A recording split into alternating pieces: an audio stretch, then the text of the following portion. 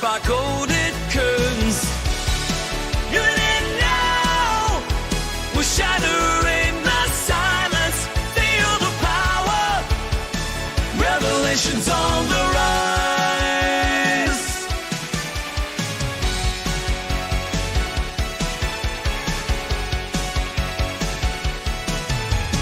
From the shadows, light emerges, breaking through the veils of dark. 0 points and gravity converge, yeah. Guiding voices, revelation start. Ancient whispers call, they're begging us to open our eyes. We stand tall, defying all their lies. Even in now, we're shattering the silence. Feel the power, revelations on the rise.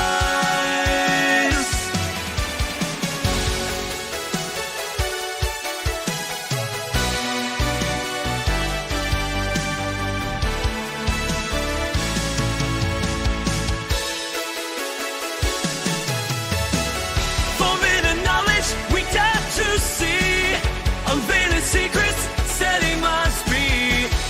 In this epic, we play our part with fierce hearts. Unit now, we're shattering the silence. Feel the power, revelations on the rise.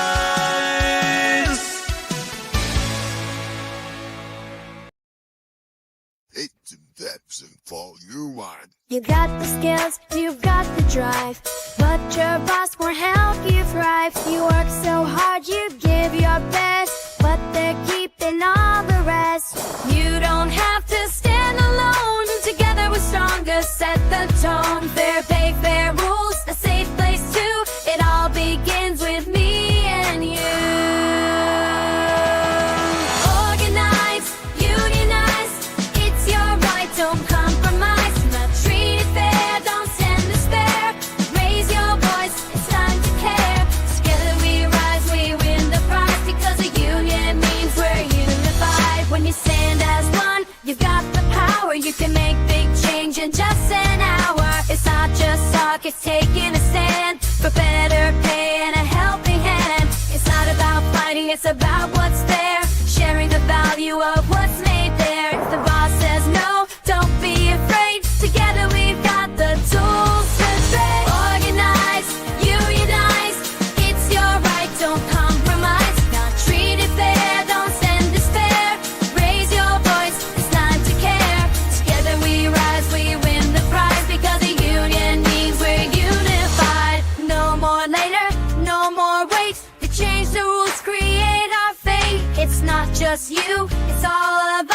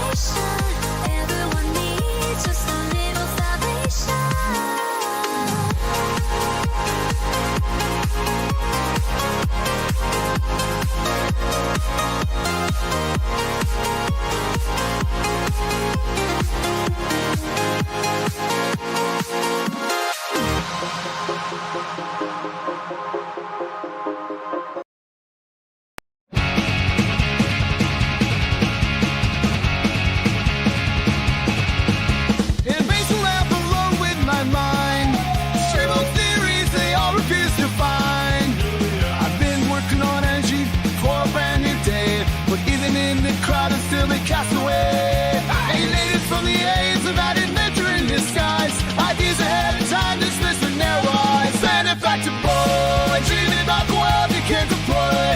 Changing the system, but treated like a toy. Ideas misunderstood, but brilliance is his point. Benefactor boy, can't you hear his voice?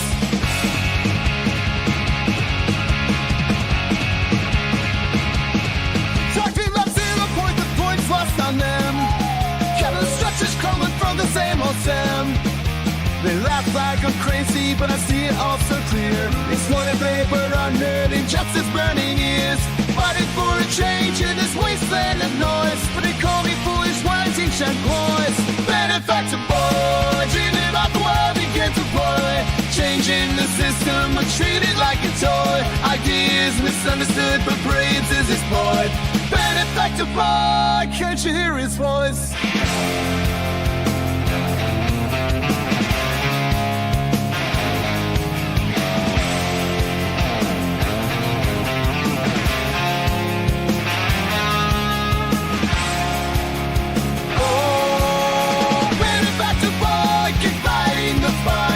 Chasing revolutions in the darkest nights. A dreamer with vision beneath the laughter and noise. A future so bright waiting for the right choice.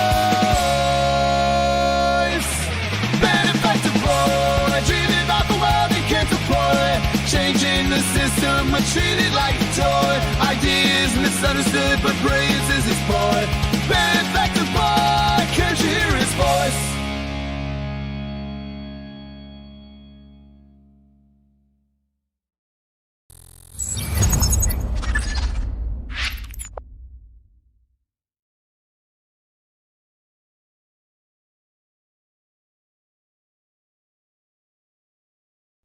Alright, what's going on, everybody? Let me just make sure my mic is working.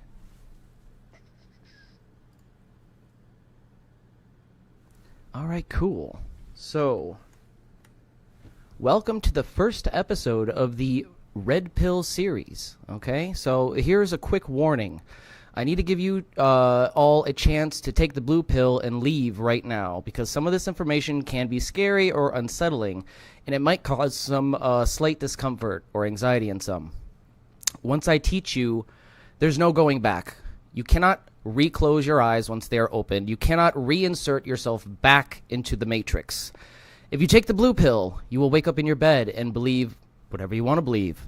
But if you take the red pill with me, I will show you just how deep this rabbit hole really does go. And some of you will hate me for it, but that's okay. First, we're going to start off with a quick message from William Cooper. Now, a caveat here is I don't agree with most of what William Cooper says, except for this tiny clip right here is very important to this series right here, and I'm going to play that for you now.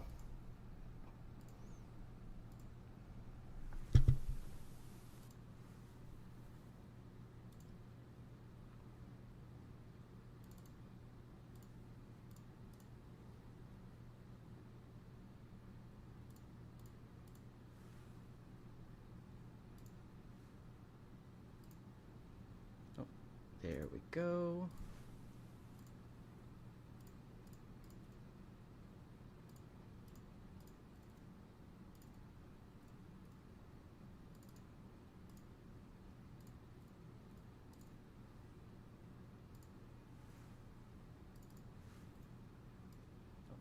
There we go. They sincerely believe in their heart they're doing the right thing for humankind. You see, nobody gets up in the morning and sets out to do evil. Nobody consciously does that. I've never met any person in my entire life who said, I'm evil, I'm going to do evil things, I like to do evil things, I want to do evil things. They don't exist, in my knowledge. You see, nobody gets up in the morning. They may exist somewhere, people like Jeffrey Dahmer. And I believe that even Jeffrey Dahmer probably rationalized what he was doing in his own mind to make it right. Isn't that the way we all do things? Even if we do something wrong and we know we're doing something wrong, don't we attempt to rationalize it in our own mind and to our friends to justify what we're doing? So I believe it's a great fallacy to set out to brand those whom we disagree with as being evil people. The result of their actions we may perceive to be evil. We may perceive it to be bad, but I guarantee you those people don't see it that way. And when we present ourselves to them in that light, we're good and they're evil, do you think we have a chance of getting them to listen to us? Not on your life. It's not going to happen. So I think we have to change the way we talk. We have to talk to them in a different manner. Now don't take what I'm going to tell you standing up here today and compare it to what I say on the radio and expect the two to concur. Because when I'm here, I'm just Bill Cooper. I'm talking to you from my heart. When I'm on the radio, I am on a mission. And that mission is to slap people upside the head and wake them up and even make them hate me, if that's what it takes to get them to go examine what I'm telling them to find out that it's right. You see, I don't care how it's done as long as they wake up. And if I have to be the bad guy that they're going to hate for the rest of their life, that's okay with me if I wake them up. But when I'm here talking like this, that's not my mission, because you're awake already or you wouldn't be here.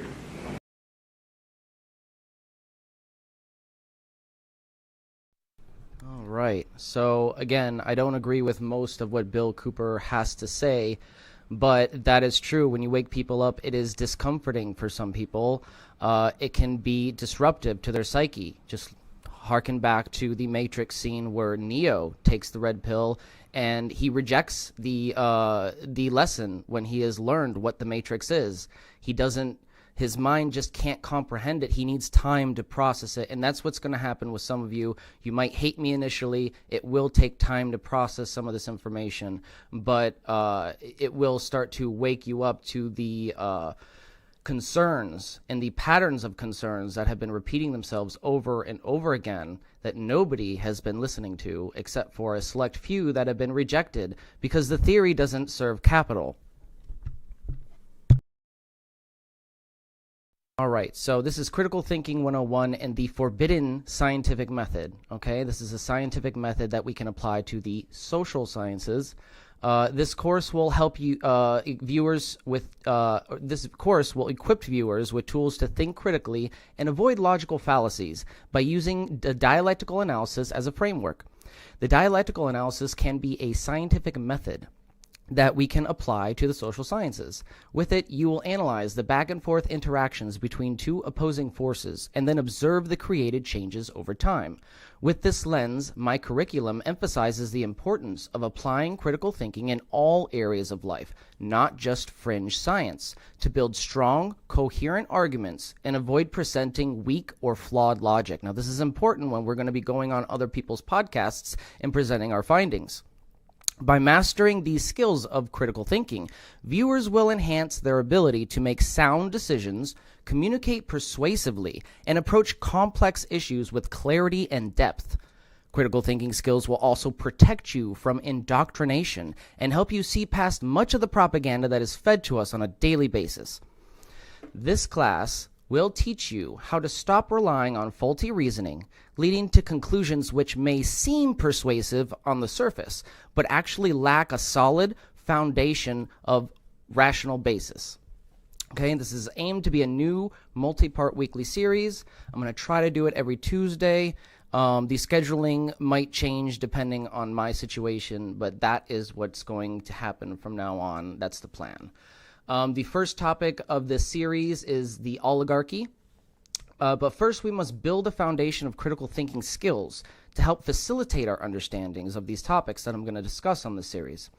Part 1 of today's stream will be teaching you how to develop and hone your critical thinking skills.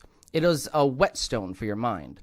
Part 2 will be going into how to apply those critical thinking skills into the subject of the oligarchy. Okay? Give me 1 second. I'm going to repost the link for the student guide for this lecture, so you guys have it, and also put it up on the screen for you so you can follow along for those who can't actually bring it up.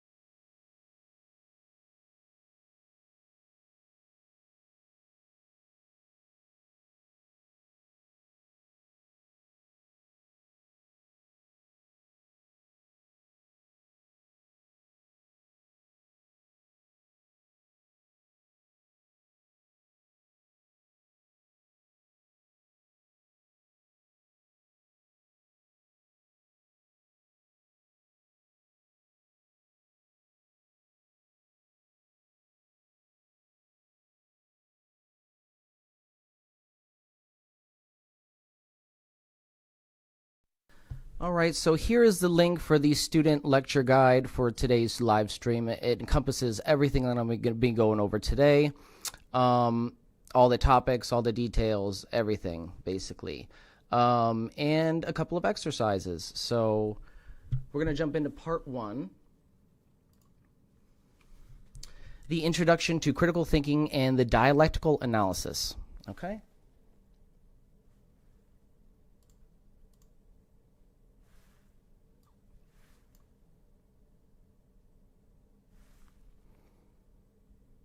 All right, so our goal here in this chapter is to understand the importance of thinking critically and learn the basics of the dialectical analysis to apply in your thinking skills. Okay, so what is critical thinking and why is it so important? Critical thinking means analyzing ideas carefully before accepting them. It's important because it helps us make better choices and avoid mistakes and understanding situations more deeply in daily life, work, and debates. All right, these are kind of the basics of what they do teach you in debate class. Okay, you want to avoid illogical thinking. You want to form sound and coherent logical arguments that can't be dismantled easily with some quick logic fallacy check. Okay, so the introduction to the dialectical analysis. What is the dialectical analysis? All right, the dialectical analysis is a way of understanding things by examining opposite views and finding a balanced solution. Oftentimes, it means analyzing internal contradictions or opposing forces that contradict the very stability of any system. In the simplest terms, the dialectical analysis is simply analyzing two opposing forces, one called the thesis and the other the antithesis, and then observing the created changes over time. This aims to reach a new balanced perspective called the synthesis. It can be used to observe multiple opposing forces in more complex situations. However, it is most often used to observe two polar opposites. Example of this is the working class versus the capitalist class. These are two opposing forces. One is trying to maximize the difference between how much you work and how much you get paid. That's the capitalist. And the other, the worker, is trying to minimize that difference. Okay? It's very simple. I don't know how I can make it any more simpler than that. Practical applications. How can we use the dialectical analysis on a real topic? Okay, so we're going to pick a topic with two strong viewpoints. And we're going to identify the main view, the thesis, and then the opposing view, the I always screw that word up, antithesis. Then we're going to look for a middle ground, which is the synthesis, that combines the best of both. All right? We can use universal basic income as an example. All right, so our thesis, or our main viewpoint for universal basic income, or the argument for universal basic income, is essential. The argument for UBI is it is essential for addressing poverty and adapting to automation. It provides a safety net, reduces inequality, and ensures people have financial security in a rapidly changing economy. The antithesis, or the opposite viewpoint of UBI, is that it is impractical and disincentivizes work. It's too expensive to implement, and giving free money will reduce productivity and create dependency. All right, these are the two opposing viewpoints. Now, with the dialectical analysis, we must identify the conflict. These views represent a clash between the need for economic security and the concerns about fiscal responsibility and work ethic. They're both very valid concerns. Examine each side. So we examine the thesis. The thesis highlights the human and social benefit, emphasizing equality and preparation for economic shifts. The antithesis raises concerns about feasibility, cost, and unintended social consequences. Again, these are both very valid concerns.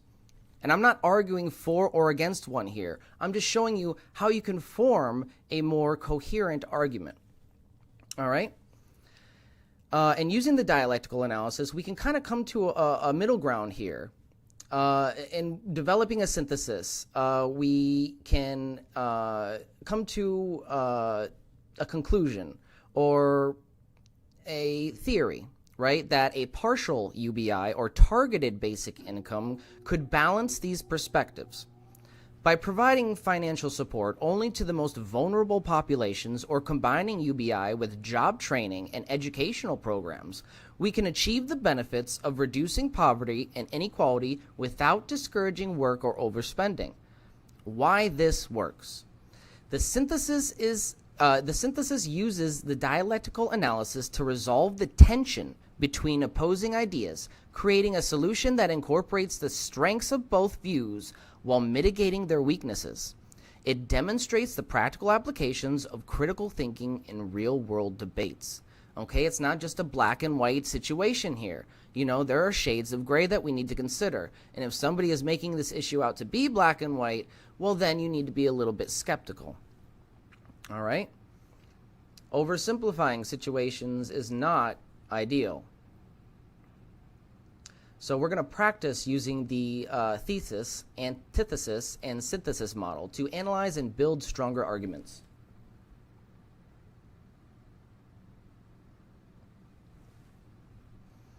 So how can we identify different sides of an argument? Well, we can start by finding the main point, or the synthesis, which is the core argument or position someone is trying to prove. Okay? Then you can identify the opposing view, or the antithesis, or antithesis, however you want to pronounce it, which challenges or contradicts the thesis. Okay? The goal isn't to pick a side, but to understand both perspectives in order to critically analyze the issue. All right, so let's look at the debate over public versus private healthcare. One of my main concerns here on this channel, but again, the goal here isn't to pick a side, right? We want to understand both perspectives and analyze the situation critically in a way that gives us a real practical solution and not just one that feigns a solution. All right, so the thesis, or the main viewpoint on this topic of public healthcare versus private healthcare, is that public healthcare is essential because it ensures that everyone has access to necessary medical care, regardless of their financial situation. The antithesis, or opposing viewpoint: private healthcare is superior because it provides better quality care and innovation, driven by competition and personal choice. The purpose of identifying both sides is to understand the arguments from each perspective, which sets the stage for creating a more balanced solution. All right?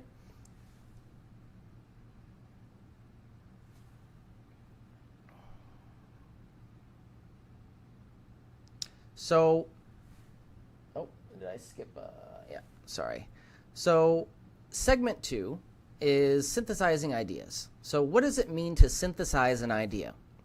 Synthesis means combining the valid viewpoints of both sides to create a more balanced, nuanced perspective. It involves finding common ground and considering aspects from both thesis and antithesis that can lead to a more practical and inclusive conclusion. The thesis avoids extremes by integrating the best elements of each side, strengthening the overall argument. Okay, an example of this for the public versus private debate.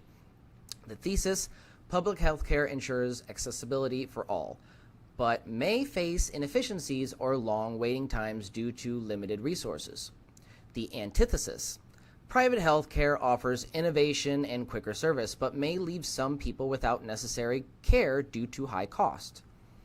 The synthesis in this situation is a mixed healthcare system, like the French system, could combine the benefits of both, offering basic universal healthcare to ensure everyone has access to essential services while allowing for private options that improve quality and reduce wait times for those who can afford it. This solution addresses accessibility, quality, and efficiency without fully favoring one side or the other. Okay, and again, the French do this. This isn't some pipe dream, ladies and gentlemen. They have publicly funded private healthcare. All right, so how can we apply this model to real-world issues? All right, let's choose another topic, a complex topic like privacy and technology, and break it down into the thesis and antithesis and synthesis. This process helps us see the issue from different perspectives and forms a more well-rounded opinion. Analyzing an issue in this way allows us to see the complexity of real-world topics and avoid simplistic thinking. Again, that black and white thinking. You don't want to resort, you want to be a little bit more nuanced in these complex topics. Let's consider the debate over privacy in technology. The thesis for this argument or this debate. Privacy is a fundamental right.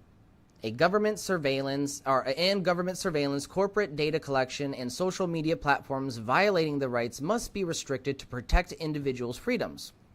So the counter-opposing or antithesis to this debate is surveillance and data collection are necessary for safety, security, and personalized services.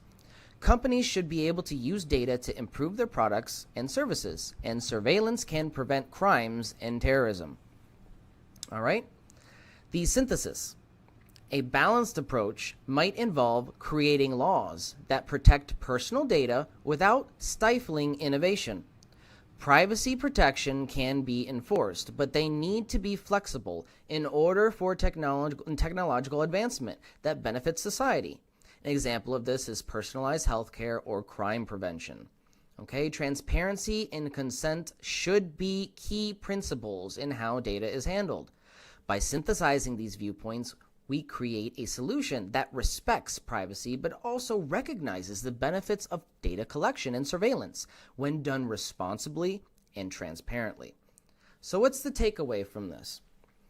The thesis, antithesis, and synthesis model is a powerful tool for analyzing complex arguments.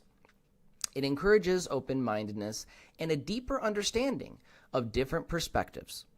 By identifying the main argument, the thesis, it's a tongue twister there. By identifying the main argument, the thesis, understanding the opposing viewpoint or the antithesis, and combining the best of both aspects, which is the synthesis, we can develop stronger, more balanced arguments and solutions to real-world issues. All right? So we're going to now move into understanding logical fallacies and cognitive bias. This is an important one. Again, we're laying the foundation for applying this in our next section.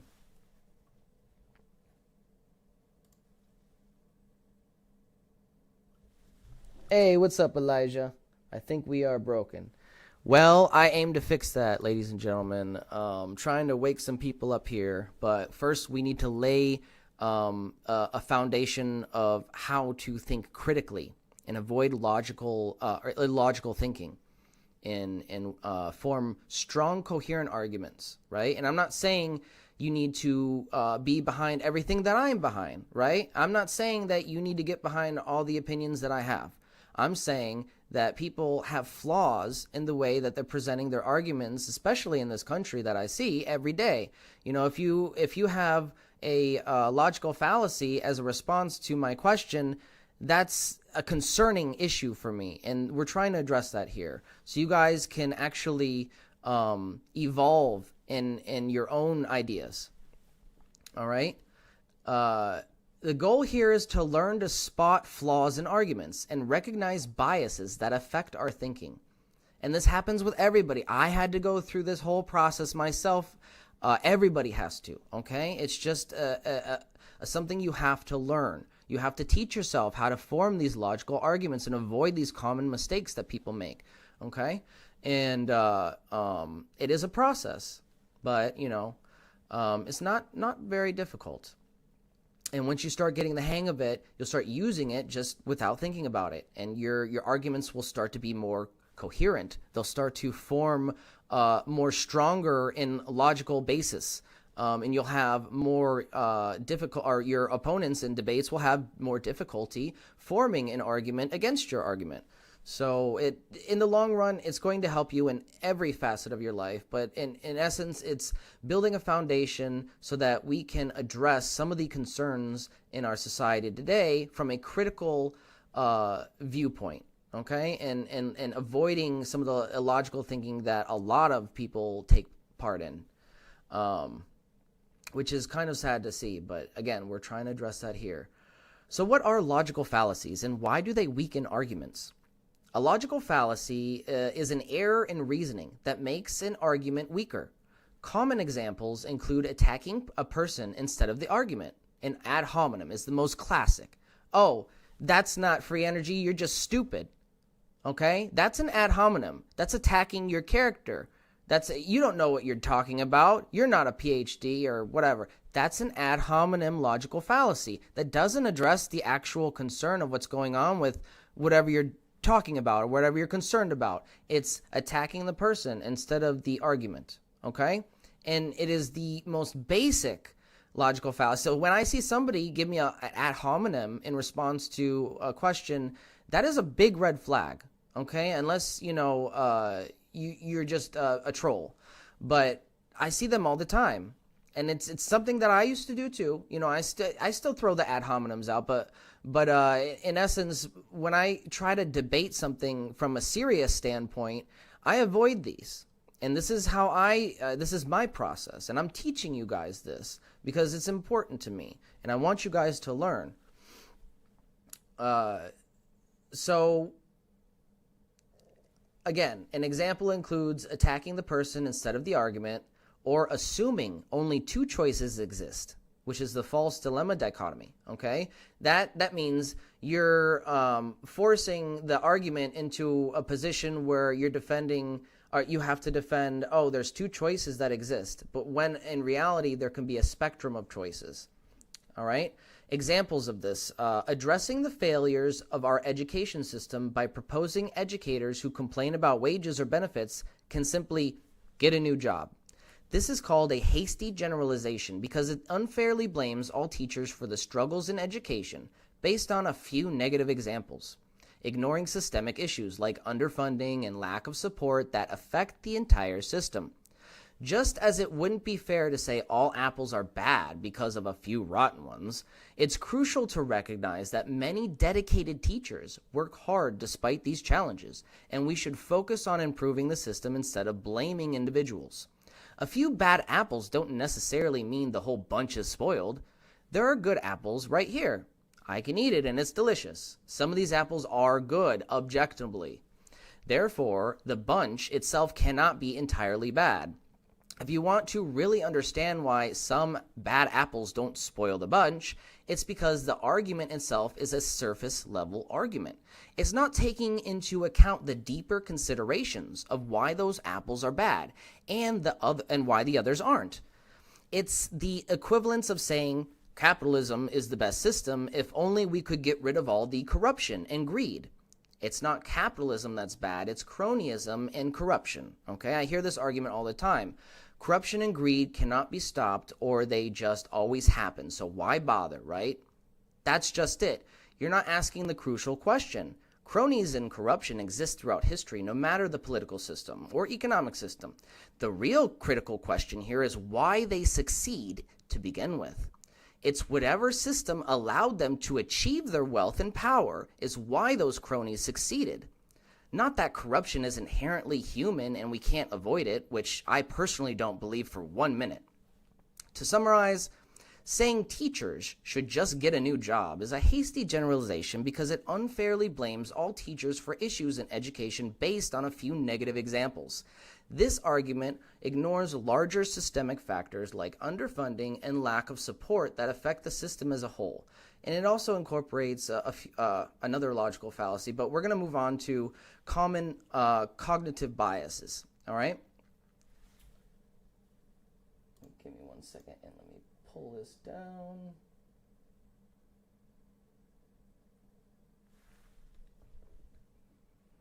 All right, so what are cognitive biases and how do they affect our judgment?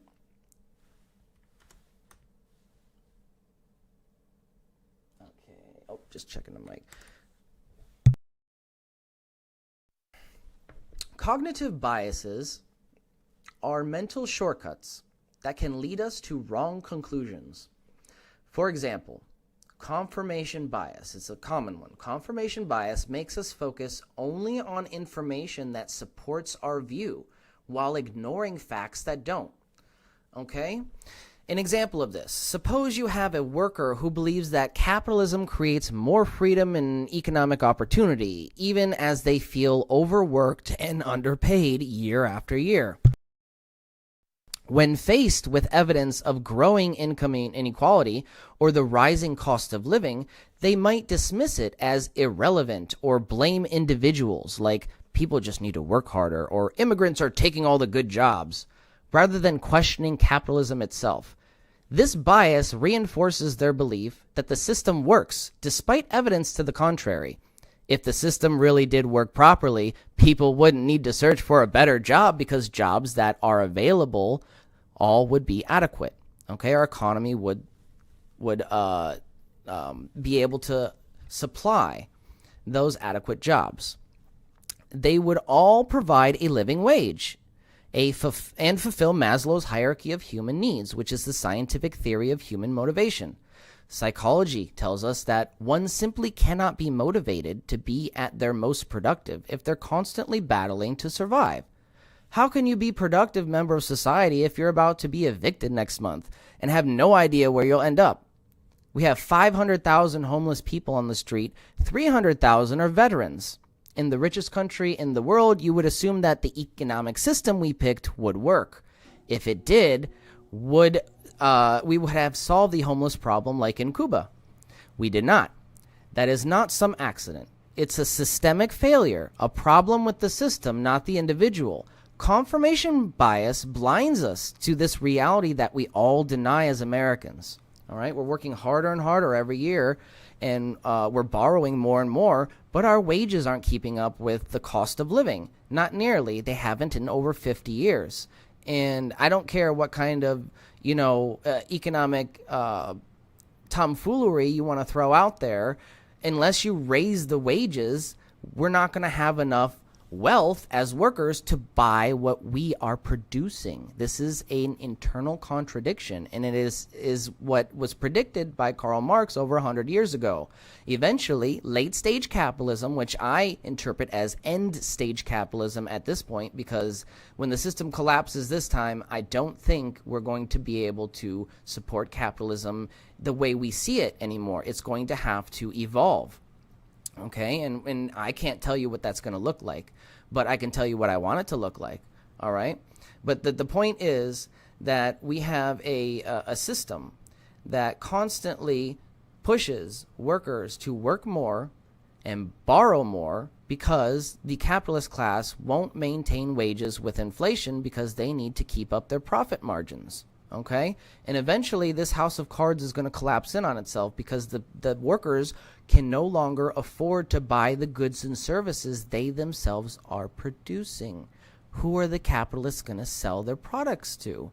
This is what's happening now, and it's slowly happening. And as far as, actually in terms of economic historical standards, it is actually happening very fast. But from our perspective, we are kind of like frogs in a pot of heating water. We don't realize how screwed we are until it's too late. This is my warning, okay? And this is why I'm trying to teach you guys how to think critically and not just accept things at face value. This will help deprogram you. But again, some of you might hate me for it. Some of you might feel discomfort in knowing some of these things, because again, it's somewhat disturbing. Knowing that we've had this pattern happen for the last 300 years of capitalism, and nobody's paying attention to the critical analysis set forth, one of the most important critical analysis set forth since Darwin's analysis of evolution, by mind you, that happens to be ignored because it doesn't serve capital. And I'm talking about Marx's scientific analysis of capitalism's internal contradictions.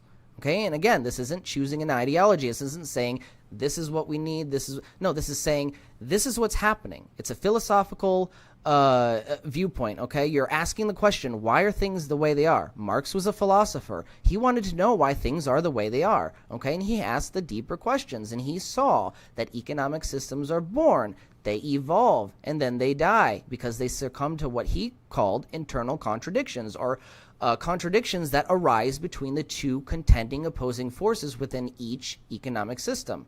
And if we don't recognize these patterns, we're doomed to repeat them. And something that I always have emphasized on this channel is that if we really want energy, zero-point energy, to be in the mainstream, we cannot continue with the economic system we have that actively suppresses it. Okay? Now, the dialectics as a tool against fallacies. How can dialectical analysis help us avoid fallacies? By encouraging us to consider different perspectives, the dialectical analysis helps reduce bias. It makes us more open-minded and keeps us from relying on flawed assumptions or regurgitating talking points that we just hear from, like people like Ben Shapiro, who have an active business interest in keeping working class people fighting. All right, and also, as a side note, Ben Shapiro is the master of logical fallacies. If you actually slow down his talking, that's why he talks so fast. He talks so fast because he doesn't want us to pick up the fact that he's using logical fallacies in his big language. Okay, it's just a showboating, is all it is. If you slow down Ben Shapiro's fast talking, you will actually be able to pick out all the logical fallacies he's making in his arguments. Okay. It's actually a pretty fun exercise that we might do in a later class. Segment 3 is where we begin to combine these two ideas into a model for approaching a common logical fallacy, the slippery slope fallacy. Okay, so what is the slippery slope fallacy?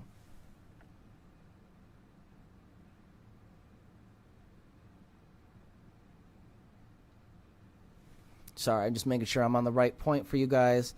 The slippery slope fallacy assumes that a small action or event will inevitably lead to a chain of extreme or undesirable outcomes, often without providing sufficient evidence for such progression.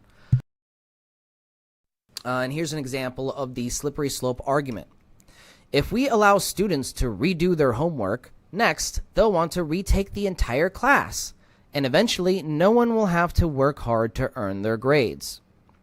Okay? The thesis, the flawed assumption in the slippery slope. This claims, the claim that allowing students to redo homework will inevitably lead to a complete breakdown in academic standards is based on a fear of extreme consequences without sufficient evidence to support the drastic progression. How did you get from point A to point B? Okay? The antithesis. The opposing perspective. Not all allowances or changes will lead to such extreme outcomes. It's important to consider the context and modernization of the proposed change, recognizing that not all small adjustments lead to runaway consequences. Okay? For example, providing students the opportunity to redo homework could encourage learning and mastery without undermining academic rigor. Now we have the balanced viewpoint, the synthesis. Okay, we use the dialectical analysis. We get the best of both extremes to find a medium ground that serves both. Okay, while allowing homework redos could potentially create opportunities for improvement and deeper understanding, it's essential to balance this flexibility with clear guidelines to prevent the misuse. This could be achieved through structured limits, such as allowing only one redo per assignment, or introducing a cap on the number of redos to ensure students remain motivated to perform well the first time. By considering both the potential benefits and limits, we have the extremes of the slippery slope argument. So what's our takeaway here from this? Well, our takeaway here is that the dialectical analysis helps us avoid fallacies like the slippery slope by requiring us to consider the broader spectrum of possibilities, rather than just jumping to extremes. It encourages us to balance the potential risks and benefits, promoting a more thoughtful, well-reasoned approach. If you're going to come into an argument with a bold prediction, you better have sufficient evidence to support such a claim. All right?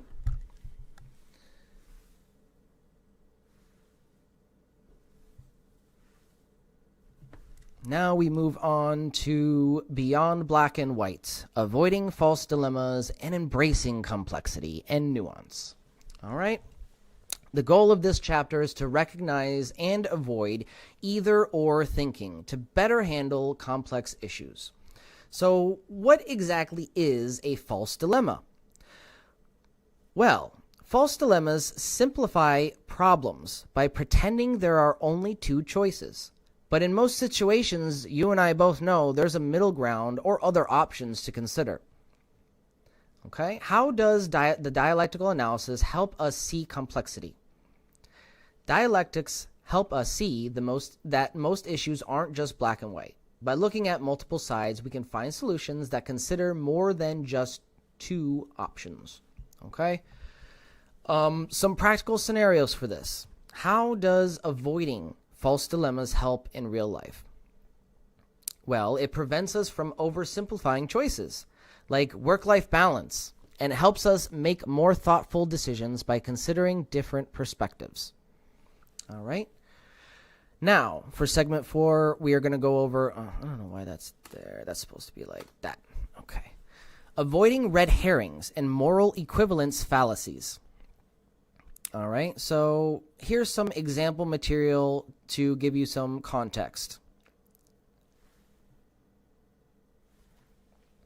China's real wage growth has vastly outpaced inflation, rising about 400% compared to the cumulative inflation of 371%, which means the average worker's purchasing power and living standards have substantially improved over the last 40 years. Now, in contrast, the U.S. real wages have only grown about 10%, while cumulative inflation has been 234%. It's extreme. This indicates that the purchasing power of average U.S. workers has decreased significantly, as wage growth hasn't kept pace with inflation over the same period.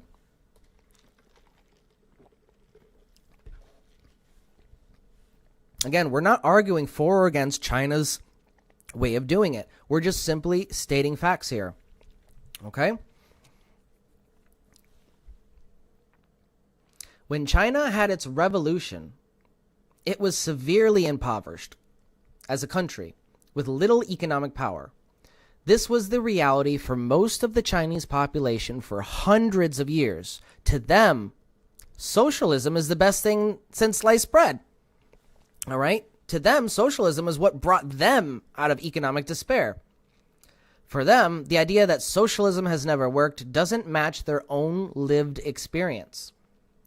Now, when someone then says, China commits atrocious acts and their people hate the government's oppression, that's why socialism doesn't work.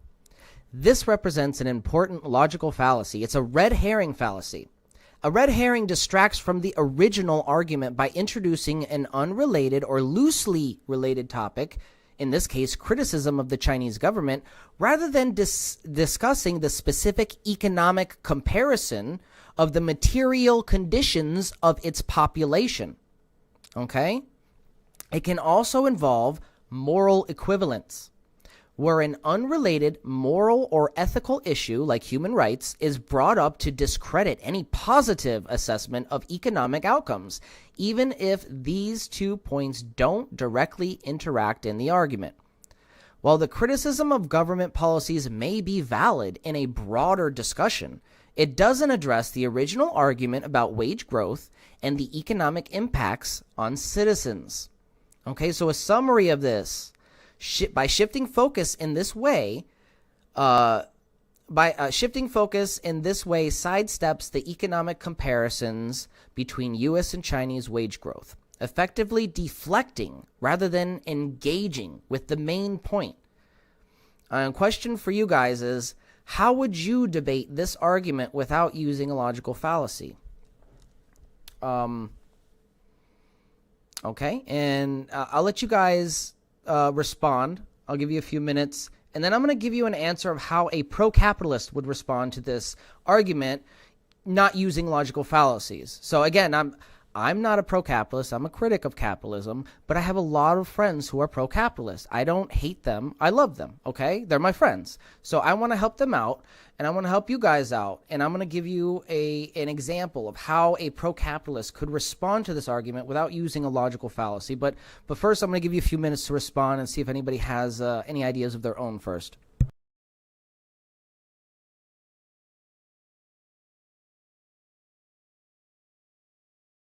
Natural holes. Maybe a limit of one redo homework. Yeah, so, again, I'm not advocating that you guys need to take my opinion or my stance on these topics. Like, I'm telling you my opinion, obviously, because I want to get my message out. But this class is primarily to wake you up to the contradictions in our society regarding what mainstream media and celebrities tell you, and what we actually see in their actions. All right, so I'm going to give you guys 5 minutes. I'm going to take a quick break. You guys continue to think about how you would respond to this argument, okay, without using a logical fallacy. And I will be back in about 5 minutes, and then I will give you the answer on how a pro-capitalist would respond to this argument without using a logical fallacy. Okay? It's fun stuff. I love this. So I love debate. I took college level courses in high school for government and history and all sorts of fun stuff. So this is fun for me to get back into these topics.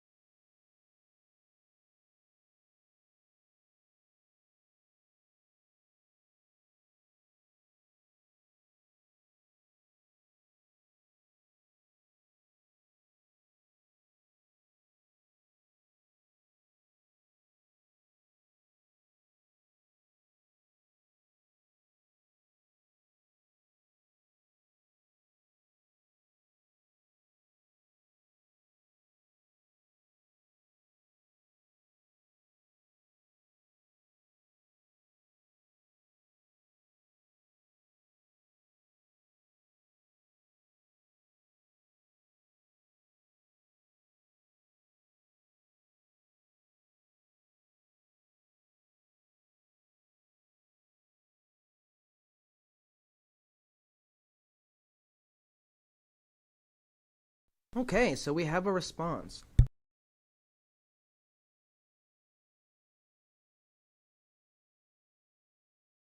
So with capitalism, you can be born poor, and if you work hard, if you can be rich. This isn't bad. This is actually not bad, okay? You're not employing any logical fallacies.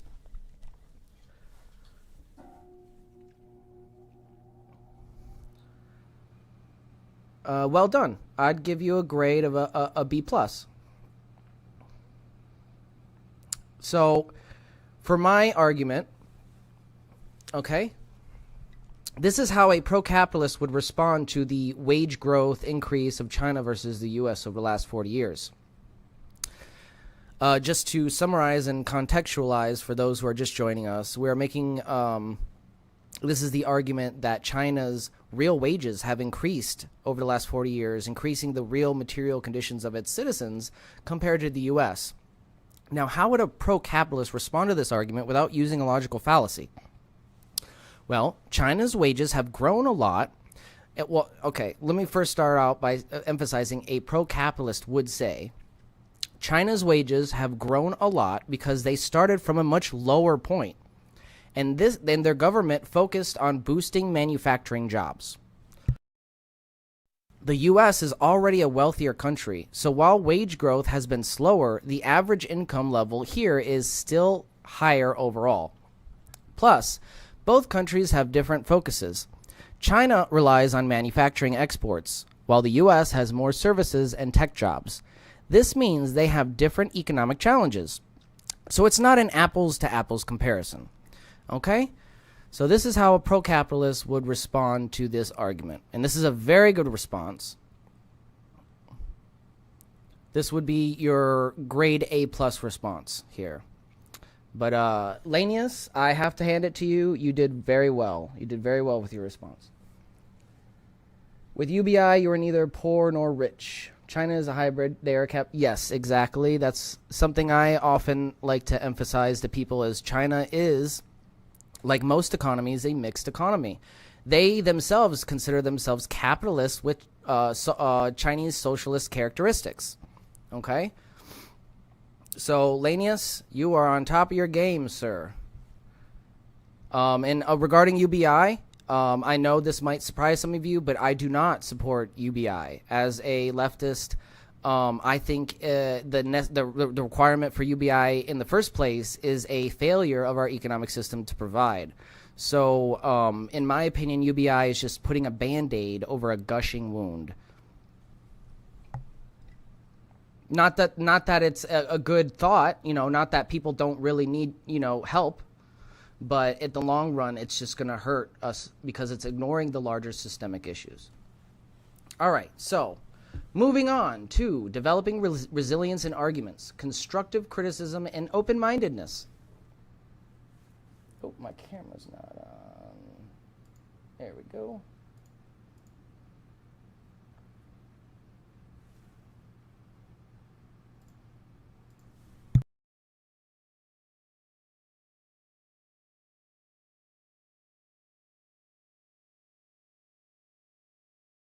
All right. Yeah, another common fallacy that I see with China and Russia is there are people calling them communist. And while they might be a communist state, communism doesn't describe their economic or political system in the least. Okay? They're just a state controlled by a communist party. They themselves consider themselves socialists. It was the Union of Soviet Socialist Republics. Right? They didn't consider themselves communist. Communism was a word that they used to differentiate themselves during the Bolshevik Revolution from the democratic socialists who had a different idea of what socialism was. Okay, so technically, communism is just a different kind of socialism. It's a long-term goal, though. It's nobody's claim to be communist ever because it's a long-term goal that we don't have a communist society. Now, what is a communist society? Well, Lenin described a communist society as having three basic requirements. It has no monetary system, it has no governing state, and it has no class system. I don't see any country that has those three requirements, do you? So communism is often confused with a communist state, which has little to do with the original principles laid out by Lenin and before him, Marx, right?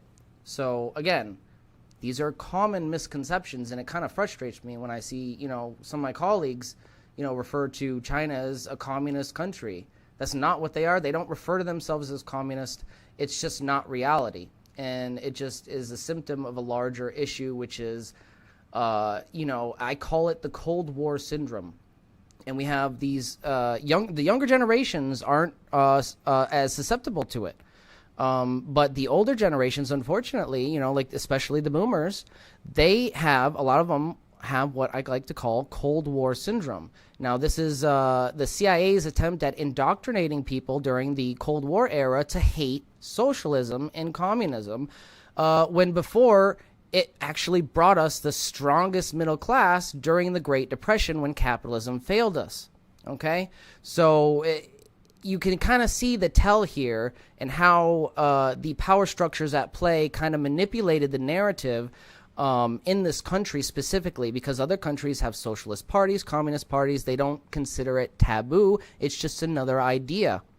Where here, I could be ridiculed, I can be alienated or ostracized for considering myself a socialist, which is why I kind of tiptoe around these subjects on our other podcasts. And it's just to be respectful, because I know that some of these words are trigger words because the Cold War syndrome is still in effect. And this is what I want to do, is attempt to deprogram some of that and wake people up to the fact that the CIA had a large part in indoctrinating a huge portion of Americans to actually hate socialism for no other reason than the fact that it challenges the power structures at play, okay?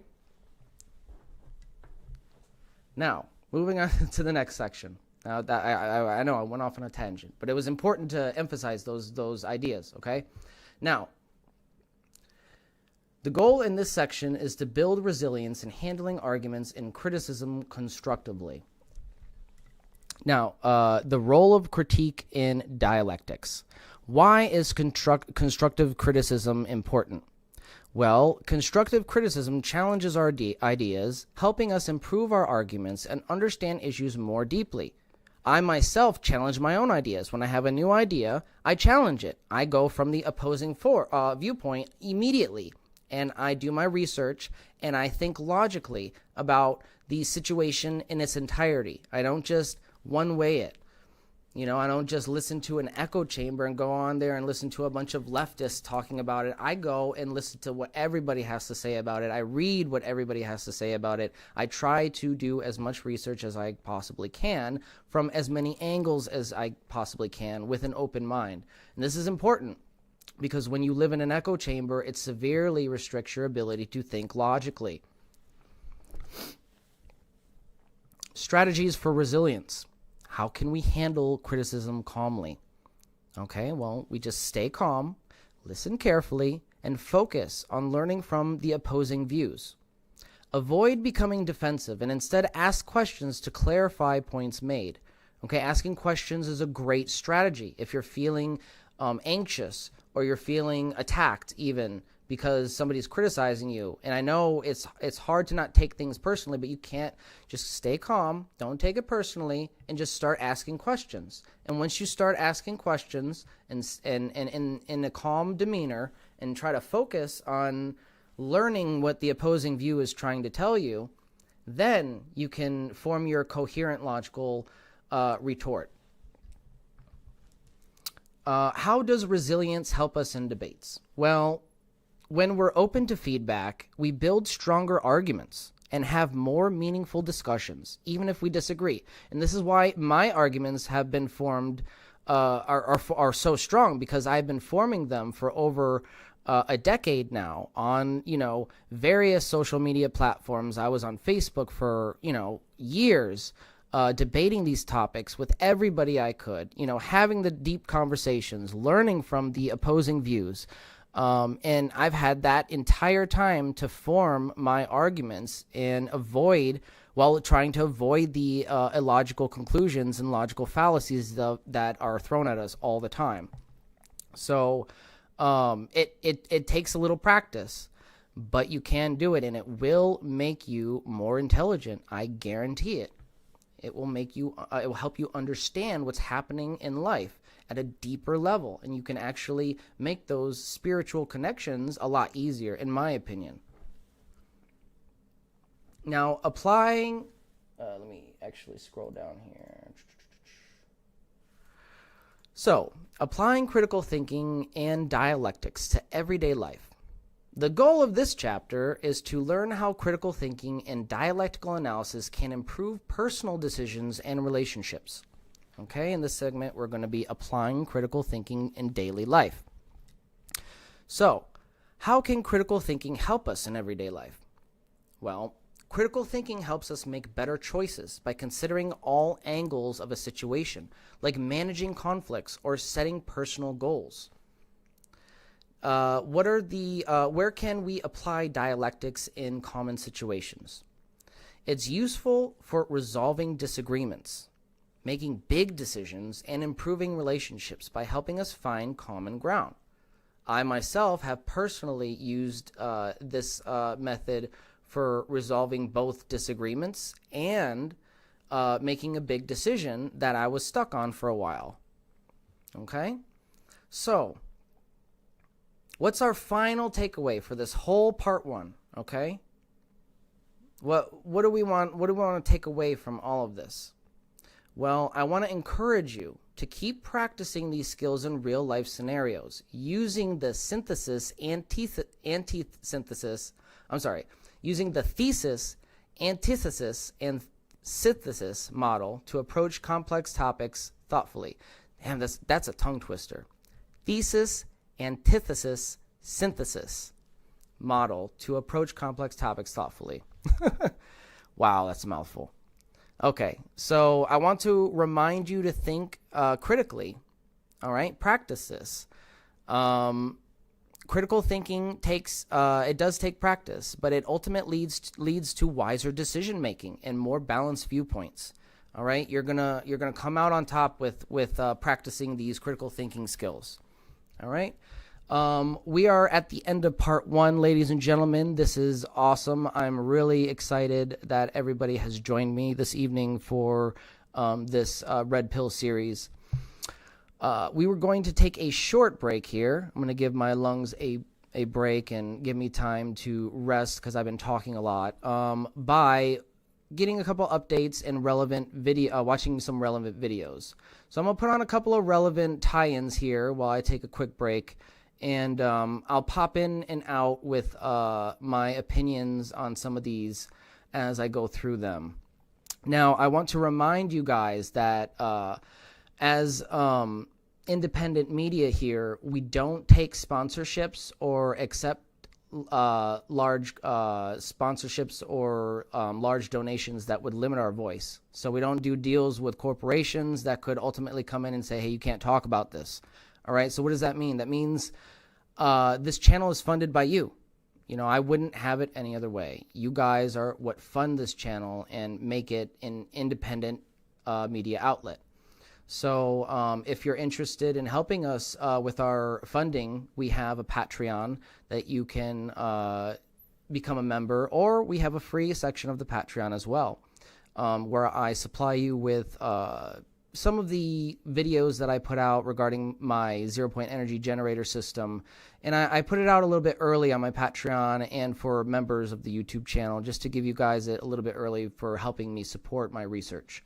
So, and I will also be doing more episodes. I don't know when, but in the future of Divine Science. So I do have those planned. I don't know when I'm going to put them out, but they will be available early for Patreon supporters and for YouTube membership supporters as well. So that's just an extra thank you, and I do appreciate all the support and all the love for the channel that you guys have had thus far. It has really been a journey, and I'm really excited to see what 2025 has to offer us. With that, we're going to jump into My mom first was video. suffering. Give me 1 second, and I'll load it up. Put that on there. Put that down there.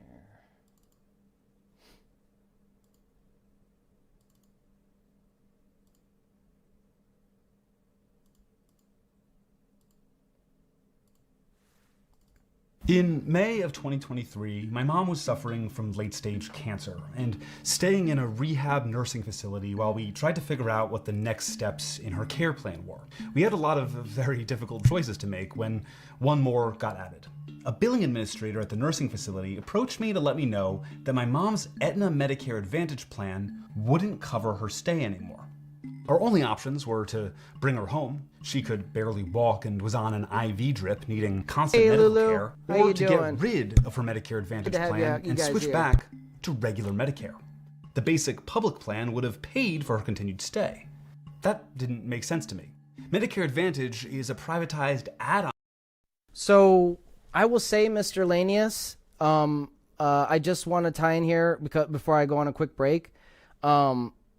America used to be part socialist. Okay, Social Security was enacted as a goal from the socialist parties. Remember, the Socialist Party leader, Eugene Victor Debs, was summoned by FDR because he's like, look, these people are in a Great Depression. They're struggling. What can I do for them to win them over? And he's like, look, you need to give them Social Security, unemployment insurance. You need to force these companies to standardize a 5-day work week. Okay, and in that era, we did have what was called social democracy, right? Okay, but in the 50 years or 60 years since then, we have kind of devolved into a capitalist welfare state, and primarily the difference here, and I want to emphasize that there is a difference between a capitalist welfare state and social democracy. Because one would argue, oh, they're just mixes of both socialism and capitalism. No, one, okay, so let's start with a capitalist welfare state. So what we have now is a welfare state where we deny that there are cracks in our economic system, and we put up safety nets, right, to catch people for when they fall through the cracks. Those social safety nets are a welfare, those welfare programs that essentially pattern of ignoring the cracks is what makes us a welfare state. Whereas a social democracy, and largely, they recognize that there are cracks in the economic system, and they attempt to use policies to stop people before they fall through the cracks. So they don't even have to put up those social safety nets in some cases, because they recognize that there are flaws in this economic system, right? Whereas a welfare state ignores the flaws largely of the economic system and just worries about the catastrophe after the people fall through the cracks. This is an important thing to emphasize because it denotes an ignorance to the very real limitations of our capitalist dominant economic system.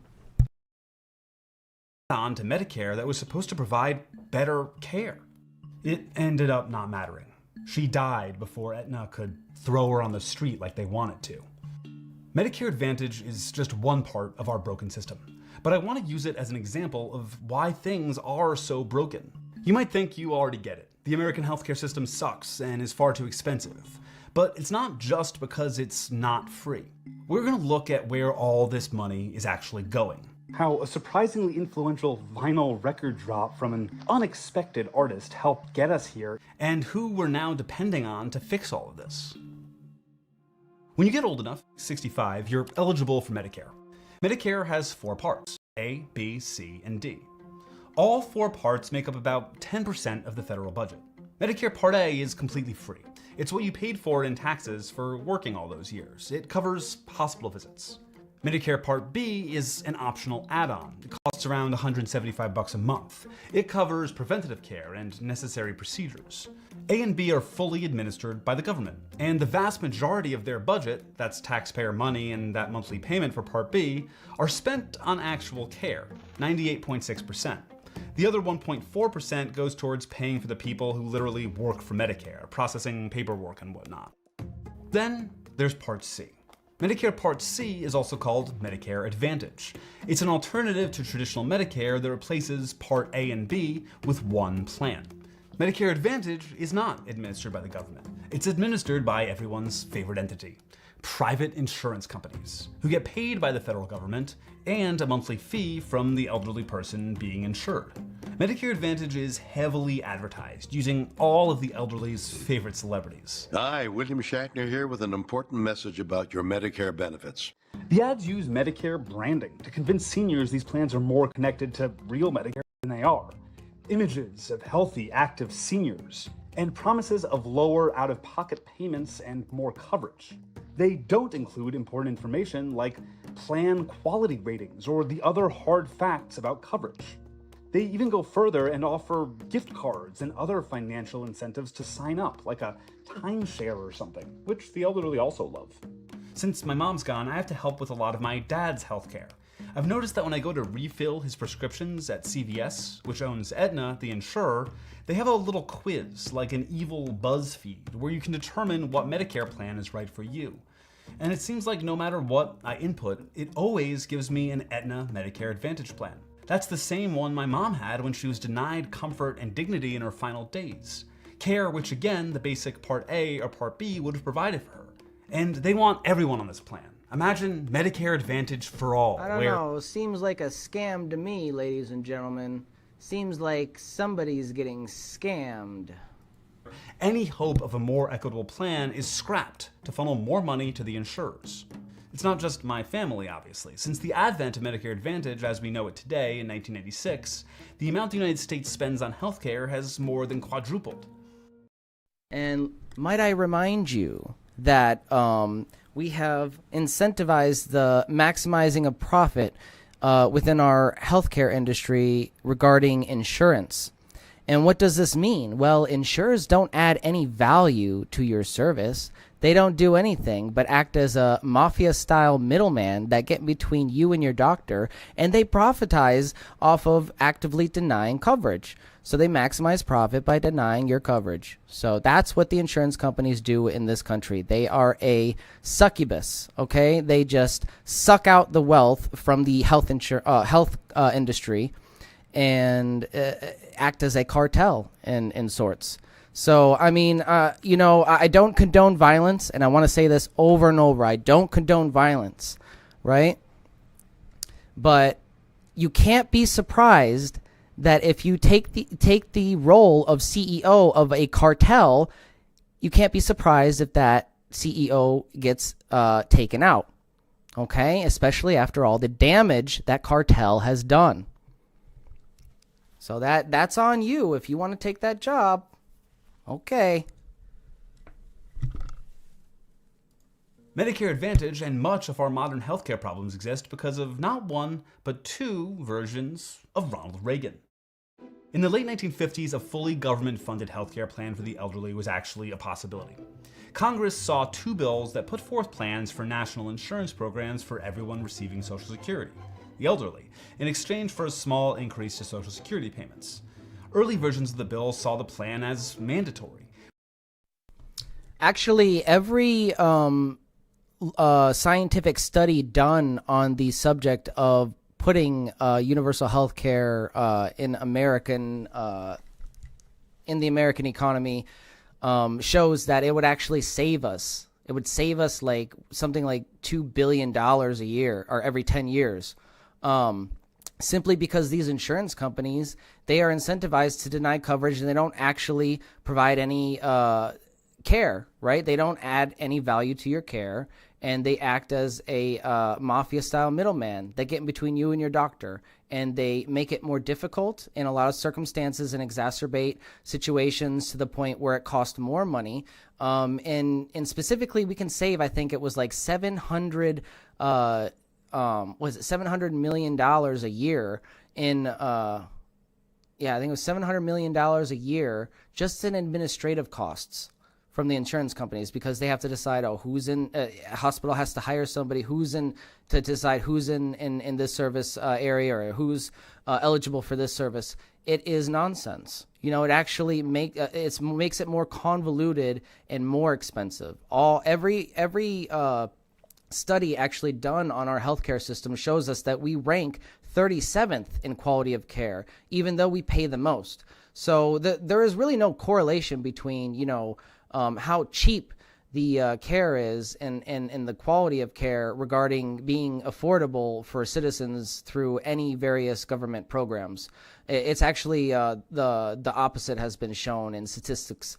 The more that the government provides universal health care, the better the outcomes for the citizens. Our health is going down. Our health standards are going down in this country. Our life expectancy has gone down for the first time in decades.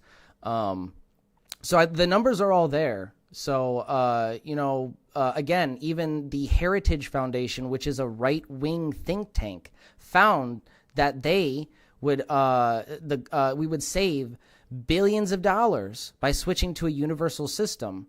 Okay? And they tried to bury it. But an alliance between private insurers, the American Medical Association, and others who profited off the existing system, which was already predatory, did not want to see that happen. So they released a secret weapon, Operation Coffee Cup. Oh, and real quick, it is a misconception that the healthcare, if universally provided by the government, will be free. No, you would be seeing a slight increase in taxes if you go with like Bernie Sanders' proposal. But in the long run, that slight increase is not anywhere compared to the amount of out-of-pocket you would be paying for actual service through coverage. So yeah, you would see like a tiny bump, but that you would get all those access to all those services pretty much, which his comprehensive plan shows all the numbers, and it could actually save us money, which is why I advocate for it.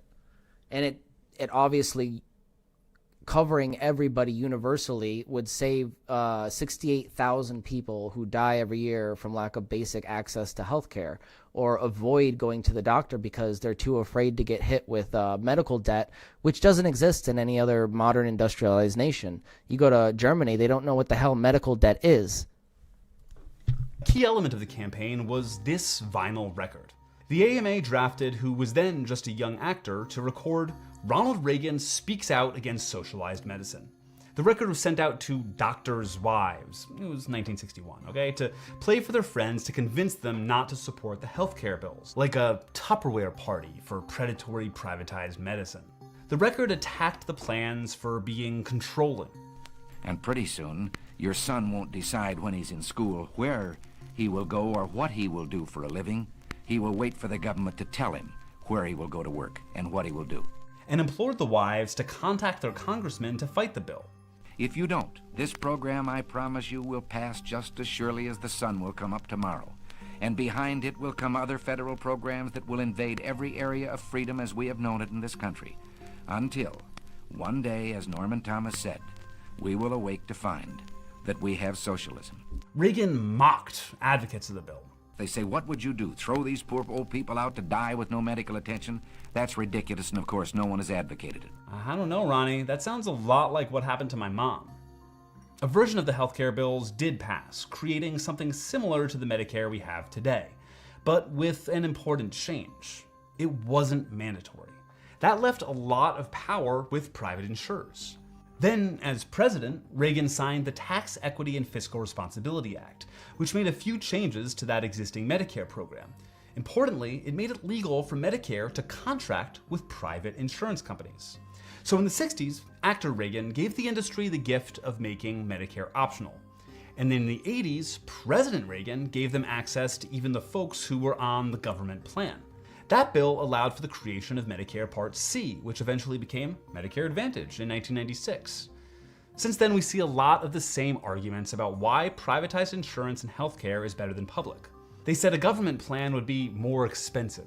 They said it would destroy choice and give worse quality of care. And they dropped what was the scariest word of that century, communism. Universal healthcare would be using your tax dollars to support other people, they warned. Medicare Advantage, specifically, shows why each of those arguments is total bullshit. One is the expense. Does Medicare Advantage, adding privatization to a public plan, save anyone money? Well, no, it's costing taxpayers way more. Most estimates find that Medicare Advantage plans cost the taxpayer between $300 and $1,400 more per patient than traditional Medicare. And that's when the plan's working as intended. One study found that just the amount of corrupt overcharges that Medicare Advantage charges the system costs taxpayers more money than all normal Medicare programs combined. In the next few years, Americans are expected to pay nearly $1 trillion in taxpayer money for overpayments. That brings us to choice and quality of care. If it's that expensive, it must be better, right? No. Medicare Advantage denied more prior authorization requests and more necessary care than Medicare, especially in rural hospitals. And this study reads, nearly 15% of the 5.6 million denials, that's a full $150 million in denied spending, was attributed to Medicare Advantage policies that were more restrictive than traditional Medicare's coverage rules. Medicare Advantage provided demonstrably less care than normal Medicare. That's exactly what I saw with my mom. She needed a place to stay with medical assistance while we planned for her cancer care.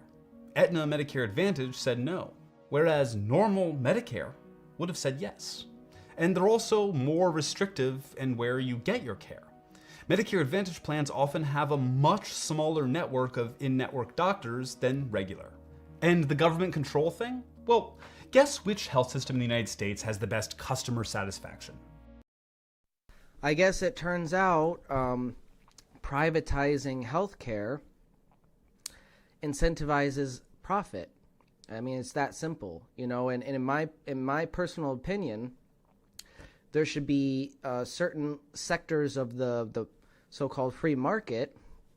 Subjective how free it is, but there should be sectors of the market that are off the table for profitizing off of. And specifically, I think 3 of those should be the healthcare system, the prison system, and the education system. They should be off the table for profitizing off of, okay? Because what does that translate into? Well, those 3 things translate into the 3 American ideals of life, liberty, and the pursuit of happiness. Can't have life if you're dead. You can't have liberty if you're in prison for cannabis in one state, and in the other, you're not. Okay? You can't have the pursuit of happiness if you can't afford an education. Simple. Very simple. I can't make it more simple than that. And when you privatize an industry, you incentivize profit over the service provided. It's just what happens.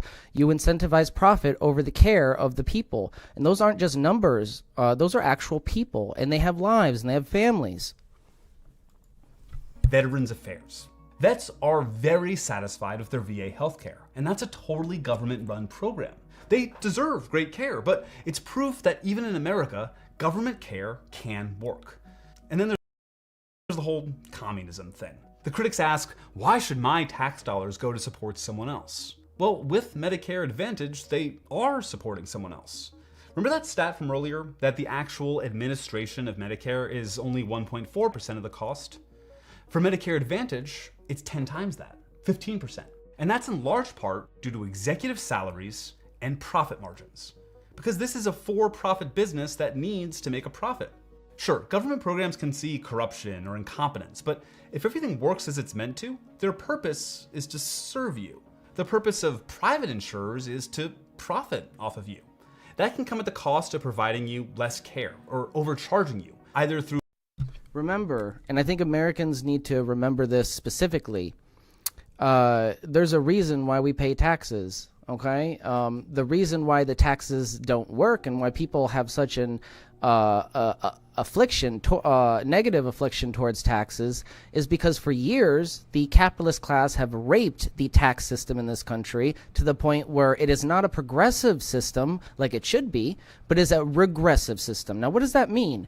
Well, a progressive tax system is how a tax system is supposed to work in an ideal economy. Okay, you tax a little bit more the more you have income. There are income brackets, right? The top income bracket, the top 1% income earners of this country, the billionaires, technically should be taxed at the highest income bracket, right? But what we see is that these billionaires in the top 1%, instead of paying their fair share into these social safety nets, they're actually putting a drag on the system by buying the political process, manipulating the tax laws to their favor, and then that puts a strain on the lower classes like the working and the lower poor people who then have to make up the difference somehow. And that over time, like a frog boiling in a pot of heating water, and after so much indoctrination and propaganda, you are led to believe that taxes are just against your freedom. No, like taxes are what built the middle class in this country if they were implemented correctly, okay? But they're not implemented correctly. We have a political system that is bought and paid for by the top 1% of this country. So the fact that we actually have TurboTax, who lobbies billions of dollars just so they can ensure that they are in cahoots with the government and they have that sweet government IRS contract to provide the free service that is hidden in their website. Yes, yeah. Technically, we're supposed to be able to have our taxes filed through TurboTax's contract with the government for free, but they bury that. They bury it in their website, make it really hard to find. Why? Because they're for profit. They're not for you. Through premiums or tax dollars. Medicare Advantage isn't the only problem in our healthcare system, obviously, but the many failures of the program are emblematic of what a privatized system looks like compared to a public one. Costs aren't rising because of any technological or other miracle advances that are saving lives. Between 1999 and 2021, the average cost of a hospital stay in America increased 161.7%, far outpacing inflation, without any significant increase in life expectancy. And that's for all the same reasons Medicare Advantage is broken. For-profit companies have devised ways to skim more and more money off of the ill and the taxpayer. We have a new administration coming in, led by a man who is supposedly the master of negotiation. But as of now, regular Medicare can't negotiate with healthcare providers. Or like the while art of the con. for-profit version can. If President Trump really wants to help Americans and has the power of the art of the deal, shouldn't he be getting us deals where we, the people, pay less for our healthcare, both as patient and as taxpayer? And then there's Elon Musk's new Department of Government Efficiency that promises to cut trillions of dollars in government spending.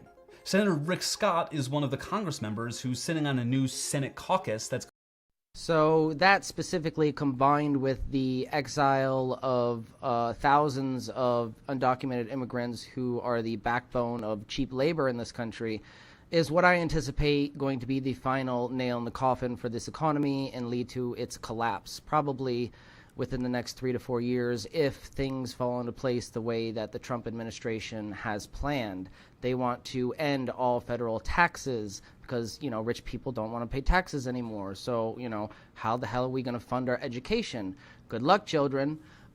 We have a situation where they're aiming to dismantle workers' rights. Okay, so imagine a situation where you can no longer collectively bargain legally in this country. Okay, that is going to start a straight up riot, in my opinion. If that happens, people won't stand for that.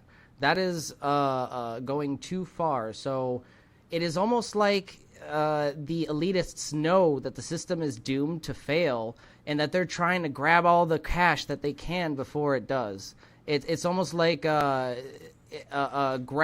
cash grab, you know, where they're desperate to just grab all the money before the system collapses so they can hide in their little bubbles like Cyberpunk, you know, where we see the rich people go through the poor neighborhoods in armored vehicles like cyber trucks.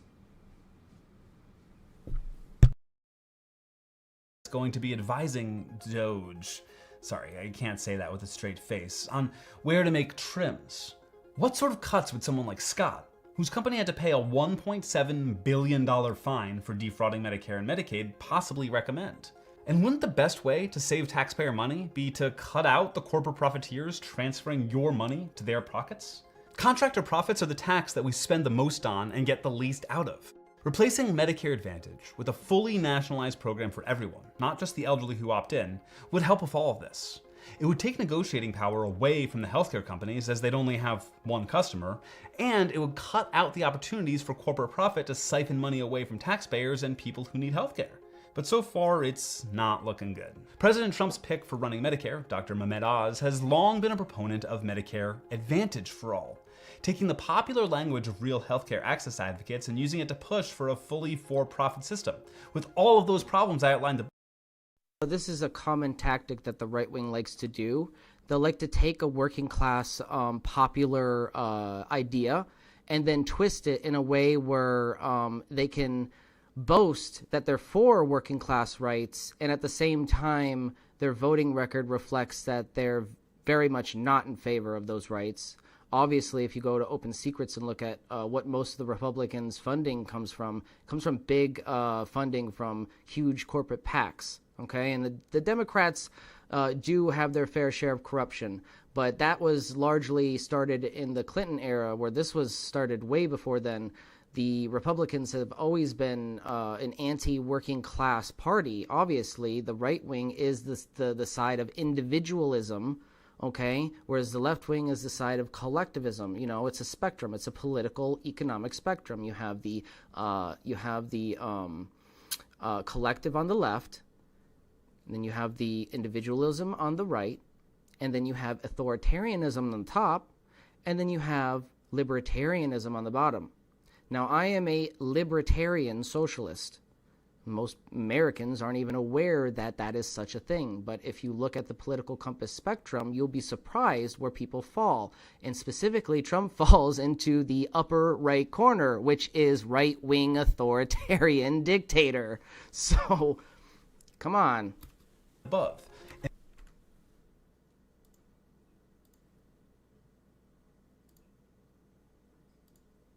All right, we're going to jump into a quick video of what United Healthcare doesn't want you to know. We're just going to go over one chapter in it, and then we're going to move on to the next video. And reached out to me with a surprising fact.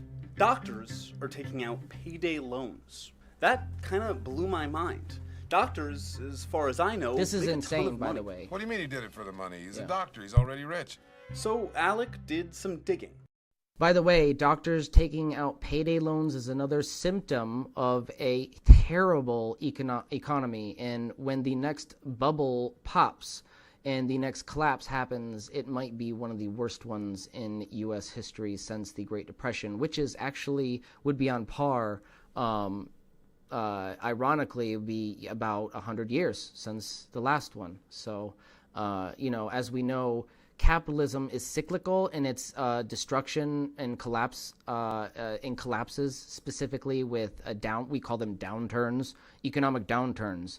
They're crashes, okay? You know, and if you look at the history of capitalism all the way 300 years ago, and you look at every facet of every part of capitalism in its existence, it has always had an economic downturn or crash, on average, every 4 to 7 years.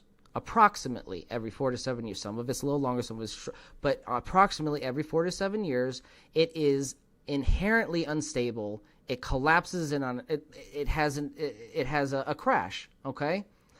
And when the system eventually succumbs to its internal contradictions and comes to a full crash, that is when we will see some of these things exacerbate. And specifically, we're talking about doctors having to take out payday loans. Doctors make a ton of money, all right? There's no reason in a healthy economy or even a bad economy that they should be taking out payday loans. This is a terrible economy, ladies and gentlemen. And he uncovered this new brazen strategy in healthcare. It's responsible not only for those scummy loans, but also denying patients, like you and the people you love, the vital care that they need. And it goes far beyond just our already broken system. So, who's the shadowy supervillain behind this plot to rip off both doctors and patients? It's America's largest insurer. This is the classroom for More Perfect Union, and today we're looking at the massive power of United Healthcare. Care's new strategy to shortchange doctors and patients alike, we need to talk about how they became America's largest insurer. United was founded in Minneapolis in 1977 and pioneered a new kind of insurance, treating people within closed networks of providers, health maintenance organizations, or HMOs. HMOs were pitched as a way to curb America's exploding healthcare costs, which did not happen. HMOs proliferated after 1973 as a result of the Health Maintenance Organization Act, which gave federal grants and mandated employers offer an HMO option to their employees. The law suddenly made HMOs very popular and very profitable. Alec told me about an old nonprofit HMO, Physicians Health Plan. It's a network of doctors in a health maintenance organization in Minneapolis, and they had hired United Healthcare to manage the HMO. Physicians Health Plan is a nonprofit, but United Healthcare is very much for profit. Were the doctors happy? Was this a good system for them? No, they were so unhappy that there was national news coverage that they were threatening to unionize. They were mad that they were being underpaid by United Healthcare, saying it was barely enough to cover their overhead. They were also alleging a conflict of interest with the chair of the nonprofit Physicians Health Plan, who was Richard Burke. And who ran the for-profit United Healthcare? Also Richard Burke. So this man who was running a nonprofit had hired his for-profit company to manage this nonprofit tax-exempt organization. When you first mentioned Richard Burke to me, I tried looking him up online, and there's really not that much. I tried a video search, and I only found this one video. The whiteboard video? The whiteboard video. This guy with a whiteboard that's literally about how it's so hard to find information about this guy online. He's only mentioned once in United Health Group's own history. He's been thoroughly involved since the beginning, and he's thoroughly involved now. There are very few to no articles about this person. Can you find articles about the founders of all these companies? Gobs and gobs and gobs of them, but not Richard T. Burke. Organizations are not nameless and faceless. I mean, they are groups of people, and people are responsible for decisions that cause these organizations to be the way they are. Much of United's initial growth was enabled by the HMO Act and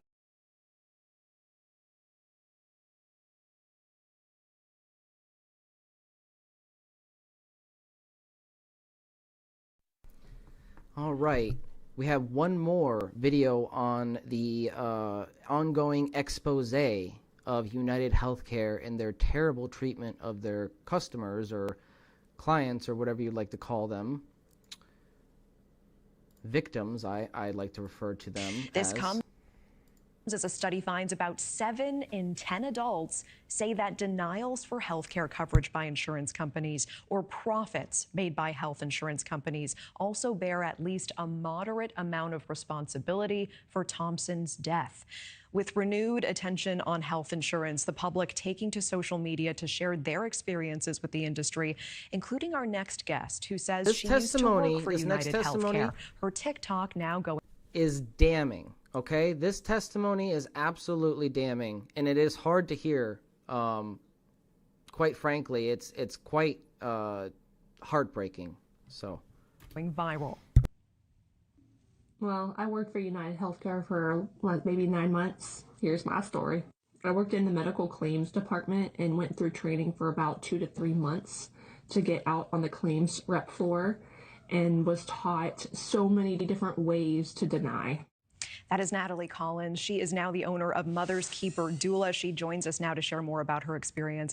Natalie, I appreciate you making the time, and I want to start with what you just said there. You say you were taught so many different ways to deny. Tell me more about that. What did you feel you were encouraged to do? Every policy is completely different, so there was medical jargon in each policy that led us to have to follow these procedures, but more or less we weren't given proper instruction to actually pay the claim, and there wasn't enough monies in certain files in certain companies to pay medical claims, so we would have to just get the client off the phone as fast as we could, and then if they weren't liking what we were saying from the script, then we would just call a supervisor and they would stand behind us, and while I was crying, they were laughing. You would actually cry on the job sometimes? Oh my gosh, it was so sad. It was so heartbreaking. I was the bad guy every single day. Does that not feel good to anyone? Like, that doesn't feel good to me. Was there pressure to find ways to deny claims? What exactly were you told? We would have to go through multiple series of completions to see if we could push through claims, and sometimes it would get kicked back to us and be denied straight to the rep, and sometimes we would get them back. They would come back and we would think that they got paid, but they actually didn't, which is my fear with this claim that I was originally talking about. So. Yeah, tell us more about this, because you say there was one specific hospice claim in particular, a widowed woman who called you. You say her husband had passed from pancreatic cancer, left her with 5 boys. And you say they, quote, told me every which way to deny this woman to get her off of our phone line. Tell me more about this case. You call it despicable. They just wouldn't allow me to submit the claim. There would be alerts on each claim telling us that either we had to put it back in our queue and it would just go to someone else 30 days later, 60 days later, however they had it set up. And then we would have to manually go in and try to find that claim. And that's what I ended up doing, was to go in there and find it and pay it myself. But yes, if there was things being said or lots of phone calls being placed by the same caller, then supervisors would be behind us, instructing us to tell them certain ways to deny it or just to get them off the phone. How did you perceive your role while you were there? Did you feel that you were truly there to help connect people with these services, to help them achieve their healthcare goals? Not at all. Simple answer. Not at all. It was just a sad building all around. Mm-hmm. And you say that you eventually did try to apply money to this specific woman's claim, this specific woman's case, and then you say you shortly quit after that. Tell me what happened. Yeah. So once you get out on the claims rep floor and you're approved a certain amount of monies to pay dollar amount claims, I hit that amount for this woman's claim, and that was the only one that I went in that day to pay. And the moment I hit paid, we went on. It's like a timeout thing, and I just went over to my supervisor and I gave her my badge and I left. That was the straw that broke the proverbial camel's back in that moment. Now, again, I'm going to say it again. You cannot be surprised if you take the job as the head of a mafia if you get taken out. Okay? I know a lot of you were shocked about this attack on the CEO of the United Healthcare, but it didn't surprise me. I was telling people that this thing was going to happen for a while now. It is a symptom of a greater concern regarding our capitalist economic system and how it has internal contradictions that turn and churn us against each other. Okay?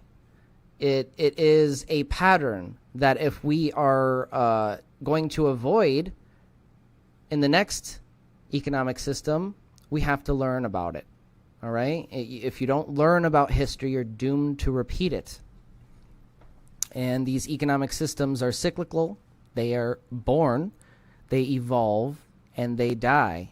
You've seen slavery was the mainstream economic system for a while, and then feudalism, and they both succumbed to their internal contradictions and class struggles within them. And now we have capitalism. Slavery had the master and the slave. Feudalism had the lord and the serf. Capitalism has the employer and the employee. There's a pattern here that needs to be heeded, okay? If we don't break this pattern, we're just going to be in the same cycle, okay? Over and over. And this is just going to get worse and worse. Now, here is an amazing Ultimate History crash course by Robert Reich. It's a new channel I found that I really enjoy, and if you guys enjoy this content, please subscribe to his channel. It's Robert Reich, R-E-I-C-H. Oh, hello. I was just studying some history. We can learn a lot about our present moment from studying the past. I want to share with you 6 tales from history that I find especially meaningful. Some from before my time, like the rise of fascism in the 1930s, and others that I witnessed with my own eyes. Please join me for this journey through history. Let's start with the robber barons of the 19th century. Now, you might be surprised by just how much they have in common with today's billionaires. Watch this. Ultra-wealthy elites, political corruption, vast inequality. These problems are not new. In the late 1800s, they dominated the country during America's first Gilded Age. We overcame these abuses back then, and we can do it again. Mark Twain coined the moniker the Gilded Age in his 1873 novel to describe the era in American history characterized by corruption and inequality that was masked by a thin layer of prosperity for a select few. The end of the 19th century and start of the 20th century marked a time of great invention. Bustling railroads, telephones, motion pictures, electricity, automobiles, which changed American life forever. But it was also an era of giant monopolies: oil, railroad, steel, finance, run by a small group of men who had grown rich beyond anything America had ever seen. They were known as robber barons because they ran competitors out of business, exploited workers, charged customers exorbitant prices, and lived like royalty as a result. Money consumed politics. Robber barons and their lackeys donated bundles of cash to any lawmaker willing to do bidding on their behalf. And when lobbying wasn't enough, the powerful turned to bribery, resulting in some of the most infamous political scandals in American history. The gap between the rich and poor in America reached astronomical levels. Large numbers of Americans lived in squalor. Anti-immigrant sentiment raged, leading to the enactment of racist laws to restrict immigration, and voter suppression, largely aimed at black men who had recently won the right to vote, was rampant. The era was also marked... Sound familiar? Immigrants were demonized. They were literally scapegoated for economic despair that they had nothing to do with. Sound familiar? As if 10 million of the poorest undocumented immigrants are going to somehow affect the material conditions of the richest 300 million. Statistically, that's like less than 2%. That's not realistic. Undocumented immigrants aren't the reason why we are in so much trouble here in America, ladies and gentlemen. That is a scapegoat. That is what the elitists and the corporates, executives want you to believe, to continue to increase their profit margins at your expense. By dangerous working conditions. Children, often as young as 10 years old, but sometimes younger, worked brutal hours in sweatshops. Workers trying to organize labor unions were attacked, sometimes killed.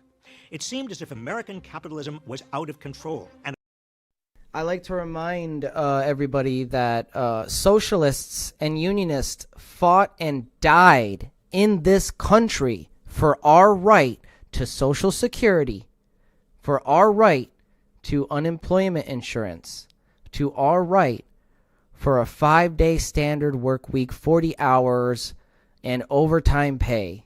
Okay? That was what socialists, communists, and unionists in America fought and died for. Their blood, sweat, and tears are the reason that you're benefiting from Social Security benefits right now, and they're the reason why you're benefiting from unemployment insurance. And if you don't have unemployment insurance where you should have it, like in my situation, it is because of the Republican-led effort to actually dismantle social safety nets and undo the New Deal that introduced them. The New Deal that was brought on by socialist principles. And American democracy couldn't do anything about it because it was bought and paid for by the rich. But Americans were fed up and they demanded reform. Many took to the streets in protest. Investigative journalists, often called muckrakers then, helped amplify their cries by exposing what was occurring throughout the country. And a new... They took to the streets. This is cyclical, okay? People who study this, especially people who have a lot of money, are aware that the pitchforks, if they're smart enough, like Warren Buffett, he warned, please tax me more, tax us more, because the pitchforks are coming out, and I don't want them to come for me. Okay, this is cyclical. It happens. People go and have a threshold of tolerances. Okay, and when those tolerances are crossed, they don't take nothing anymore. They go on the street and they have nothing left to lose. Okay, this has happened before, and it will happen again if we don't course correct. And I don't see us doing that anytime soon with the new administration, unfortunately. New generation of political leaders rose to end the abuses.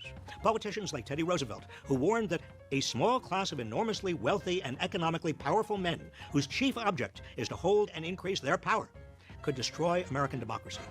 After becoming president in 1901, Roosevelt used the Sherman Antitrust Act to break up dozens of powerful corporations.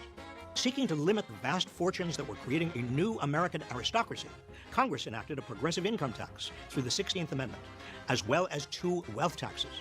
The first wealth tax in 1916 was the estate tax, a tax on the wealth of someone accumulated during their lifetime, paid by the heirs who inherited it. The second tax on wealth, enacted in 1922, was a capital gains tax, a tax on the increased value of assets paid when those assets were sold. The reformers of the Gilded Age also stopped corporations from directly giving money to politicians or political candidates.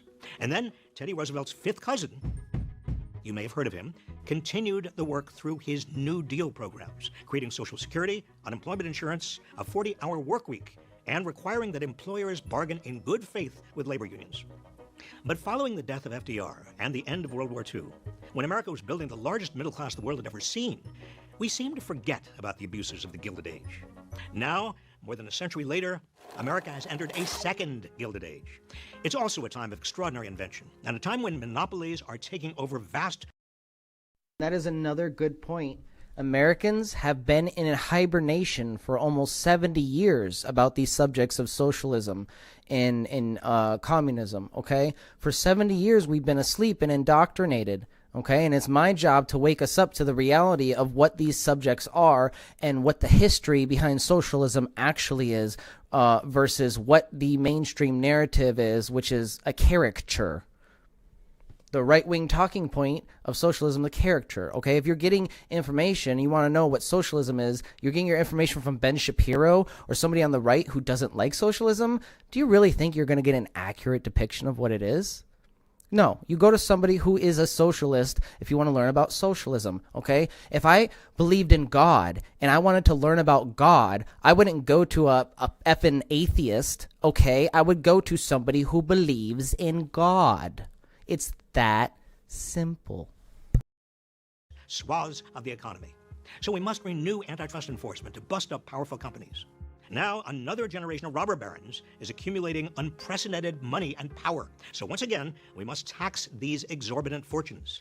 Wealthy individuals and big corporations are once again paying off lawmakers, sending them billions to conduct their political campaigns, even giving luxurious gifts to Supreme Court justices. So we need to protect our democracy from big money, just as we did before. Voter suppression runs rampant in the states, as during the first Gilded Age, making it harder for people of color to participate in what's left of our democracy. So it's once again critical to defend and expand voting rights. Working people are once again being exploited and abused. Child labor is returning. Unions are busted. The poor are again living in unhealthy conditions. Homelessness is on the rise. And the gap between the ultra-rich and everyone else is yes, we had a huge spike in homelessness in the last year, 2024, compared to before. It was actually an extraordinary spike. I have a video on it in a little bit that we'll watch a clip from. And also child labor is coming back, ladies and gentlemen, thanks to the Republicans who've been pushing for it in the Bible Belt states. So thank you, Republicans, for reintroducing the dystopian concept of child labor. That is disgusting. Nearly as large as in the first Gilded Age. So, once again, we need to protect the rights of workers to organize, invest in social safety nets, and revive guardrails to protect against the abuses of great wealth and power. The question now is the same as it was at the start of the 20th century. Will we fight for an economy and a democracy that works for all rather than the few? We've done it before. We can and must do it again. From Teddy Roosevelt's Square Deal to Franklin Roosevelt's New Deal, it took a generation to dismantle the power of the robber barons. But during FDR's presidency, a new threat emerged, the rise of fascism. Once again, there are disturbing parallels to the present day. Watch this. I want to talk to you about the F word. No, not that F word. I'm talking about fascism. Is Donald Trump really a fascist, as some would say? Or is the word authoritarian sufficient? The term fascism is often used loosely, but you can generally identify fascists by their hate of the other, vengeful nationalism, and repression of dissent. To fight these ideas, we need to be aware of what they are and how they fit together. Let's examine the 5 elements that define fascism and what makes it distinct from and more dangerous than authoritarianism. First, the rejection of democracy in favor of a strongman. Authoritarians believe strong leaders are needed to maintain stability, so they empower strongmen, dictators, or absolute monarchs to maintain social order through the use of force. But fascists view strong leaders as the means of discovering what society needs. They regard the leader as the embodiment of society, the voice of the people. I am your voice. I alone can fix it.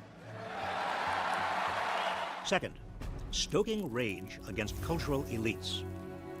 Authoritarian movements cannot succeed without at least some buy-in from establishment elites.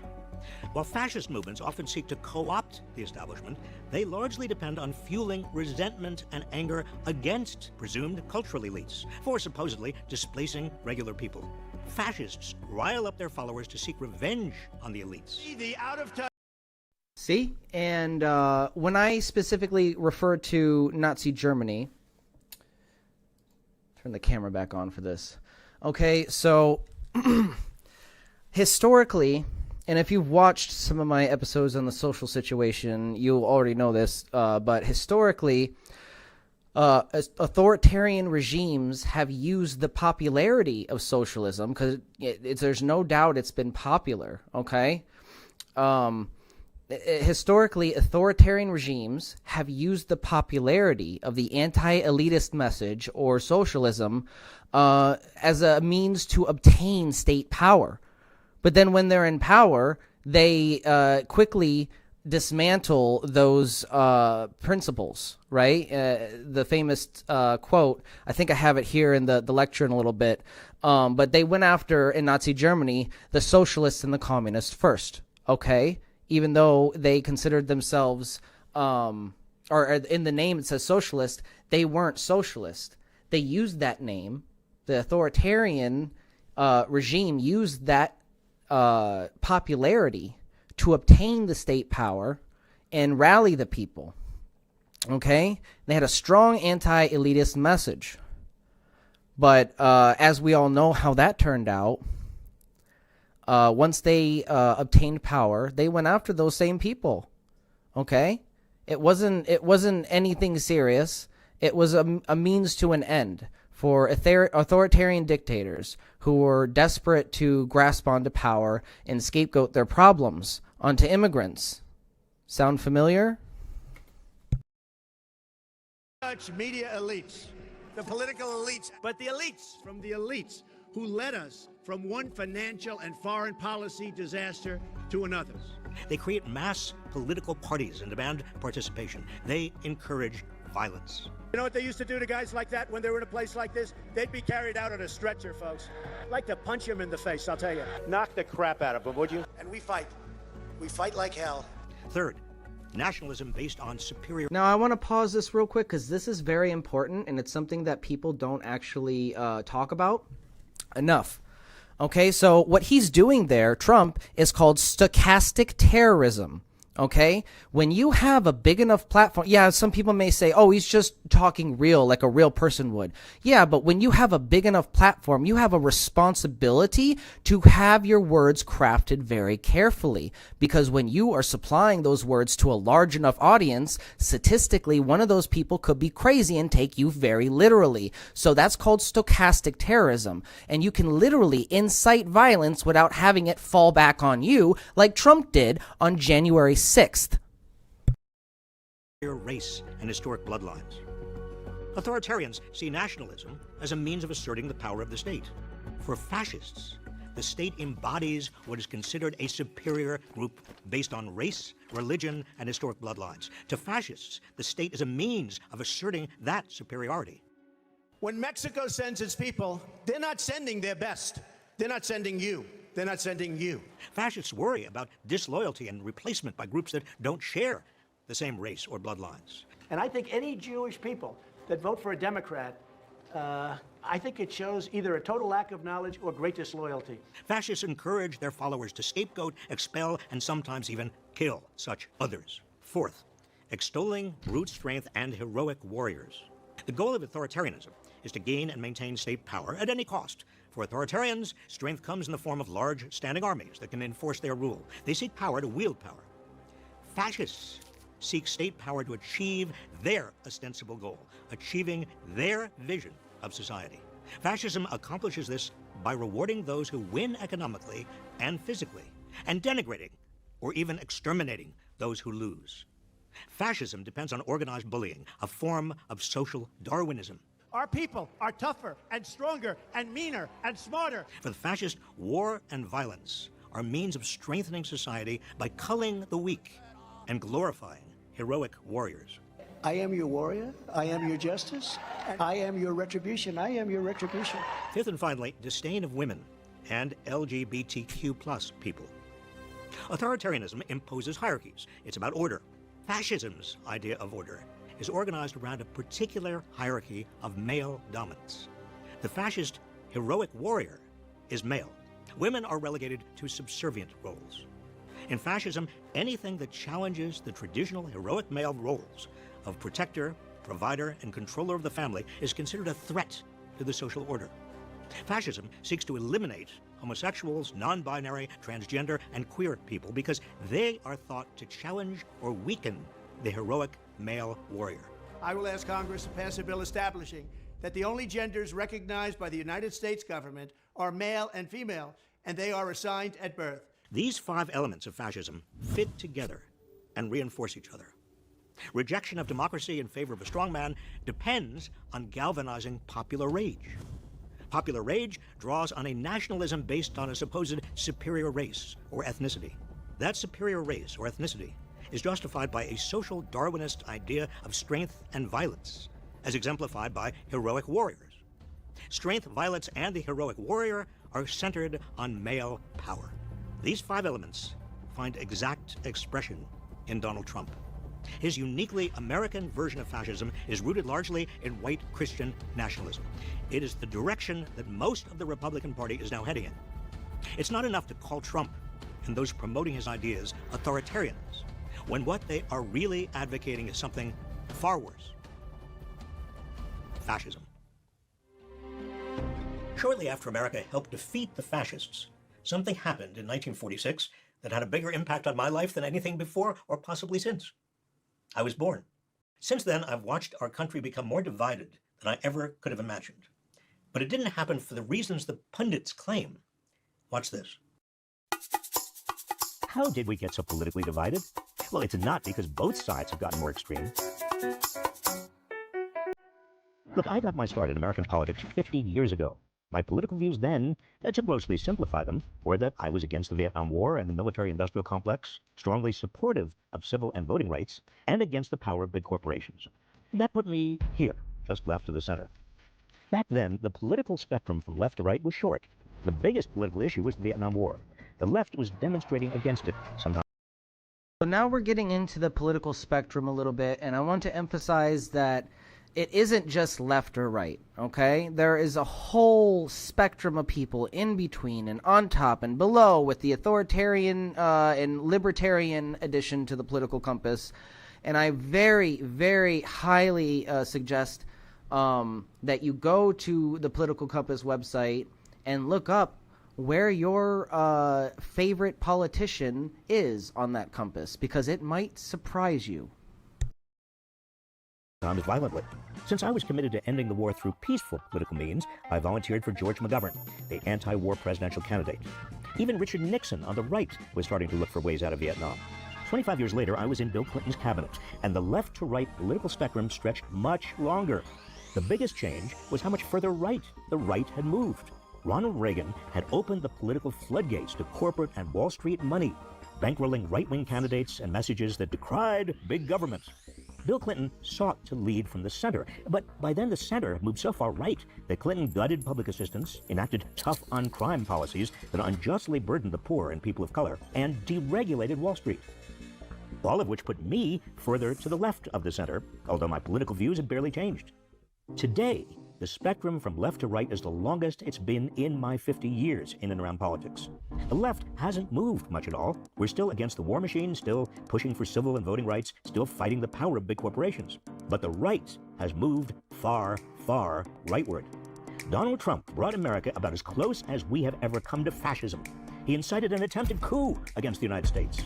He and most of the Republican Party continue to deny that he lost the 2020 election.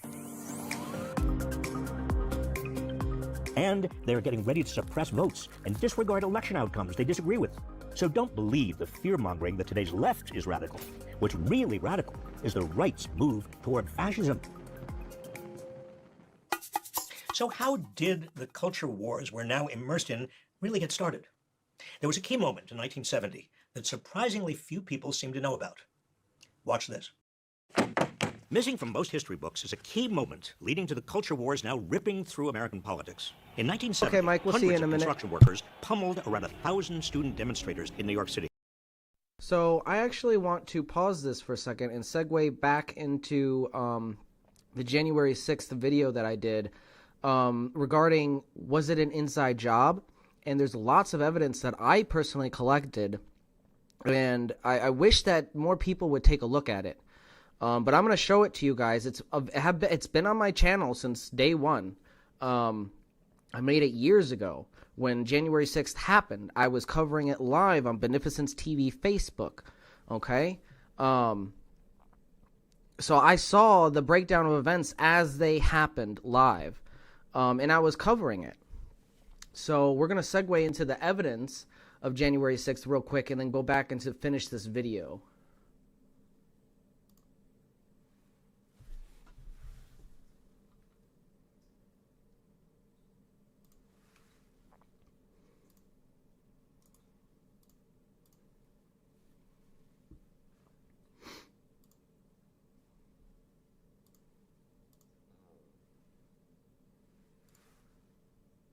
I have an office in the Capitol, which is in the so-called Lincoln Room, named after Abraham Lincoln.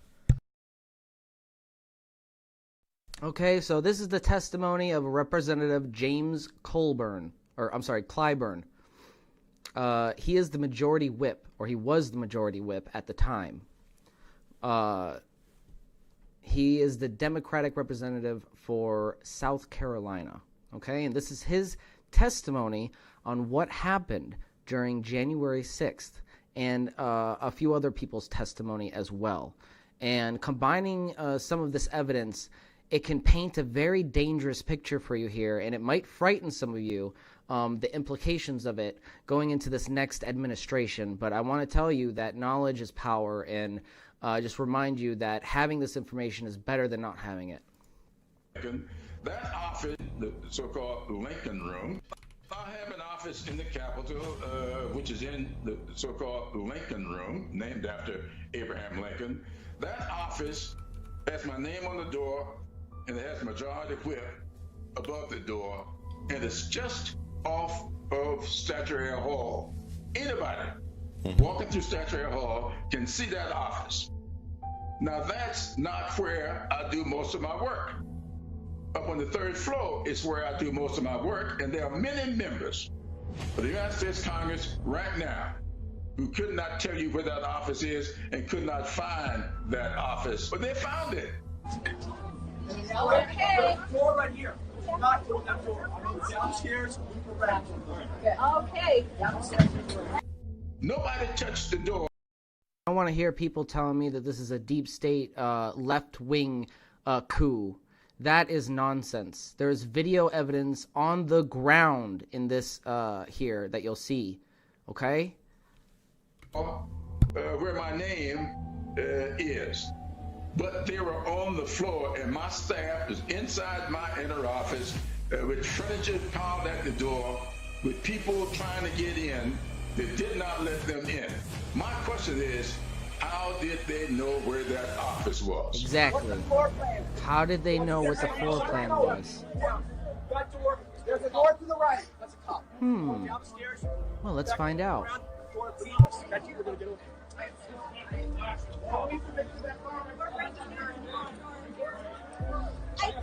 Look at all those Proud Boys. We need a plan. We need enough people.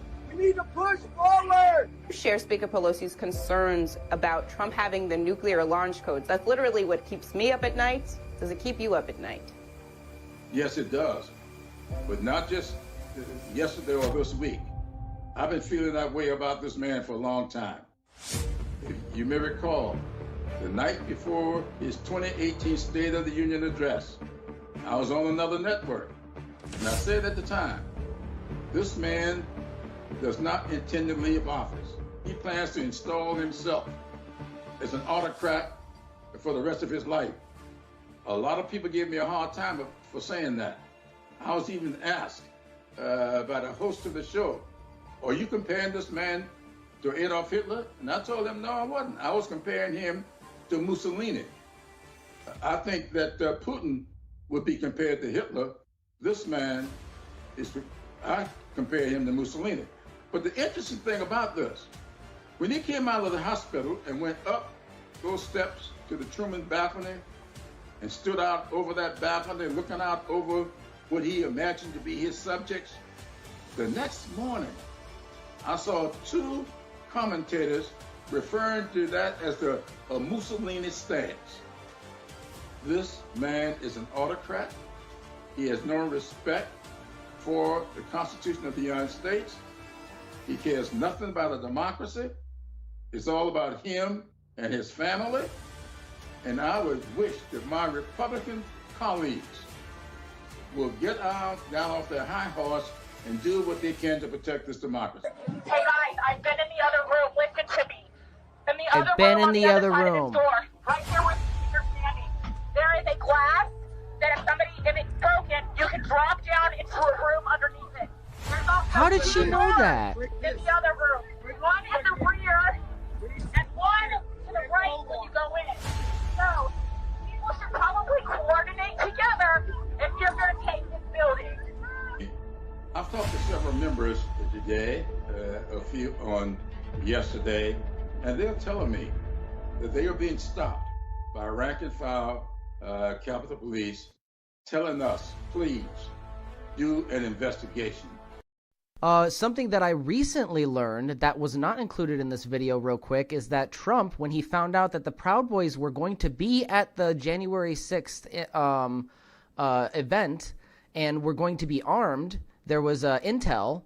Trump ordered that they dismantle the metal detectors. So, and we have footage of that. I don't have it in this clip, but you can go on YouTube and you can actually, or Google that, you can find the footage of them taking down the metal detectors in the Capitol building on January 6th by order of Trump once he found out the intel that the Proud Boys were going to be there armed. So he was prepping this, okay? It wasn't a mistake. Something didn't go right here. These people have been working hard to do their jobs, but they are not getting the kind of leadership from the top that's necessary for them to do their jobs. And they want us to look into it. So it tells me that something is amiss. And that's why Nancy Pelosi asked for those resignations. She's now gotten the resignation from the chief and Sergeant at Arms, and we are going to get to the bottom of this. I'm not too sure that we are not going to find that there is some information being passed on. I was also told by another member today that her staff saw people being let into an office building by a side door. Not through the door where the magnetometers are, but through a side door where there aren't any magnetometers, and that door had to be opened from the inside. So who did that?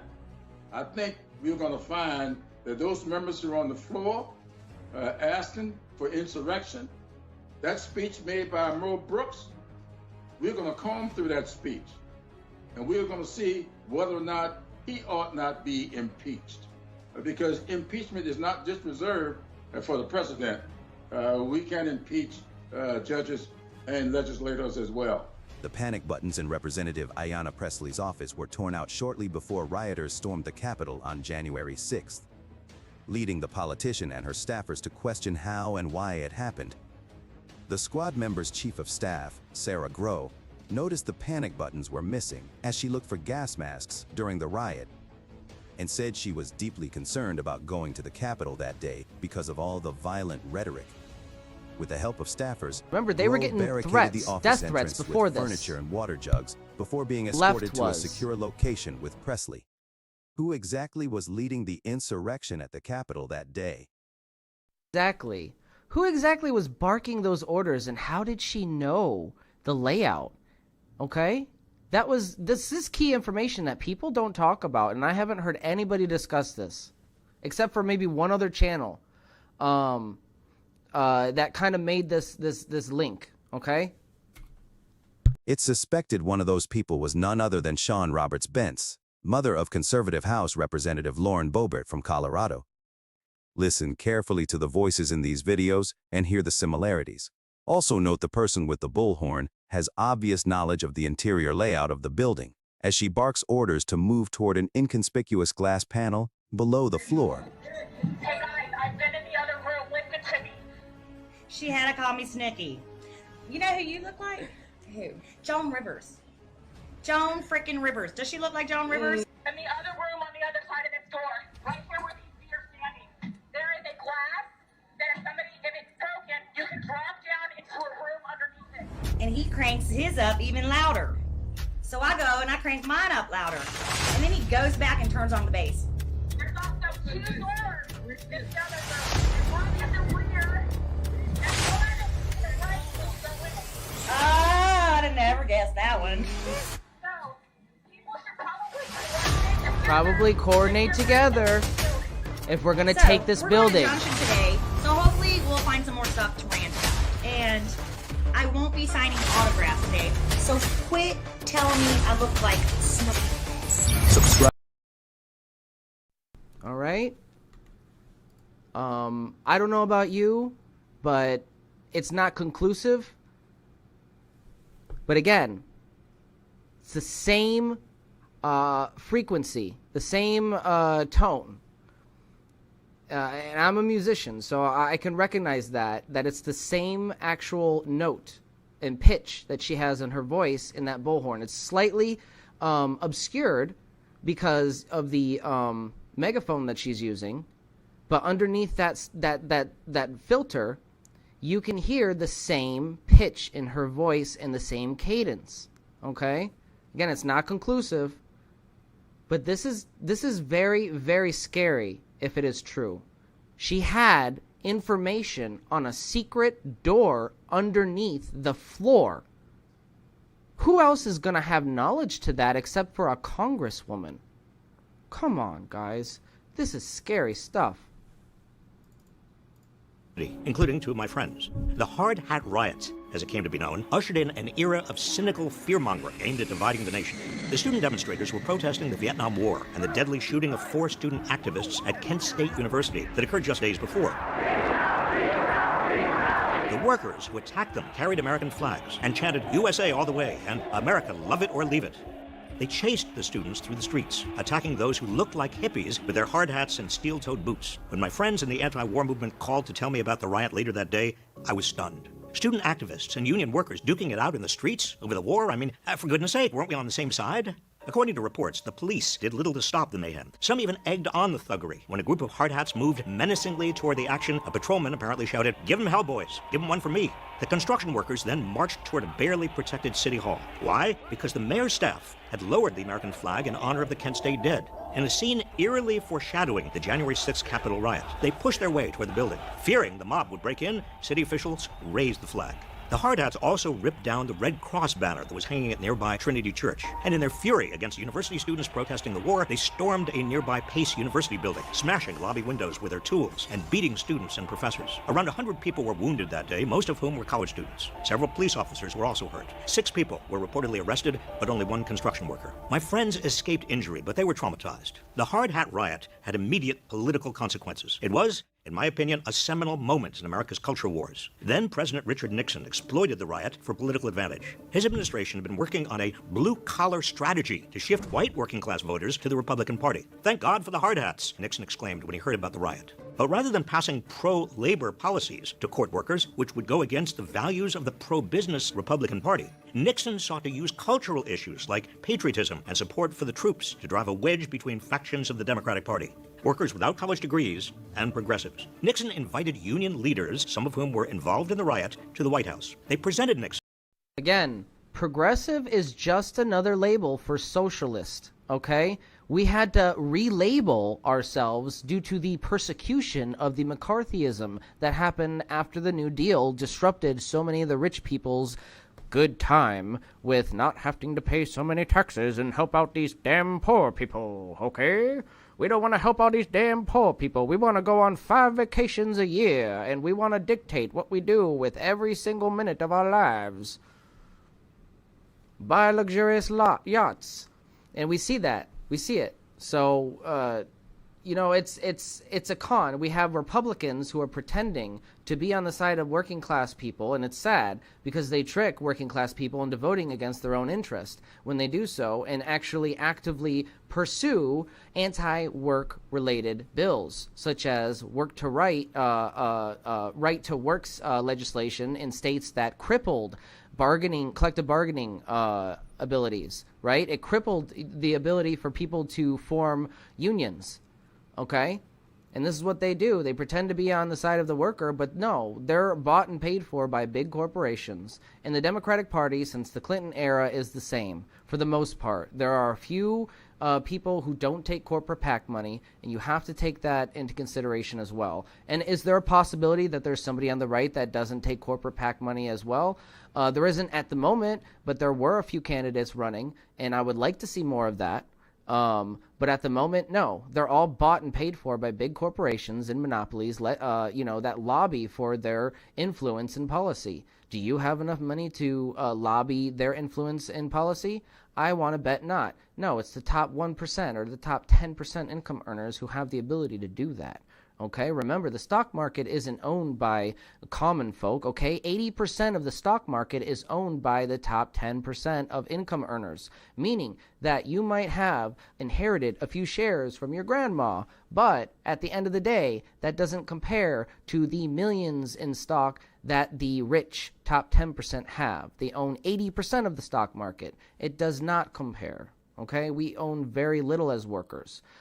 Statistically, my generation as millennials own about 2.6% of the wealth that previous generations owned. It is grotesque. And their answer on the right is pick ourselves up by the bootstraps, work harder, and borrow more. No, the answer there is keep our wages up with inflation so we have more purchasing power to keep up with the supply that you want to demand. But if we don't have enough purchasing power, we rise to an event where the workers can no longer afford the goods and services they are themselves producing. So you get resentment as well into that system, and you have a choke point in perfect conditions for revolution. Okay, and revolution is cyclical if you don't address these common class struggles that Marx laid down over 100 years ago. Okay, if we keep on with this, internal class conflict, we are not going to move past the struggles and the tension. It's cyclical. It happens over and over, and we want to break that cycle. And the only way to break that cycle is to bring awareness to these cycles. The rich want to maintain their status and power. That's as simple as that. Like Tom Bearden says, everybody's trying to be the big monkey. You know, they have the wealth and the power to maintain and ensure the conditions of their own existence, right? We talked about ensuring the conditions with economic systems, how economic systems and systems of hierarchical power ensure the conditions of their own existence, because as those systems expand, those conditions of existence are always going to be considered, right? Okay, and the more resources at each system's disposal, the more successful they are in ensuring those conditions. Some of them aren't successful, some of them are, depending on how many resources they have, how big the system is. Capitalism is the biggest system in recorded history. It is the biggest, most powerful system in recorded history. There is nothing else like it. Of course, it is going to ensure the conditions of its own existence, and of course, it's going to make incremental changes to prevent the necessary revolution for the change to the next system. Okay, so this is why capitalism has skipped along for longer than previous economic systems. And we are now witnessing what Marx called late-stage capitalism, and what I earlier described to you in my interpretation as end-stage capitalism, because we are at the final stages where the workers are at a resenting point because they can no longer afford the goods and services they are producing themselves. I see it every day. I do it I do deliveries for DoorDash, and every day I see disgruntled people who can't find an adequate job for that provides a living wage. They have to be forced to these menial service positions, right? We have an economy that's failing us to the point where people who are well educated, like myself, are forced to do these meaningless menial service positions for very, very low pay. Okay, and what you have is a situation where you have not very expensive restaurants, by the way, but nice chains. Nice chain restaurants like we would go out to as a family, like Fridays, okay? So we would go and I would go pick up an order from one of these chain restaurants that's, not like a fast food, but not expensive. It was like a family restaurant, something that should be affordable. And what do I see? At the pickup, I see nothing but people picking up their takeout for other people. And then I ask them, can you afford to buy the food here tonight? If you, tonight, wanted to buy food for you and your family from this restaurant, and you're doing a delivery for it, would you be able to afford it? No. Many, everybody says no. They cannot afford the service that they themselves are providing. This is a damning thing. It's a huge red flag to me, okay? And it denotes a larger failure and even adds more evidence to an eventual collapse.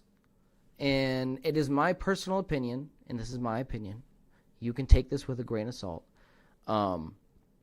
But I give it 4 to 5 years, depending on which policies are enacted by this next administration. It could be sooner than that.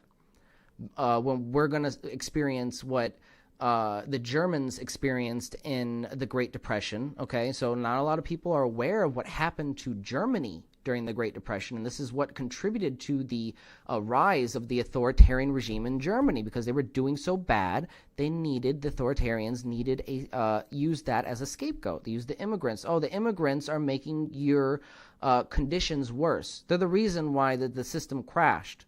That's literally what they were propagating into the heads of the common folk, right? They were making them believe that the problems were of the immigrants and not of the systemic failure, the failure of the economy to provide. Okay, so the system crashed, and what did they experience? Hyperinflation. What is hyperinflation? It's not what you think. Okay, it's what they experienced. Prices were doubling every day. Okay, food prices, everything. You know, like you would have to, as a worker, take your lunch and use that lunchtime to gather half of your wage for the day and go and deliver it to your wife, who would then go to the supermarket and buy the milk before the milk doubled in price and became more expensive than you can buy, and the rich people bought the last of it. Okay, and you have a situation where if that milk isn't adequately sparsed out and equitably dispersed among the economy, you have a situation where the last of the milk is bought by the rich person to feed their cat, while the poor person who needs it for their child is left to starve. Okay, that is what the capitalist system has done to the German economy of the time. That's hyperinflation, and don't think it can't happen here. We are seeing the precursors of something like that. With a hard hat inscribed with Commander-in-Chief and an American flag pin. Nixon praised the union workers as people from middle America who still have character and guts and a bit of patriotism.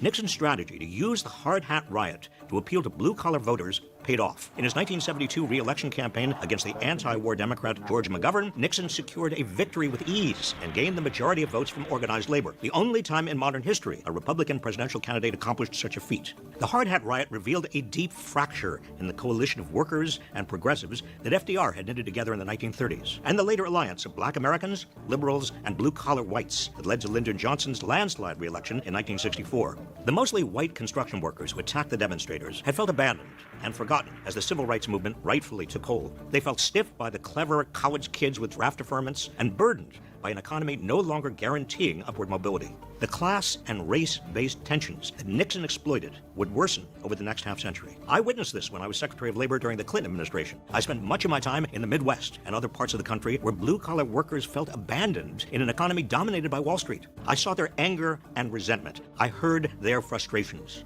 In my view, the Democratic Party has not done enough to respond, as Republicans have destroyed unions, exacerbated economic inequality through trickle-down economic nonsense, tried to gut just about every social safety net we have, and stood in the way of practically every effort to use the power of government to help working people. Today, the right is trying to channel that same anger and violence against the Black Lives Matter movement, the LGBTQ+ community, especially transgender people and drag queens, and whatever else they consider woke.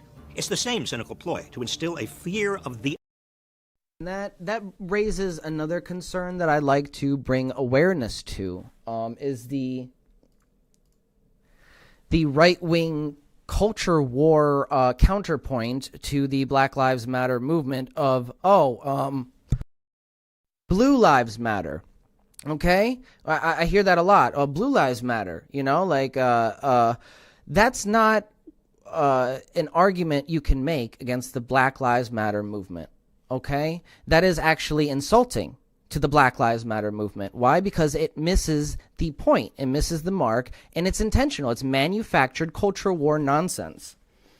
And what I mean by this is that it's a logical fallacy, okay? It distracts from the actual issue, okay? Historically, African Americans had to fight and die for the right to vote in this country. Systemically, they were oppressed due to our history of specifically slavery, okay? They had to fight and die for their right to vote in this country. Did police have to do that? No. There is a history of oppression for and that the Black Lives Matter movement specifically addresses and tries to address, okay? A systemic failure. And that was specifically sparked by the George Floyd execution by a police officer. Okay, so there's no comparison there. And women also had to fight for their right to vote in this country. All right, so it's not an argument that you can make without some kind of flaw in your logic. Okay, it's a distraction from the actual meaning of the Black Lives Matter movement.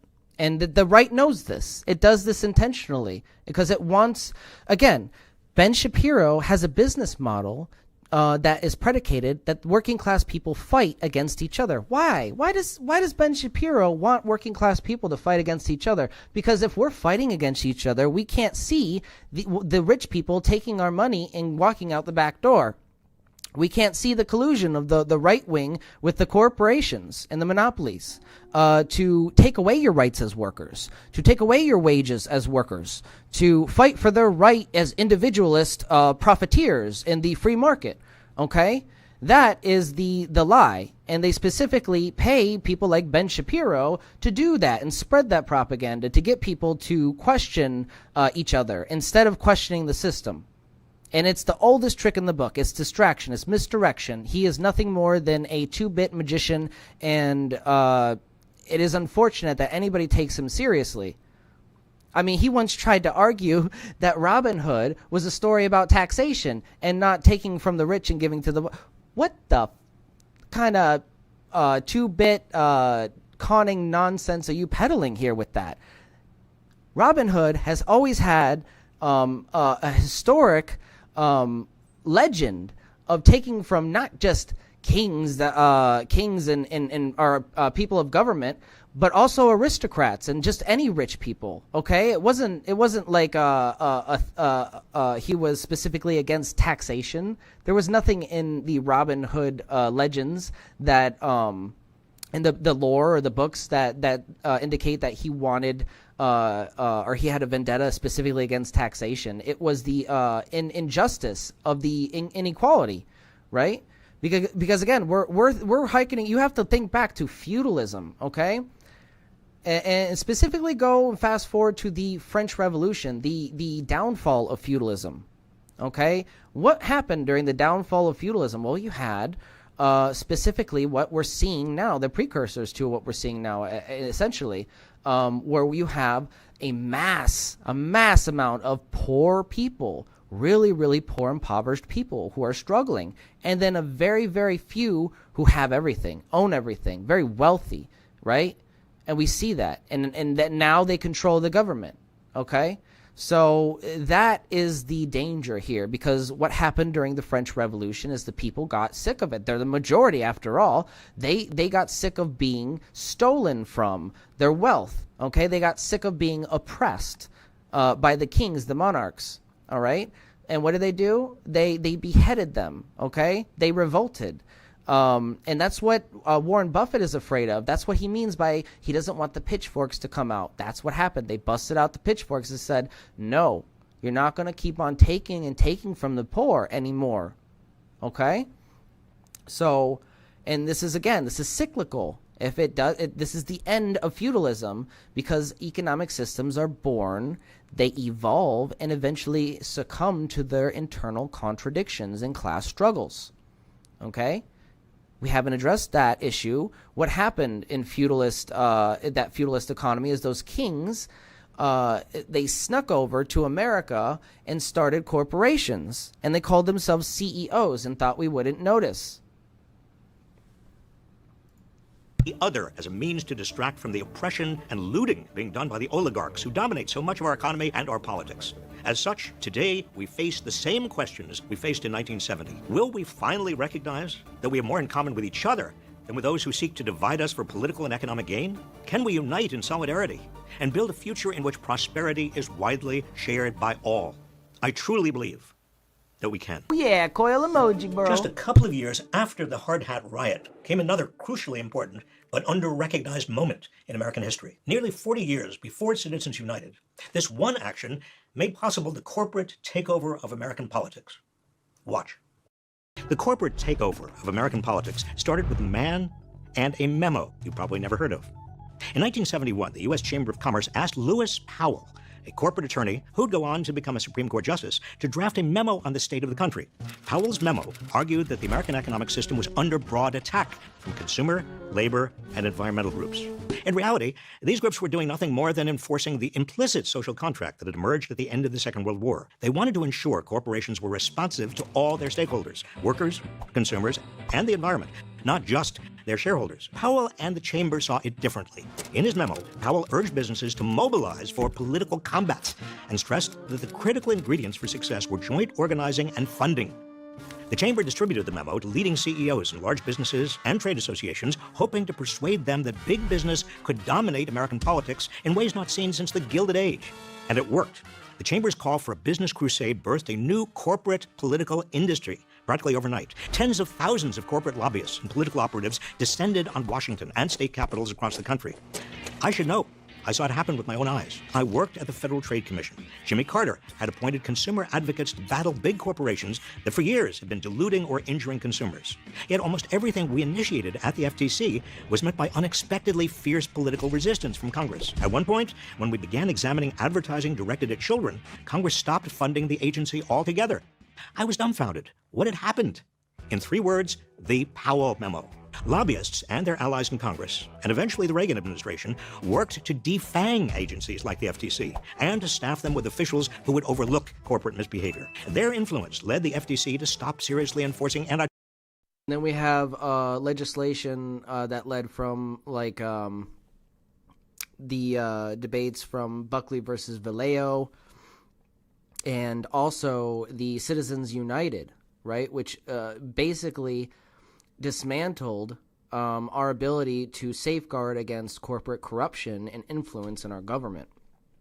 But this isn't anything surprising if you listen to Karl Marx. He predicted this over 100 years ago.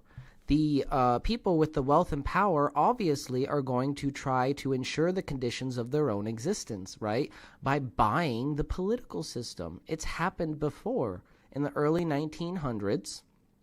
In the late 1800s, in the early 1900s, we had the lowest corporate tax rate and a high level of impoverished people in this country. And then we had an economic Great Depression, a crash in 1929, because the capitalism couldn't cover its own bets anymore.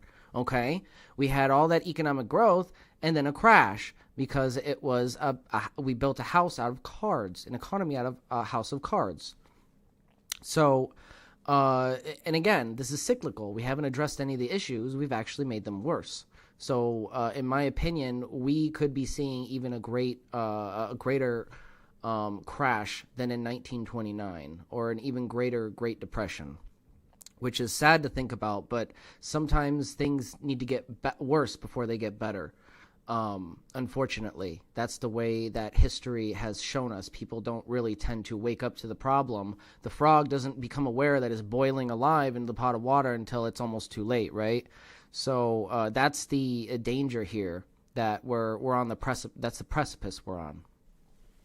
Trust laws, among other things, allowing massive corporations to merge and concentrate their power even further. Washington was transformed from a sleepy government town into a glittering center of corporate America, replete with elegant office buildings, fancy restaurants, and 5-star hotels. Meanwhile, Justice Lewis Powell used the court to chip away at restrictions on corporate power in politics. His opinions in the 1970s and 80s laid the foundation for corporations to claim free speech rights in the form of financial contributions to political campaigns. Put another way, without Lewis Powell, there'd probably be no Citizens United, the case that threw out limits on corporate campaign spending as a violation of the free speech of corporations. These actions have transformed our political system. Corporate money supports platoons of lawyers, often outgunning any state or federal attorneys who... So imagine that. Imagine arguing that you want to be able to bribe politicians legally as a corporation and make that legal. Because and your argument is that money is free speech. Okay, so if corporations have freedom of speech, which is very misinterpreted, by the way, and I'll get into that in a second. If corporations have freedom of speech, let's just expand that logic. Would you want them to have the right to bear arms? Would you want them to have all the other rights, our constitutional rights as individuals of this country? I don't think so. So that's not really an argument that I see as logical, but it passed anyways. Why? Because the wealth and the power ensured the conditions of its own existence by buying all these people and indoctrinating them into believing that the Reaganomics was the way to go.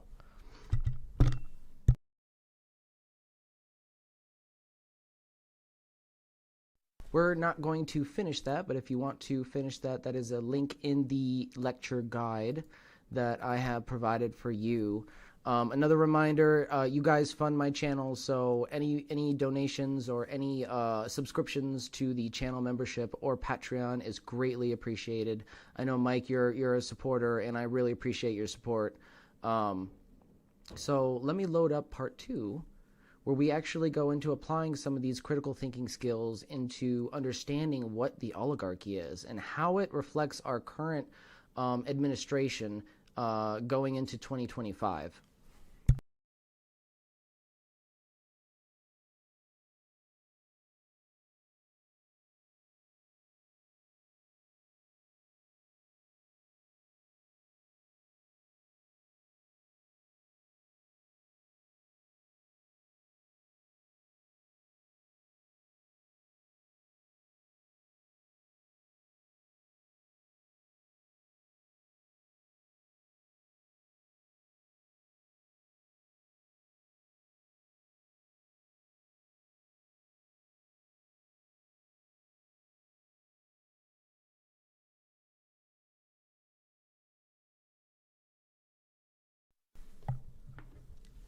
All right, so part 2 of this amazing New Year's Eve live stream on the new Red Pill series, critical thinking from a Marxist perspective on the Trump era, the oligarchy, and global capitalism. Okay, so these are some topics that we're going to be using our critical thinking skills to apply to, okay? And again, you don't have to agree with me, but please, I implore you to apply your critical thinking skills that we've learned, and I'll give you some examples and guide you along the way.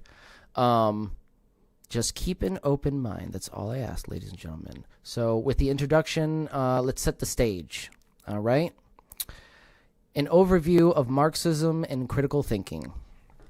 Marxism views history through a lens of class struggles and power dynamics. Okay, it is a scientific study of social change. Oligarchy is a system where a small, wealthy elite control political and economic power. Critical thinking is essential to analyze how these structures operate and affect ordinary people. So why focus on Trump? Well, Donald Trump serves as a case study of how oligarchic power manifests in modern politics, blending populism with policies that benefit elites. And we basically touched on this a little bit earlier.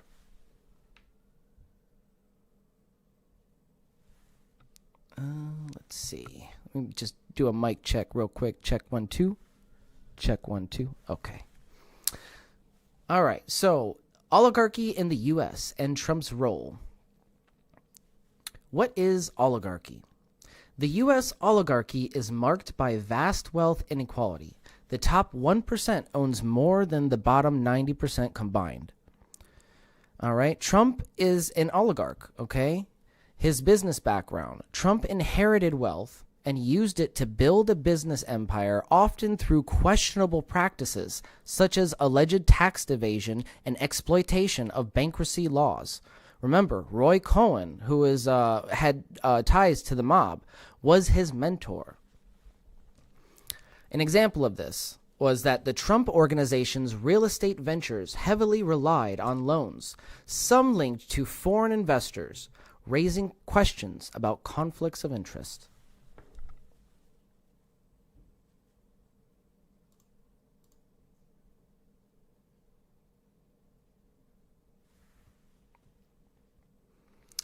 His cabinet choices. Trump appointed billionaires and corporate executives to key government positions, like Betsy DeVos for education, who doesn't believe in public education, and Rex Tillerson for state, who was like the former CEO of ExxonMobil, I believe. These choices reflect the merging of state and corporate power. Okay? And remember, what did the infamous fascist Benito Mussolini describe fascism as? Fascism was described by Mussolini, who was a fascist. He described it as a successful unification of corporate and state power. Keep that in mind. Trump, Russia, and global oligarchic dynamics. All right, so his alleged ties to Russian oligarchs. Trump's business dealings with Russian figures include selling luxury properties to wealthy Russian buyers, or oligarchs, Russian oligarchs. Investigations revealed Russian funding in Trump-related projects, raising concerns about influence. This isn't to say I believe there are any direct connections to actual collusion. However, this is clearly a tit-for-tat scenario. I know what you're thinking. Isn't it considered tit for tat? No, absolutely not. There's no tat here in any way, shape, or form. Just two tits using the presidency to swing their big, greedy dicks around. Okay? An example of this. Trump Tower in Moscow. The negotiations for Trump Tower in Moscow continued during the 2016 campaign, despite denials. Remember, we have the emoluments clause for a reason. Just because half of Congress doesn't abide by it doesn't mean it's not still active, okay? Jimmy Carter infamously gave up his family peanut farm, which is, I can imagine, is hard to do. You know, it's your family farm that your family gifted to you. You inherited that farm. You know, your family worked hard to build that. And you have to give it away because you don't want any influence from foreign investors, right? Foreign interference. Trump didn't do any of that. He just did loud enough. I mean, there was, I think I have it in the lecture guide, but he had a hotel, and the Saudi Arabians came to his hotel, and he overcharged them. This is corruption 101. Okay, he was president at the time. That's a bribe in my book. I mean, you didn't do it like 100% bold, but that was pretty bold. All right, Russian interference in 2016 election. Now remember this. Now remember, I don't believe that Trump had any collusion directly with Russia. However, Russians did, in fact, interfere with the 2016 election. And who did they interfere on behalf of, though? Who did they want to win? Obviously, they wanted somebody to win. All right. The Mueller report concluded that Russia engaged in a systemic effort to interfere in the U.S. election primarily through social media campaigns and hacking. Trump's campaign was scrutinized for connections to Russian operatives, though direct collusion wasn't proven. And I don't think there was any direct collusion. I think that was just Russiagate. That was just a scapegoat for the main media to focus on. Okay? They don't like to focus on the real issues. This highlights how oligarchies compete and collaborate internally to maintain power. All right? And again, who did the Russians interfere on the behalf of? They were interfering on the behalf of the right wing. Okay, they put out all sorts of anti-left wing propaganda, specifically aimed at Hillary Clinton. There were a lot of memes that I seen on social media that were directly tied to this campaign to interfere. Okay, they were trying to manipulate us, and they were trying to manipulate us so that Trump would win. Though there was no official collusion between those two, obviously the connection is oligarchy. The wealth and power like to maintain that wealth and power, and what do you say? Strength in numbers. Okay? I don't know how more simple I can make that, you know? At the end of the day, Trump's stance as an oligarch is much more favorable to Russia than Hillary Clinton or Biden or anybody in the Democratic Party, which isn't on the left, by the way. The Democratic Party is primarily center left and going further to the right as we speak. But yeah, that aside, let's move on to the next chapter, which is Trump's policies, and specifically his populist rhetoric versus the oligarchic reality we see with his policies, okay? Again, we don't just pay attention to what somebody tells us. We have to look at what they do too, right? And then we compare the two. What do your words say, and what do your actions tell us? And are they aligned? Do your words align with your actions? If not, then obviously you're a liar. Healthcare and social services. Efforts to repeal the Affordable Care Act would have removed coverage for millions, disproportionately affecting working class Americans. You know, while I myself don't think the Affordable Care Act was appropriate, it wasn't that I didn't think it worked, though. I don't think it went far enough. Yeah, it covered a lot more people, and that it was good. But it didn't go far enough, right? At the end of the day, it was a half measure. And remember, the Affordable Care Act was originally a repackaged version of Mitt Romney's proposal for healthcare, a right-wing proposal to healthcare, which was Romney Care, okay? And this was specifically a proposal that Mitt Romney developed, and the right-wing collaborators with him developed as a response to the ever-growing popularity of universal healthcare at the time. Remember, in the video I have, and I don't think I'm going to show it at this time, but you can look it up. It's on my channel again. It's the evidence of the right-wing shift of the Democratic Party. You can see Nancy Pelosi in the early 90s in video talking about how she supports universal health care, right? And now she's a figurehead for the Democratic Party, and she is largely notorious for blocking much of those more leftist policies, okay? This is a clear shift to the right, and you can clearly see it. It's evidence, okay? And at the end of the day, the reality is that the Affordable Care Act, yeah, it helped a lot more people, but it wasn't an adequate response. It didn't cover everybody universally, okay? And it was a response to the fact that right-wingers were freaked out, or their donors were freaked out that everybody had a spike in popularity for universal health care. And this was earlier, and when Nancy Pelosi was specifically running in the early 90s, I believe. Anyways, and we're seeing that again. We're seeing it at a massive, huge spike compared to the last spike, because things haven't been addressed. They're just getting worse. They're exacerbating. So the Affordable Care Act, at the end of the day, is a right-wing response that was proposed by the Democrats. You see where I'm going with this? Okay.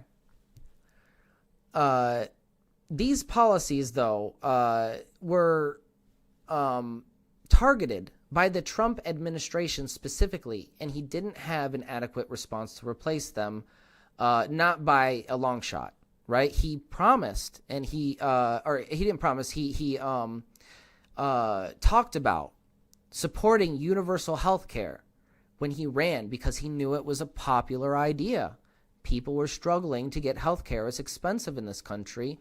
And quite frankly, every other modern industrialized nation has universal health care. Anybody who's traveled outside of the country and has a little bit of experience outside the American bubble will know that it is something that is a right that we should demand as citizens of a country who is rich enough to supply it. and specifically demand that the rich pay their fair share and help fund some of those programs. Okay? So Trump targeted the Affordable Care Act and didn't have an adequate policy to replace it. And these policies aligned with interest of insurance companies and pharmaceutical giants, of course, who benefits from dismantling the Affordable Care Act entirely. You know, the for-profit healthcare industry, of course. Okay? So you always have to ask the question, when these policies are enacted, who do they really benefit? At the end of the day, when Republicans talk about lowering taxes, you hear Trump, we're going to lower the taxes, we're going to lower the... Who is he talking about, though? You have to ask, because are we talking about lowering taxes for rich people? Or are we talking about lowering taxes for everyday people?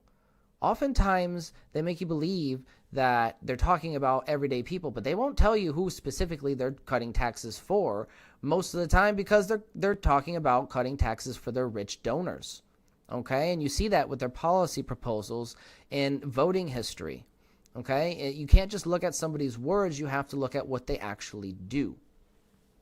And this is a big problem specifically with the cult of personality surrounding Trump. People just take his word at face value.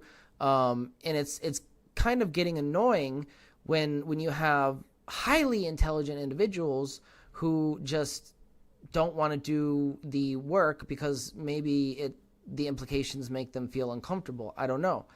I don't condone anybody.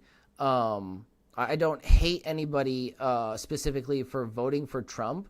However, I am disappointed for a second time that people didn't do their research.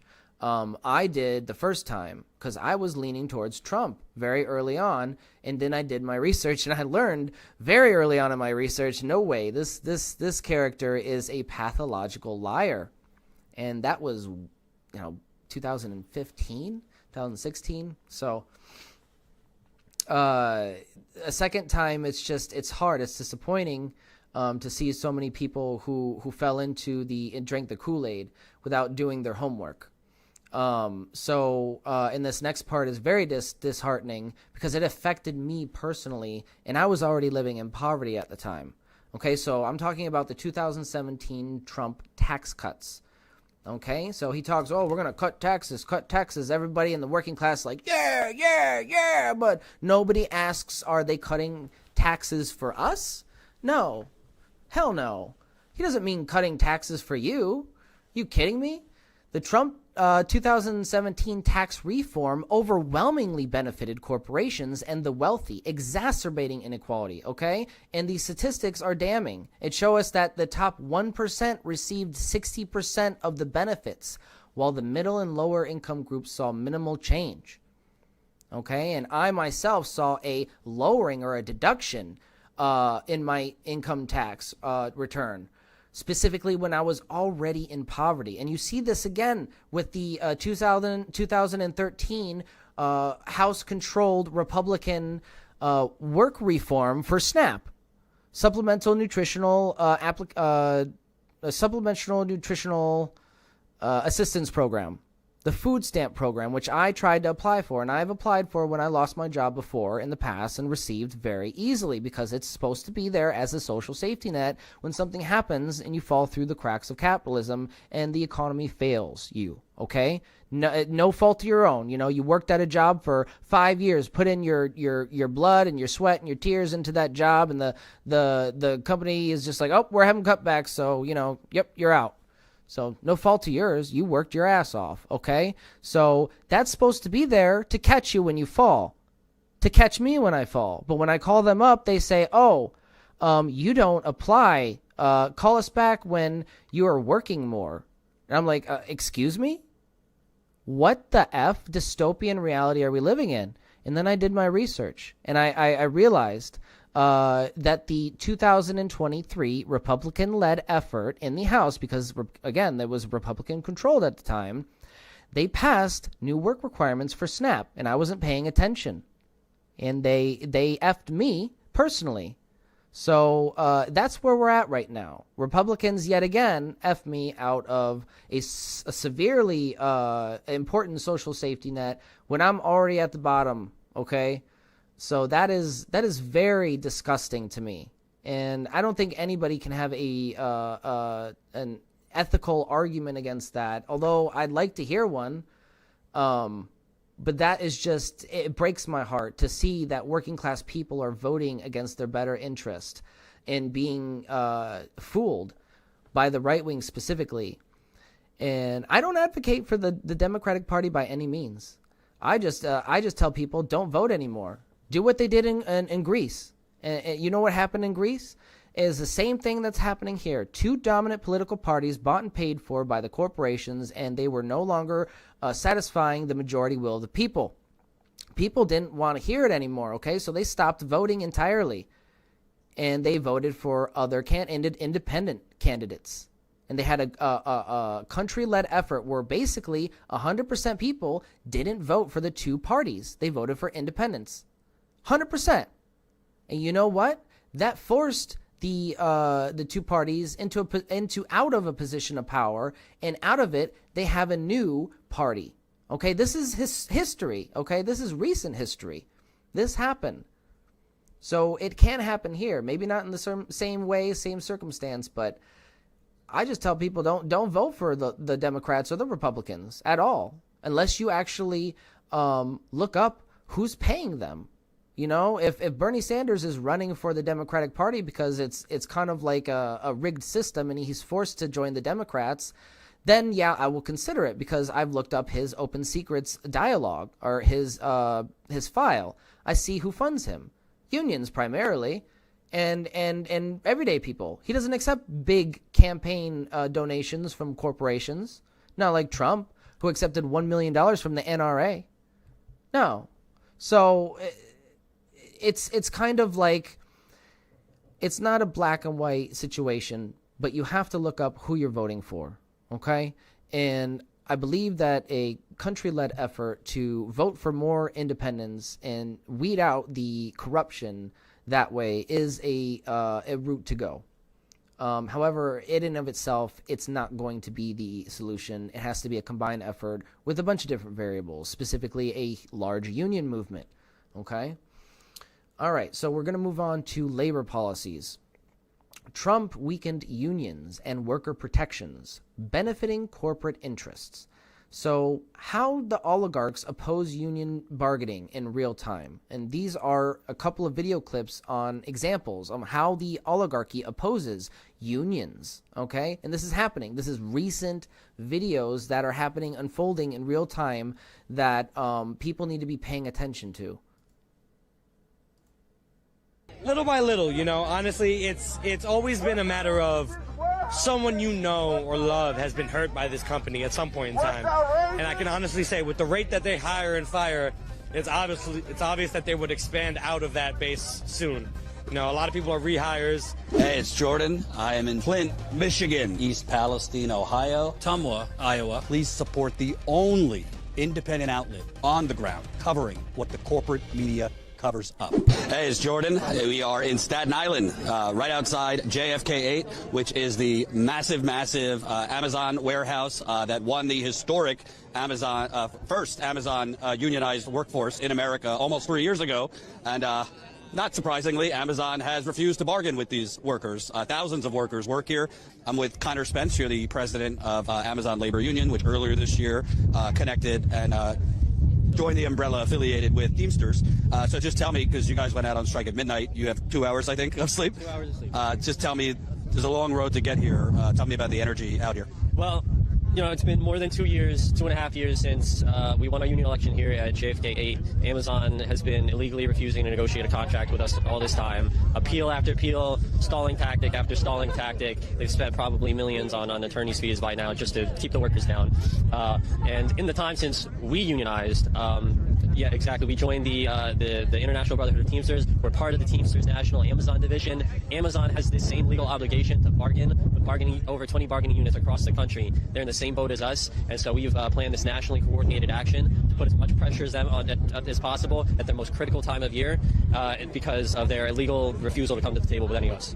And tell people who don't know, this warehouse, I forget the actual number. What was it, like 10 to 15 football fields? Yeah. How big this warehouse is? 15 football fields, yeah. So just working here, when you barely get, a 15-minute break, you are, in addition to the labor of the packaging, moving product, I mean, you're up and down a huge facility. Yeah, so they only have like a couple of minutes to go to use the bathroom. And if it's a facility this big, imagine you have to go and walk. If the bathroom is at the other end of the facility or far away, you have to walk far to get to the bathroom. And then on top of that, there's huge lines because people can't really use the bathroom, right? Like it's very hard for them to use the bathroom at Amazon. They have strict protocols specifically to prevent you from going off productivity. This is how they maximize productivity. This is called relative labor exploitation, right? Because you're increasing how much you're making for the company by increasing your productivity. You're working faster, but you're not increasing your wage at the same time. So that is maximizing their profits at your disposal, at your expense, basically. That is called relative labor exploitation. Okay, you're not getting compensated for that increase in productivity by any means. If you were in a worker cooperative, that would be a different story where you have democracy in the workplace and you have one worker, one vote, and they all get to decide together what to do with the profits that everybody in the company generates. Again, management is considered an unproductive position. They don't add any value. They don't create any productivity, right? They're not on the floor creating, using their labor to make the chair. They're there because the CEO doesn't want to be there. Okay?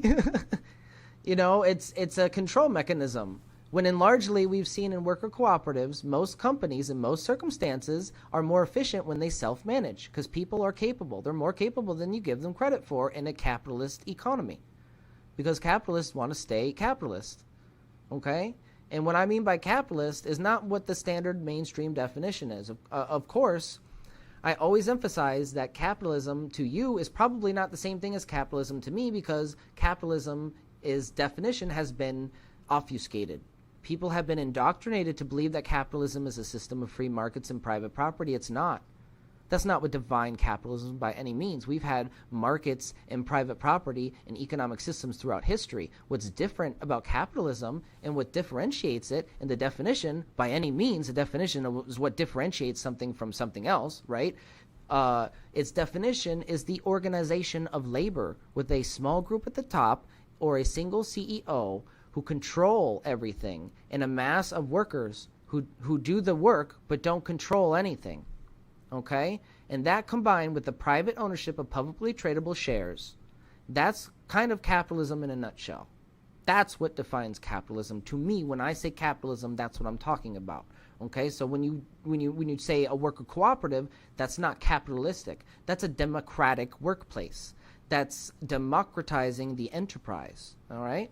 And it's something that is a new socialist movement in this country, and it's arising, and you should pay attention to because there's three main types of socialism. All right, if you're not aware, this is important information. There's three main types of socialism. There's socialism, the traditional Bolshevik socialism, which is they actually labeled communism to differentiate. We talked about this earlier, just to differentiate themselves from the democratic socialists. Okay, so what's the difference there? You have the two forms, the democratic socialists who want to use the government to enact a transition to a socialist system, right? They want to use the government to provide social safety nets to people and recognize that capitalism is flawed.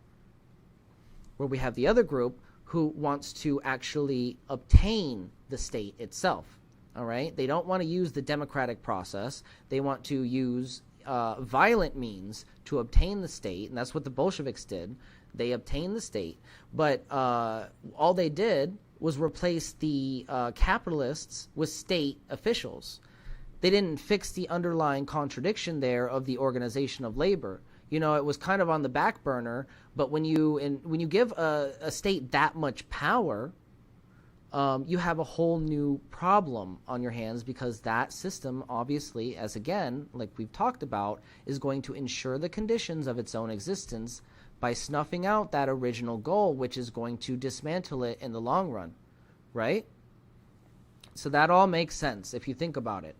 And the organization of labor is important there, because the new socialism, the 21st century socialism, my type of socialism, is ignore the politics, okay? Ignore the government. They're already bought and paid for by the corporations anyways. You know, voting might help locally. Yeah, it's good to encourage people to vote and be smart about voting. But me personally, I'm not interested in voting anymore.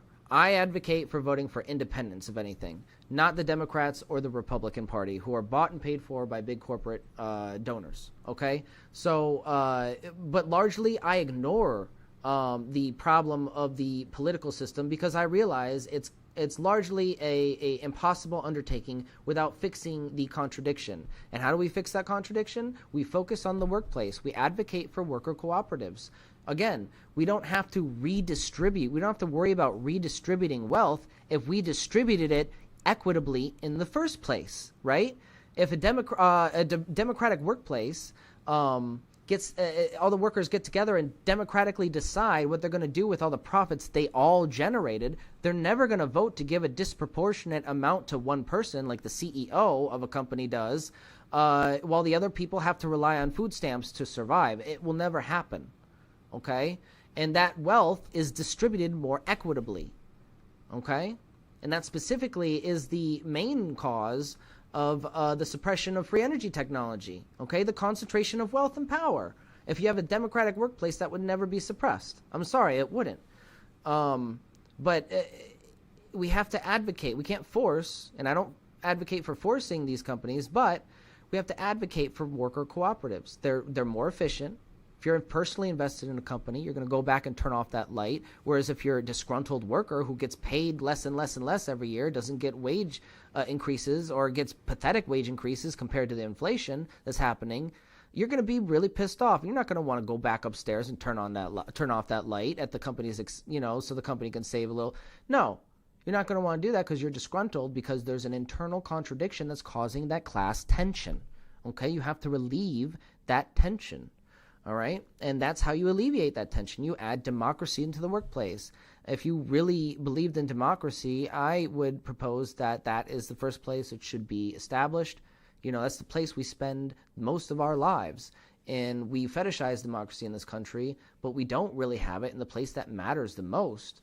And if you think about it, that is where it matters the most, because our political system is a joke. So at the end of the day, there are three main types of socialism, and I fall into that latter category of, let's just ignore the politics and focus on the workplace, because the workplace is where the contradiction can be resolved, all right? And worker cooperatives specifically have had a history of being more efficient and being able to compete with the big boys. So and providing adequate wages for their workers and working conditions and all that, because they take care of each other as a democracy. Anyways, let's continue with the video. One more point I'd like to make about worker cooperatives is that say you're a small business owner, and this is actually a real life scenario. It's happened before, okay? You say you're a small business owner and you have like a small business of maybe 25 employees, okay? You really have, like, over the last 50 years, really put your effort as a business owner into growing that business to where it is, and you've invested your time and your money and your energy into making that company what it is, and you've have personal relationships with your employees. They're like family to you. You've seen this in small businesses, okay? It's not uncommon. And the business owner is ready to retire. So what does he do? He's left with a moral conundrum here, because there are two options that are primarily considered, and option 3 I'm gonna slap to you at the end. But the first consideration is he can, sell the business. He can sell the business to another business owner, but then the family that he has developed over those 50 years will be left in the hands of an unknown entity. Okay, that is a scary thought, because what do we see a lot of times is, like mergers and stuff, the employees get downsized. I personally experienced that. So, at any rate, the second option for the business owner is that he can shut down the business. But then everybody that he, has grown to love as his, work family will lose their jobs and their livelihoods, and their families will be at risk. So he's left with a moral conundrum. What does he do? He wants to retire. You can't do this forever, right? Well, propose this: the right of first refusal. If the business wants to sell to another company or go out of business, shut down, give the workers the option to buy the business themselves to form a worker cooperative. Okay, and we actually have this. This is a law. I think it's a law in Italy. So, and it's been a long-standing law, and it's a popular one they can't get rid of because it works. Okay, it helps alleviate some of those problems that happen with people falling through the cracks of capitalism. So it's a very, very popular policy in Italy, and I have to advocate for worker cooperatives because it's just a more ethical system, right? It's not an authoritarian hierarchy of power. You're now flattening the hierarchy, so everybody's self-managed. Everybody has to share management responsibility, sure, but you're a democracy, and you actually get to decide what happens to the fruit of your labor. So that actually alleviates the alienation from the product of your labor as well. People get disgruntled. Obviously, they're working their ass off and building a car for Ford, and they can't afford a car without having to borrow money. That's ridiculous.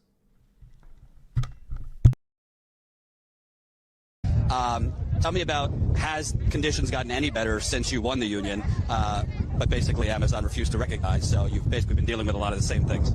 No, it's absolutely not gotten better. In a lot of ways, it's gotten worse. During the pandemic, we had a few things they gave us to try to appease people. Those pandemic protections actually put us a little bit closer to feeling like we had more of a normal workplace. But now they've rescinded a lot of those things. They have made a lot of the working conditions. They've made changes that go in the opposite direction. Injury rates are up. People are as agitated as ever about the awful working conditions, and that's why, despite the fact that this is a company with 150% turnover, since our union election, a lot of those people who voted are. Specifically, he's talking about what we were referring to earlier with the bathroom situation. People were peeing in bottles at Amazon. Think about this. This is disgusting, okay? They're handling your packages, peeing in jars because Amazon wants to maximize profit and squeeze these people so hard that they won't let them go to the fucking bathroom. Jeff Bezos can suck a big fat one, okay? But it's no problem at all. Talking with the people who have come in since then, they share the same agitation that the workers had 2 years ago. And a lot of those veterans are still there, and we haven't forgotten either. For people that don't know, because, Amazon spends millions of dollars, rainbows and sunshine PR commercials. I remember the one with a guy they put through school who ends up at the end of the commercial on a beach, looking propaganda wonderful from and happy. the oligarchy. But you mentioned the 150% turnover. Yeah. So they hire a lot of seasonal workers that they then get rid of.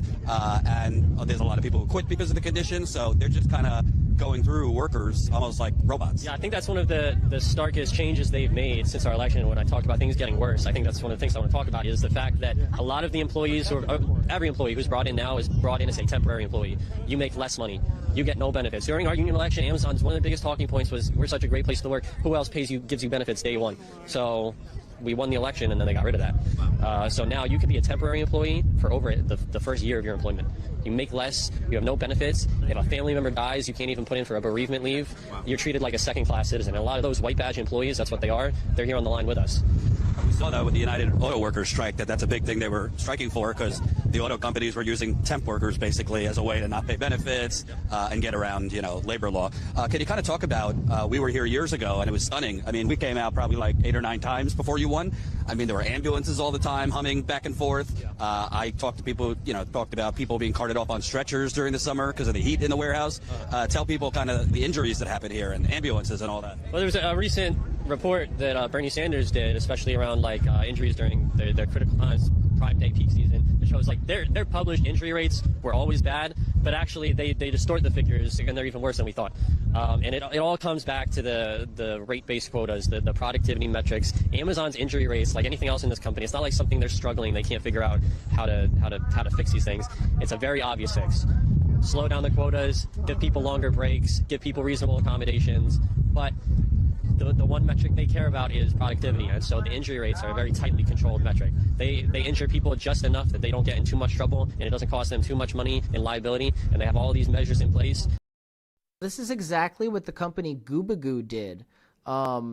Before it was subsumed by Reynolds and Reynolds. It's probably still doing the same thing to these poor chat agents, making us talk on these, talk to 4 people on chats. Chat with 4 different people at the same time, go on script, and being timed with your response. So you're basically typing nonstop for hours and hours. And after, a year, after just a year of doing this, I was starting to get pains in my wrist, carpal tunnel, or some kind of pinched nerve. It was horrible pain. Okay, horrible. I would have to stop and make excuses just to stop for. It was terrible, and I already have inflammation in my joints. So this was a terror, and there's nothing I can do about it. I contacted a lawyer and everything. They don't care. There's no. They kind of laugh. Like, you think there's rights that workers have in this country anymore? There's no labor laws anymore. Everything's been dismantled by corporate funding of the right and now the Democratic Party. But at least the Democratic Party still enacts some good policies every now and then regarding that. So that's more of like an attempt to offset the revolution that's happening, if anything, than addressing the systemic issue. But either way, it's ridiculous. To make sure that when workers are injured on the job, there's all these obstructions in place to prevent them from even getting the kind of help they need. So I've spoken with you before, so many years ago. Tell me, kind of, this has come full circle because you were part of the original campaign to win the union vote, but Amazon has still refused to negotiate. Well, it's been so many years. It's good to be back. For anybody that watched older videos of me, explaining the conditions that's going on inside of that building. I was terminated a few years ago, due to productivity, not having a top rate, successful work performance, and union involvement. But at the end of the day, I kept going. I still supported the union, still attended. At the end of the day, you can't take the company seriously when they say all those things if he was involved in trying to form a union, because we know that the history of companies is fire anybody who's trying to start a union. That's why we have basic protections for unions, okay? As dismantled as they are, they're still there, basic. We have the right to form a union and collectively bargain if things aren't safe and if wages are so low that we can't sustain ourselves. That's the history of American workers in this country. That literally built the middle class of this country, and we're seeing another cycle of dismantling those and another uprise in unions. Obviously, that's a cause and effect there. You take away, people are going to demand back, obviously. So, we have this uptick in unionization and basically no protections for these people. And if the company wants to say, hey, you weren't meeting your quota, you're fired, that's what they can use as an excuse when you're really trying to unionize and they want to dismantle that unionizing effort. Okay? It's an authoritarian hierarchy of power. You have no power at an Amazon warehouse. It's Jeff Bezos's little kingdom. He's the king and everybody else is the worker. You go to work, you do what you're effing told, and if you don't like it, you can just get fired and another worker bee will replace you, and he'll treat that worker bee just the same, like shit. okay? Peeing in bottles while they're handling your packages because you want next day delivery or same day delivery. Honestly, even next day delivery isn't unachievable if we alleviate some of these issues with the workers. It's the same day delivery that's really killing these people, you know, and all because people are so lazy. They want their toothpaste the same day and at 3 o'clock in the morning. Come on, people. You know, it was impressive to accomplish the same day delivery feat, you know, but at the end of the day, it was just another baseless accomplishment of capitalism. It didn't really serve a purpose, right? It was just a magic trick. Like, hey, look at what we can do. It didn't really serve us at the end of the day. In the long run, it's destroying us as a country, right? And these workers, these poor workers, this lady died on the Amazon warehouse floor because the quotas are so high and the breaks are so strict, and they basically worked them to death. And this lady died, and she was laying on the floor for 2 freaking hours before anybody had the ability to go check on her because everything is controlled so tightly. You go off schedule, you get fired. I know. I was in that situation as a chat agent at Goobagoo. You take too many minutes off chat, you have somebody in your ear saying, hey, what's going on? You get flagged 3 times and you're out. You're fired because you're taking a break because your wrists hurt. Because you don't want to talk to 4 fucking people at the same time because the company, Brad Title, wants to make a lot of money while you make basically nothing. Again, Brad Title was the founder of Goobagoo, the chat company that a lot of these auto companies were using, the dealerships. And he is a disgusting piece of shit. Treating his workers, oh my God, so terrible, so bad. It was the worst work experience of my life. And I can imagine, that's just my wrists. Imagine having to hustle at an Amazon warehouse on top of that with these quotas, not being able to take a piss. You know, you have a heart attack and die on the floor. Nobody can check on you for 2 hours because they're afraid of losing their jobs. Yeah, Jeff Bezos, you're a piece of shit. So many rallies, still doing the music. You know, I'm a more better person than before and more optimistic. So, and I should say they did fire and target a lot of the folks that were, you know, leaders of the union movement, you know, claiming things like you're not meeting your productivity quota, yada, yada, yada. But exactly. They were basically targeting to try and fire union leaders. Yeah, they had a habit of doing that. You know, Amazon, it's all about favoritism. Sometimes it could be. Get this. Don't get discouraged if this happens. And I encourage you to form a union, especially if your working conditions are terrible like this, but because it's your right. But don't get discouraged if you get fired for forming a union and they try to blame it on something else, because if that union is formed, despite the fact that you're fired, in most cases, if you're still involved, you can have the union negotiate for your job back. And this has happened many times. Very recently, specifically, there was a gentleman who got rehired in Amazon when they formed their union and got all of his back pay for the 2 years that he was fired for, and they fought for that union. Okay? I think it was Amazon. I could be mistaken. It might have been another company. I'll have to double check that. But it did happen. It did happen. And it does happen all the time. But Amazon's so big now that they have these delayed tactics. They can put things into legislation, into the legislative process, and delay things. Like it's a common Trump tactic. You know, put them in, you know, keep them tied up in court, basically.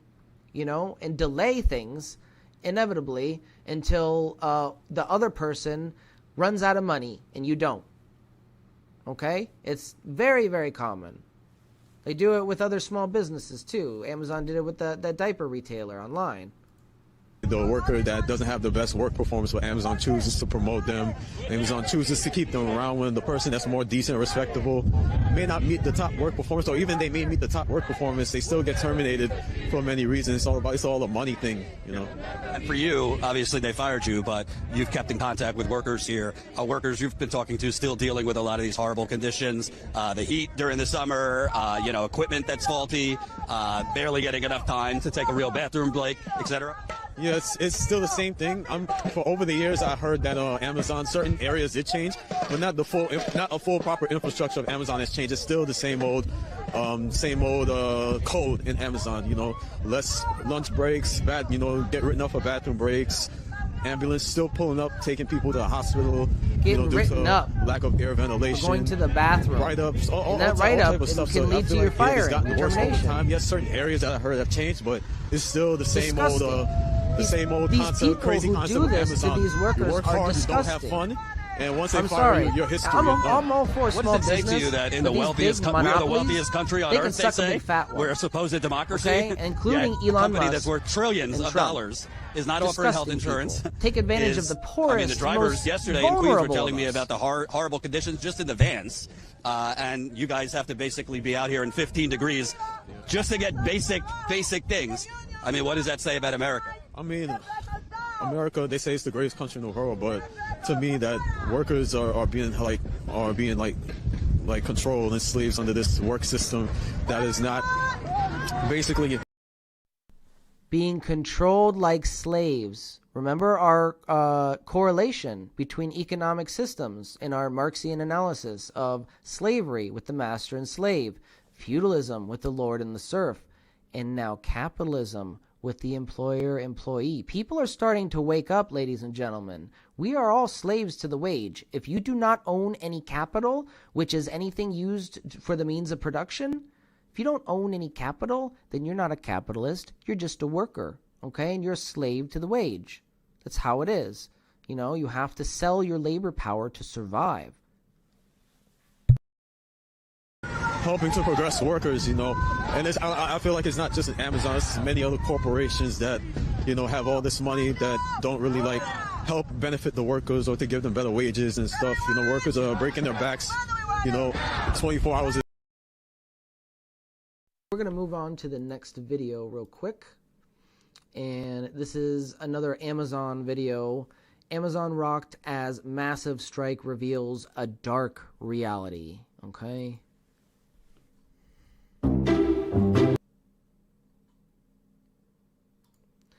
Amazon strikers erupt after police arrest workers on camera.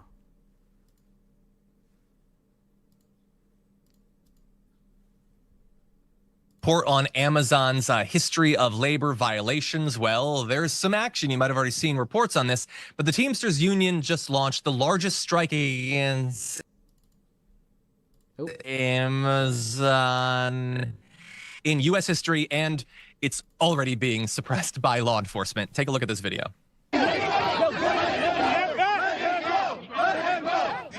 people are being arrested for peacefully trying to start a union. So let me just let that sink in, ladies and gentlemen, because the police have their own union, yet they're sitting there arresting workers who are facing terrible, lethal, sometimes working conditions. They're arresting them for trying to peacefully form a union? Okay, so that kind of supports my theory that police aren't there to protect you. They're not there to protect and serve the workers of this country. They're there to protect and serve capital. I swear to God, we decided we're going to do a story on this major strike against this massive corporation, and we can't even get to our first broadcast to talk about it before the videos come out of people being arrested for trying to join the strike. That was an Amazon worker who just tried to join the strikers and is being hauled away. I literally couldn't even tell you what the crime that they're being charged with, except that it's Amazon. They're going to be protected by law enforcement. The state is always going to protect these major corporations, and you can see some amazing symbolic photos going around. Take a look at this. The NYPD locked arms to protect Amazon, like forming a human chain to protect them. Let's be very clear. Is that? None of these protests are... They are protecting capital over the people who are sacrificing their lives to peacefully form a union. Come on. That's disgusting.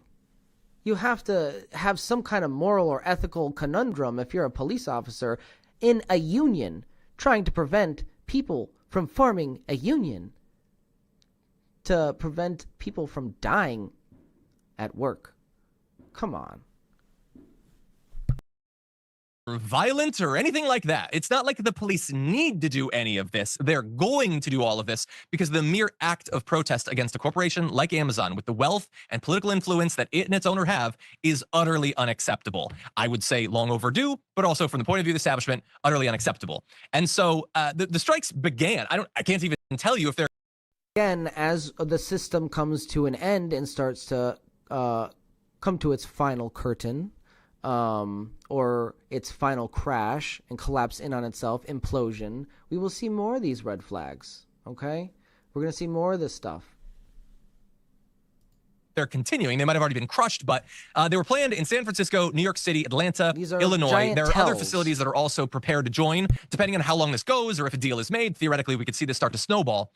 But warehouse workers and delivery drivers at 7 facilities currently have organized a strike to push the company to negotiate for a collective bargaining contract, including changes to pay, benefits, and working conditions. The Teamsters say they've also organized picket lines at hundreds of additional warehouses and delivery hubs, encouraging non-unionized workers to picket under the U.S. labor law that protects workers' rights to take collective action to advance their interests. And obviously, this is timed to be in that immediate run-up to Christmas when Amazon deliveries are, I guess, most necessary. They want to put as much pressure on Amazon as possible. Yaz, this is huge, potentially, as the possibility of becoming one of the most major strikes in the last few years. What do you make of this?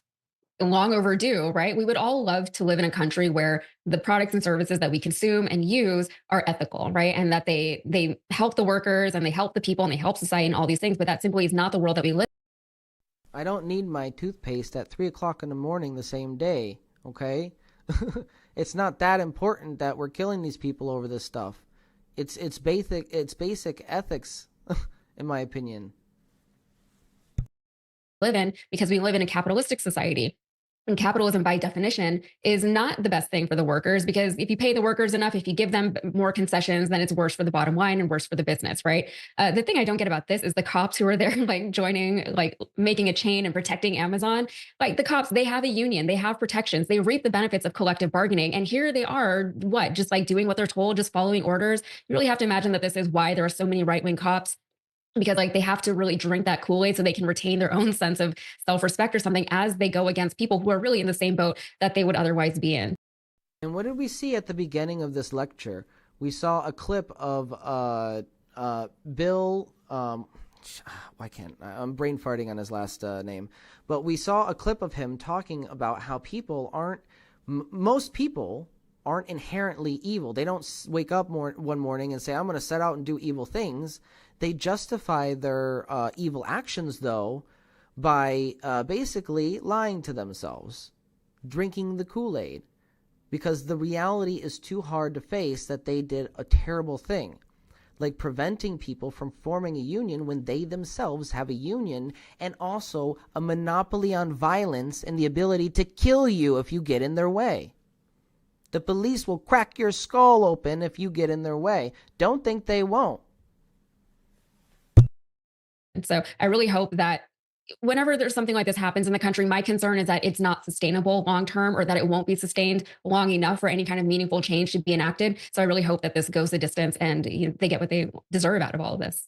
Yeah, we'll see. I mean, what I would love to see is, some of these politicians get out there. I mean, it's in New York City. You could see AOC could go. Bernie Sanders obviously has shown support before. I would love to see him there. There's a great opportunity, by the way, for the Democrats to show what side. So, by the way, isn't it kind of telling how we don't see any right-wing politicians like Trump at these union rallies fighting for these workers? He went to McDonald's for 5 minutes and pretended to load some fries up or whatever as a puff piece. But if you look past the pathetic marketing attempt and his celebrity, facade, you can see a pathetic man just trying to pretend to be a part of the working class because he's desperate for power. Okay? It's pathetic. You don't see him at these union rallies fighting with these workers. You see Bernie Sanders fighting for these workers. You see AOC fighting for these workers. And what do they get? They get demolished, right, in Congress by the left and by the right and the Democratic Party, the establishments, right? The establishment figures of the Democratic Party and basically the entirety of the Republican Party. They get alienated because of their views of protecting workers' rights, because they're not bought and paid for by big corporate donors. They aren't limited in what they can say. This is why I don't take sponsorships, okay? I don't want anybody telling me what I can and can't say. Side of workers' rights they're on. We know we're coming off an election where Donald Trump did a lot of cosplaying of caring about working class people. Fox News is going to be demonizing this 24/7. They're going to be very clear what side they're on. The question is, will the Democrats exactly? Again, they're not out there fighting with the workers. They're out there fighting against the workers. But they're up there on the stages when they want to get elected, pretending to be on your side. They're not on your side. It's Kool-Aid. You know, it's a lie. It's a con. Come on. Like, I'm breaking it down for you very simply here. And if people don't want to see it at this point in the lecture, then maybe you don't want to. And maybe you should take the blue pill and just go back to sleep. All right, so we're going to move on to, let me load up the guide real quick. Where are you? Red Pill series. Okay, there we go.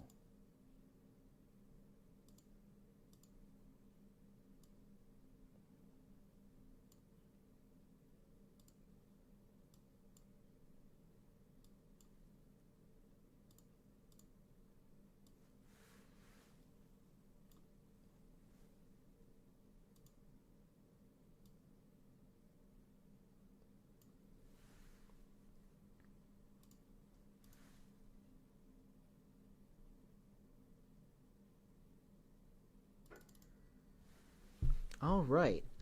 So moving on with our lecture, is Jeff Bezos really part of the oligarchy? Well, let's see. Jeff Bezos can be considered part of the oligarchy depending on how you define the term. But oligarchy typically refers to a small, powerful elite that exerts significant control over political and economic or social systems, often to the detriment of broader democratic participation. Bezos fits this characterization in several ways.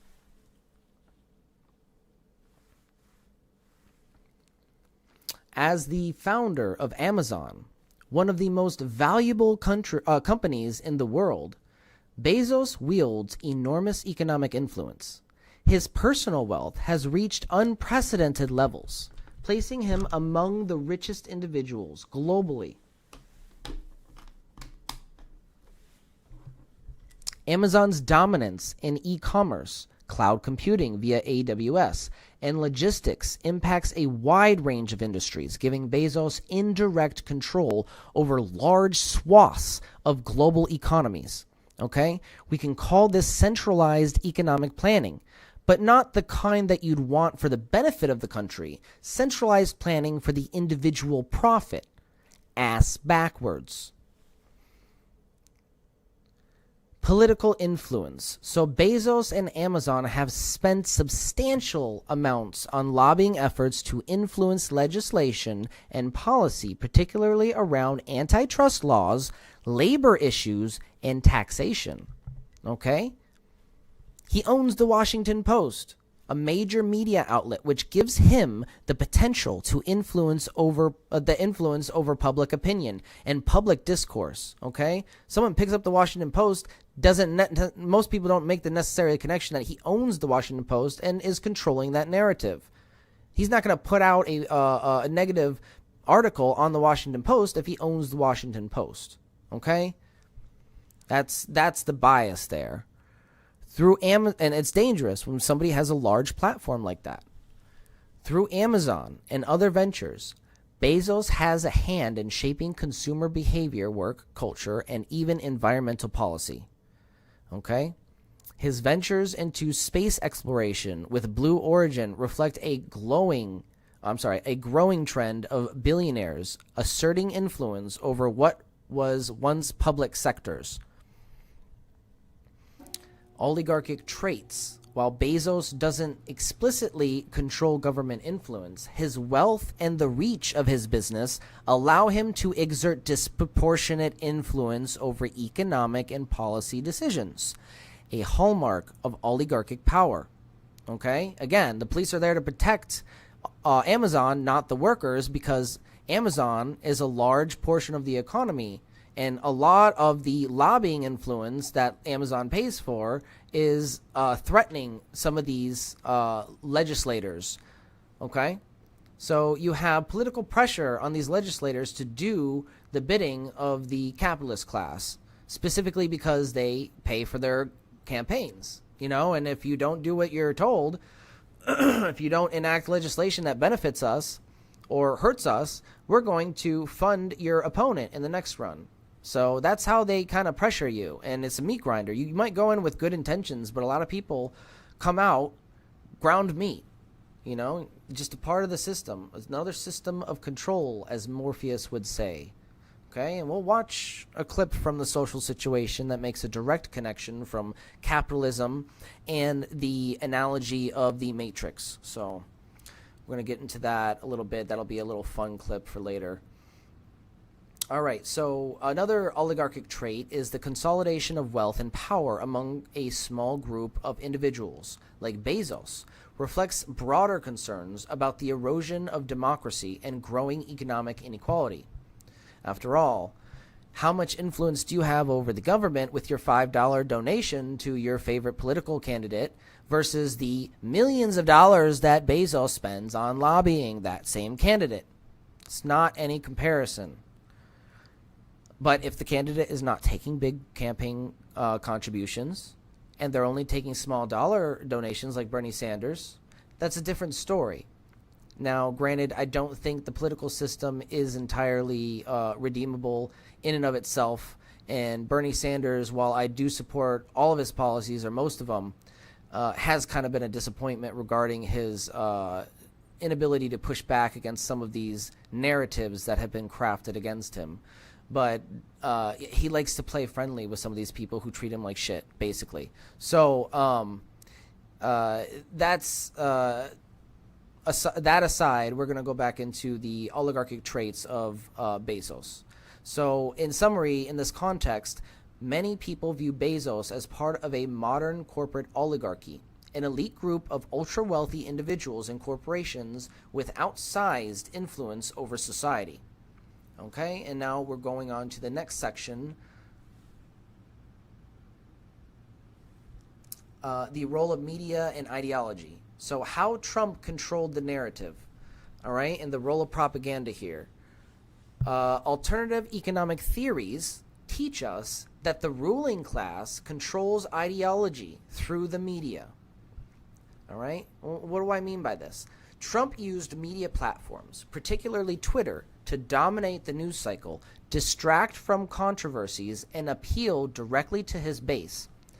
Elon Musk literally bought an entire media platform just to exercise his right to be king there. As we've seen, he uses Twitter as a mouthpiece for his propaganda and censors anyone who challenges his dominance on the left or the right. We've had lots of Trump supporters complain that they've been censored because they dared to criticize the king, Elon Musk. Asshole. Anyways, an example is by labeling critical coverage as fake news, Trump essentially undermined trust in independent journalism while promoting his narrative. All right? And we move on to another concern, which is the populist message. And we've touched on this before. Trump framed himself as an outsider fighting the swamp, despite being deeply entrenched in elite networks. Now, what is the swamp? The swamp is the successful unification of corporate and state power. That is the swamp, okay? It's elite networks entrenched in our political system. And he is a part of it. He's deeply ingrained in it. But he framed himself as an outsider, everyday man fighting the elitists. Okay, and people were so in awe of his celebrity and his ability to play to a crowd, right? I mean, that's what makes him a good showman, after all. You know, he's a good actor. But at the end of the day, it's just nonsense. There's nothing substantial there. Okay, it's pathological lying, if anything. This rhetoric diverted attention from his oligarchic policies and rallied working class support. So people is basically like, look left while I do something over here on the right that you don't like. It's a classic misdirection, and people are so in awe of his celebrity that they put him up on this pedestal, a lot of Trump supporters, and they didn't see past his bullshit. Okay? And that's the danger of putting celebrities up on a pedestal. And we do this in our society. We put them up on a pedestal because they make a lot of money, and we immediately correlate a lot of money to success, right? And that's not what success is to me by any means. You know, I've always had a saying, you don't get to $1 billion by helping people out and taking care of them. You get to $1 billion by stepping on people and taking advantage of them. Think about that. All right, so populist message. Trump framed himself as an outsider, okay? Oh, we already went over this. Okay, my bad. Going on to the next section. Tools for critical analysis, all right? So here we're going to be applying some critical analysis techniques, specifically addressing the logical fallacies of some of these arguments. And the logical fallacies we are going to be covering are the ad hominem. The ad hominem is attacking critics instead of addressing arguments, as we've discussed earlier. Example, it's just fake news. It's fake news. It's not real. That's not addressing the concern. That is an ad hominem attack, and it's a logical fallacy. It's a flaw in your logic. It's not addressing the actual argument, okay? And this immediately stands out to anybody who's been classically trained in debate as a logical fallacy and a symptom or a red flag of somebody who doesn't really have the integrity or words or integrity behind their words, right? Somebody who wants to distract from the actual argument will use an ad hominem. False dilemma, presenting issues as binary, okay? So a false dilemma fallacy is presenting an issue as if it has a black and white, or it has two options only, right? But when there's, in reality, a spectrum of choices. An example of this, if you're not with Trump, you're against America. I've heard this a lot. If you're not with Trump, you're not an American. You're not with America. And that's just nonsense. There's a whole spectrum of people in between. You know, that's we're going to skip on to the next one because that's just a ridiculous argument to make. But appeal to popularity. This is another one. This is something that's commonly overlooked, okay? Justifying actions by their popularity. My base loves it, so I do it, okay? So recognizing these contradictions, examine how Trump's policies contradict his rhetoric. So what's an example of this? He promised to drain the swamp, but filled the administration with Wall Street executives. Okay, so that's a contradiction between his words and what he did.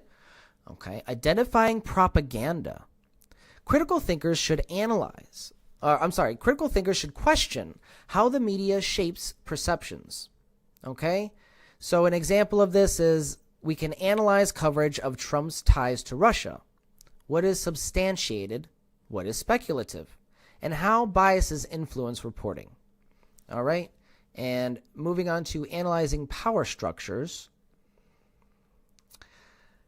We can use the Marxist theory to understand how Trump represents a broader capitalist trend, okay? His tax cuts benefited the capitalist class while wages stagnated for workers. All right, that's undeniable. That's what happened. So, question. How can we critically, let me move down here. Oh, there we go. All right, so question. How can critical thinking help debunk Trump's populist image? All right? The answer is simple. By exposing contradictions between his rhetoric and elite-serving policies.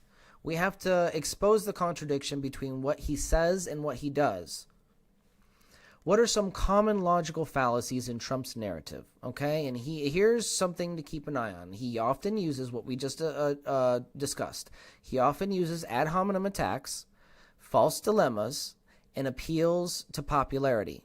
Now, pay attention to that in the future when he makes an argument, okay? How can critical thinking help debunk Trump's populist image? All right, so by exposing contradictions between his rhetoric and policies that favor elites. But a more in-depth answer to this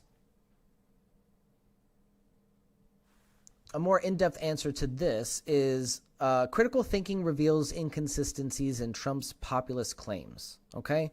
For instance, while he framed himself as a defender of the forgotten man, his tax policies disproportionately benefited the wealthiest individuals. Using a Marxist lens, highlights this as a classic capitalist strategy, using populist rhetoric to secure working class support while enacting policies that reinforce elite dominance. All right. So what are some common logical fallacies in Trump's narrative? And we just discussed them: ad hominem attacks, false dilemmas, appeals to popularity, ad hominem dismissing the press as fake news, shifts focus from substantial critiques to personal attacks on journalism. Okay, like I said, it's a distraction. False dilemmas, statements like "you're either with us or against us," obscure possibilities of alternative perspectives or critiques. There's a more than just black and white. There's a shade of gray there, a spectrum that we need to accommodate and recognize. All right. Another example is a strawman argument. Okay. We haven't discussed this one yet. A strawman fallacy. Trump often misrepresented opponents' position to make them easier to attack. Example, claiming Democrats want open borders when most just advocate for regulated immigration reform. Okay, this is a straw man. It's misrepresenting the argument to make the argument easier to attack. All right, we need to pay attention to that one specifically, because that one is sometimes it can be tricky to acknowledge or to recognize if you're not paying attention to all the context and facts involved. Okay, so the Marxist connection here: logical fallacies serve to obscure systemic exploitation. Ad hominem attacks and false dilemmas divide workers, while appeals to popularity and strawman arguments distract from the material inequalities and the root of the argument that we're trying to make. So what lessons can be learned? So what lessons can be learned from contradictions in Trump's policies? All right. Now, policies may use rhetoric to gain support while enacting policies that benefit elites. Okay, so this is a recognizing a difference between what someone says and what someone does. The rhetoric versus who's benefiting from the actual policy. All right. So Trump's contradiction, such as promising to support workers while enacting tax cuts for wealthy, demonstrate how political rhetoric often serves as a tool to mask elite-serving agendas. The Marxist analysis highlights this as part of a broader capitalist strategy, leveraging populist appeals to maintain the status quo of class dominance. Teaching students to recognize these contradictions equips them to challenge capitalist exploitation effectively and avoid in this cyclical class struggle and tension that keeps on happening over and over and over, and is the reason of the suppression of world-changing status quo altering technology that could save the world.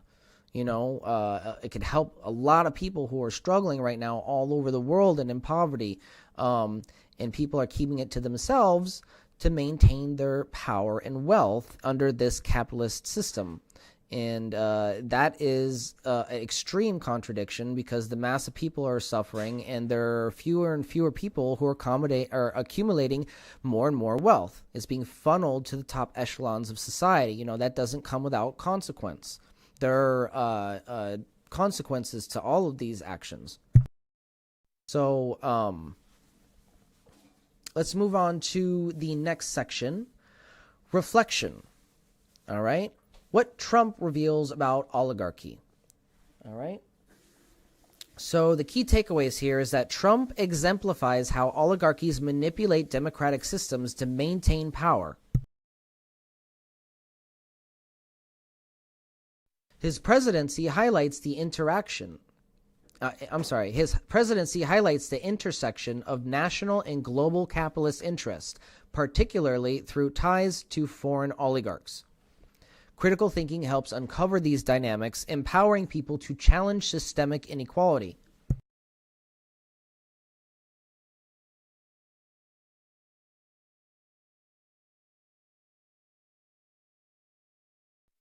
All right, so what patterns in Trump's actions and policies align with the Marxist critique of capitalism? Anybody?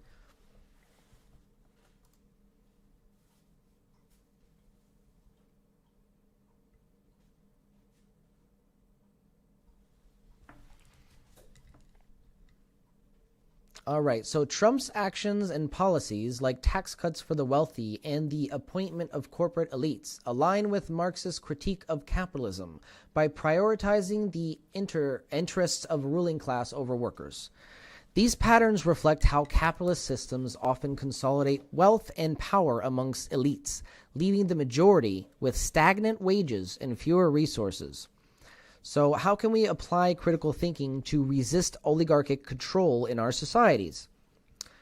The answer is critical thinking helps resist oligarchic control by identifying and questioning propaganda, exposing contradictions between populist rhetoric and elite-serving policies, and fostering collective action to challenge systemic inequalities, like we've seen with the labor movements that have been rising lately.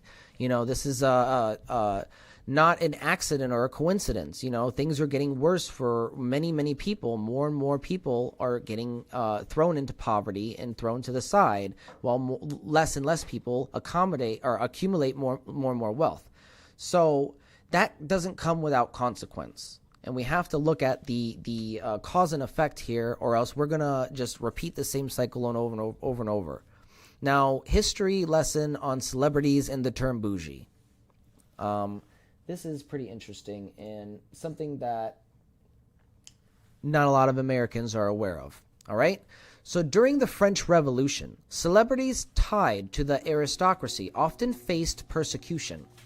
This reflects a cycle, elites glorifying their values until challenged by revolutionary forces. So the middle class often replaces the old elite, continuing the struggle and cycle. All right, and the term bougie originates from bourgeoisie. This describes the middle class elites whose rise to power often perpetuating inequality despite revolutionary beginnings. Okay, so this is a cycle. The revolutionary beginnings see the middle class gain power, and middle class elites who rise to power that perpetuate inequality. Despite the revolutionary beginnings. It's a cycle. Okay, during the French, we'll get into this in a second, but during the French Revolution, celebrities of the time, such as famous artists, writers, and performers, were often seen as part of the elite culture intertwined with the aristocracy. They were treated almost like royalty before the revolution. Celebrities were admired because rich people, like the nobles and kings, supported them and helped them get their fame. Now, some context to this. The revolution sought to overthrow the feudal system and abolish privileges of the aristocracy, fueled by class struggle between the working masses and the few ruling elite. Celebrities before the revolution. All right. Many were celebrated and idolized because of assistance from the aristocrats or their alignment with the elite values, making them symbols of the old regime's cultural dominance. These famous people were seen as part of the rich and powerful world because they worked closely with the nobles and showed off their fancy lives, which the regular people couldn't relate to. All right, I want you to see the parallels here from the French Revolution and now. During the French Revolution, perceived threat. Okay, during the French Revolution, if they were seen as loyal to the monarchy or aristocracy, the celebrities, they risked persecution under revolutionary justice, just like the guillotine. Remember, I told you, the French Revolution, the working class, they beheaded the aristocracy largely, the monarchy, right? They executed them in the streets. Okay, and if the celebrities were perceived as a threat to the revolutionary justice that was trying to be served, they would have gotten the guillotine as well. So some exceptions to this were some celebrities embraced the revolutionary ideals, like Jacques-Louis Davis, a famous painter, and they aligned with the Jacobins, which protected them. Okay, so some of these celebrities saved their lives from the pitchforks from the French Revolution by aligning themselves with the revolutionaries. Why exactly did this happen, though? Well, the masses viewed them as complicit in the oppression by glorifying the aristocracy's values. Okay, the revolution's radical phase, or the Reign of Terror, targeted anyone seen as counter-revolutionary, including cultural figures who didn't renounce their ties to the old system. So what was the outcome of this? Well, many celebrities of the old regime faded into obscurity or faced persecution unless they adapted to the revolutionary ethos. The new society aimed to democratize culture, replacing elitist figures with revolutionary heroes. Okay, so examples of celebrities who embraced the change. As we've discussed, Jacques Louis Davis, a painter, supported the revolution, created pro-revolutionary art, and became close to the leaders like Robespierre. His outcome was he gained power during the revolution and stayed influential. An example of a celebrity who didn't embrace the change. Well, Nicholas Comfort, a writer, criticized the revolution, and despite supporting it early on, his outcome was he was arrested and later died, likely by suicide. But it wasn't confirmed, okay? And this was likely to avoid further punishment. Where did the term bougie come from? Well, the word bougie comes from bourgeoisie, a French term from this time. It meant the middle-class people who were richer than the workers, but not as rich as nobles. Over time, it became a way to describe people or things that seemed fancy, expensive. It's bougie. You know, that's bougie, we say now. Or trying too hard to look rich, right? That's the term now. But this is its origin, okay? Today, young people use bougie to talk about anything that feels over-the-top fancy or out of reach for regular folks. But the bourgeoisie was the middle class, like wealthy merchants, business owners, and professionals, who played a key role in the French Revolution because they wanted more power and fairness, but their fates varied.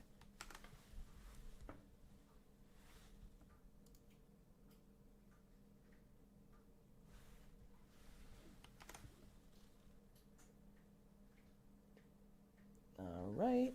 So, excuse me. Early revolution. They led the revolution alongside workers, the bourgeoisie, okay? So the middle class led the revolution alongside the workers to overthrow the aristocracy and monarchy. And they pushed for ideas like equality, rights, and ending noble privileges. During the revolution, some of the middle class became leaders in the revolutionary government, like Robespierre. Others were seen as too rich or not revolutionary enough and faced suspicion or even execution during the Reign of Terror. Right? The context for this is the Reign of Terror was a period from 1793 to 1794. It was a year during the French Revolution when the revolutionary leaders, led by Robespierre, used mass executions and fear to eliminate enemies of the revolution. Thousands, including nobles, clergy, and suspected traitors, were guillotined to protect the new government. Okay, they literally beheaded these rich elitists in the street. They were so pissed off. The income inequality was so great. Okay, after the revolution, the middle class gained much more power as the old nobility was wiped out. Okay, they replaced basically the elitists. They themselves became the dominant class in France, controlling businesses, land, and the economy. So in a nutshell, the middle class rose to power by helping end the monarchy, but some were also punished. If they didn't align with revolutionary ideals. But after, they replaced the aristocracy as the new upper class, and thus the cycle of class struggle repeats itself within the new capitalist dominant system. Okay, so here's a critical thinking exercise for you guys. Nepotism and family roles. Okay, here's some questions. What roles did Donald Trump's family members play in his administration, and why were these appointments controversial?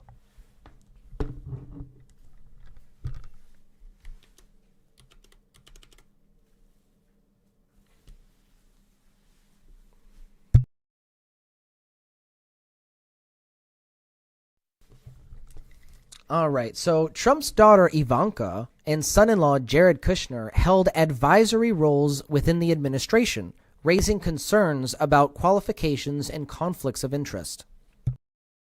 Question 2. What is the emoluments clause, and how did Trump's business dealings raise concerns about violations of his constitutional provision, or of this constitutional provision. My apologies. My voice is getting rasp. I've been talking so long, I might need another break here in a minute. All right, so let's repeat the question. What is the emoluments clause, and how did Trump's business dealings raise concerns about violations of this constitutional provision? So the emoluments clause prohibits federal officials from profiting from foreign governments, not just the president, okay? Critics argued that Trump's acceptance of foreign government payments through his hotels violated this clause. All right, conflicts of interest with Saudi Arabia. How did Donald Trump's dealings with Saudi Arabia raise ethical concerns, and what role did his properties play in these controversies? Well, Trump hosted Saudi officials at his properties, including the Trump International Hotel in D.C., while he was president, and signed arms deals worth billions of dollars with them. Critics questioned whether U.S. foreign policy was influenced by personal financial gain. I don't know. The Saudis were overcharging the Saudis for their stay there, and Trump already was overcharging the Secret Service at his Mar-a-Lago estate. When he goes to Mar-a-Lago as president, that's taxpayer money. He's overcharging the Secret Service to pay to stay at his own property. He's charging your taxpayer money. You're paying for the Secret Service to be overcharged at Mar-a-Lago every time he goes there. And this was a damning expose during his presidency that I don't think was talked about enough. But that's your taxpayer money that he's conning out of your pocket as a worker. So if you voted for him, you screwed yourself, essentially. But either way, we're in this boat now, and we can't really change it for the next 4 years. So let's move on to the next question. How much money did Trump charge the Secret Service for staying at Mar-a-Lago property? And how could that money have better been spent on programs for taxpayers? Well, Trump charged the Secret Service millions of dollars to stay at his properties, including Mar-a-Lago. This money directly benefited Trump, went right into his pocket, but could have funded something like education or healthcare or infrastructure programs instead. You know, it's kind of despicable. And anybody who knows this fact and turns their head to it has some kind of ethical conundrum on their hands. Okay, government spending and properties. Let's discuss how redirecting taxpayer money from questionable expenses like overcharging at Mar-a-Lago could have been used to address critical social programs. All right. Redirecting funds could support affordable housing or veterans health care or education or renewable energy initiatives, all those and all of the above. Critical analysis. All right. Let's reflect on the ethical implications of a president directly profiting from taxpayer money. What standards should be in place to prevent this in the future? Well, as we've touched on briefly, ethical implications include undermining public trust and misallocating resources. Future standards could include stricter enforcement of the emoluments clause, transparency requirements, and independent audits of presidential finances. But I would argue that if you're going to get Trump on the emoluments clause, you're going to have to get half of Congress too, because they're violating the same thing. And since they're all violating that clause, they're not going to get Trump on it because they're going to put a target on their own backs. They're not going to. That's not going to happen. So the emoluments clause isn't going to be rectified anytime soon, in my opinion. So that's not really a short-term goal that's realistic. So that is actually the end of my lecture, ladies and gentlemen. We will end it with a quick chapter from my episode of The Social Situation. What was it? It was either episode 2 or episode 3. But I think it was episode 2. We're going to go to the chapter that kind of relates how capitalism is analogous to the Matrix. So.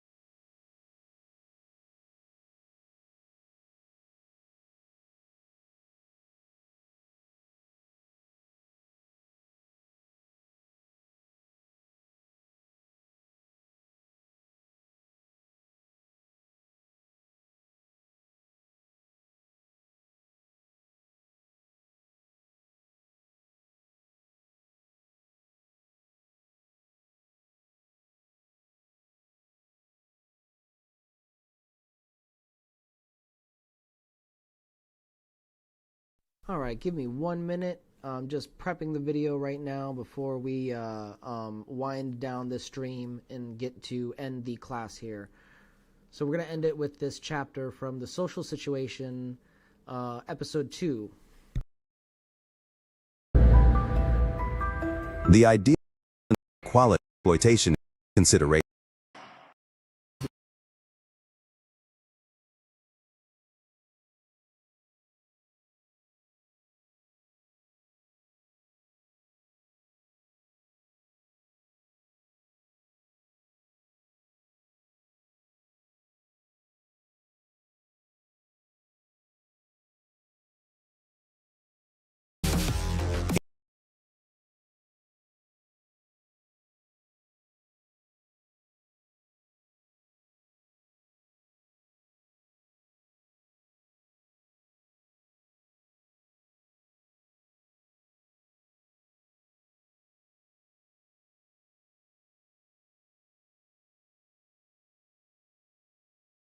In a Marxist sense, labor exploitation refers to the extraction of surplus value from workers beyond their basic subsistence needs.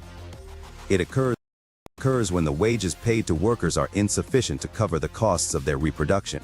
Workers are left with limited or no ability to improve their living conditions or accumulate wealth, while capitalists profit from their labor. The way most corporations work is 4 times a year. They take the profits they've made in the preceding 3 months, and they distribute a portion of them to their shareholders. These distributions are called dividends. So if you own a lot of shares, say because you inherited them from your grandma, or you stole money and bought them on the stock market, there are lots of ways of getting them. But if you have them, 4 times a year, you go to your mailbox in the morning and you get an envelope and you tear it open, and inside is a check for your share of the profits that have been distributed to shareholders. For rich people, this is millions of dollars. They have all that money. What did they do exactly to earn that money? Nothing. Those people are going to tell me they earned? Earned what? Did they ever set foot in the factory? No. Do they have any idea what this company does? No, they don't care. They are simply sitting there collecting. Well, let's now do a little logic. If there are people like shareholders who get a lot of goods and services they didn't help produce, then there must be elsewhere in that system people who produce what they do not get. So that means if we allow that we are saying some people, your job is to produce a lot more than you get so that these people can get a lot more than they produce. For Marx, he stands up and says, I rest my case. This system sucks. There are 2 primary ways that capitalists steal from their workers. Absolute labor exploitation occurs when an employee is forced to work mandatory overtime on a fixed salary, allowing the company to take advantage of the capping your pay by demanding more and more. Relative labor exploitation, from a Marxist perspective, involves the intensification of labor and increased productivity without a corresponding increase in compensation. This situation arises when workers are pushed to produce more output in the same amount of time, or to increase their efficiency and skill level. Yet they do not receive additional wages or benefits proportional to their increased productivity. This generates surplus value for the capitalist and widens the gap between the value they extract from labor and the compensation provided to workers. A perfect example of this is in the early stages of computer programming. Writing complex code required significant time and effort. As programmers gained experience and new programming languages were developed, the same tasks became easier and less time-consuming. This allowed programmers to produce more software or accomplish more complex tasks within a given time frame. However, there has been a stagnation regarding not only wages compared to inflation, but also productivity as well. This tells us that with the introduction of computer technology, what used to require a room full of people could now be done by one person with a computer. You know what he did? He watched me work for 10 minutes and then started to design a simple piece of software that could replace me. Is that even possible? As it turns out, yes. No. We're throwing out the entire playbook. We're starting from scratch. We're implementing a brand new system. We're screwed. Are you listening to what he's saying? Retraining, new system, youth. I'm telling you, this kid is the Grim Reaper. I think I am programmed to be your enemy. I think it is my job to destroy you when it comes to selling paper.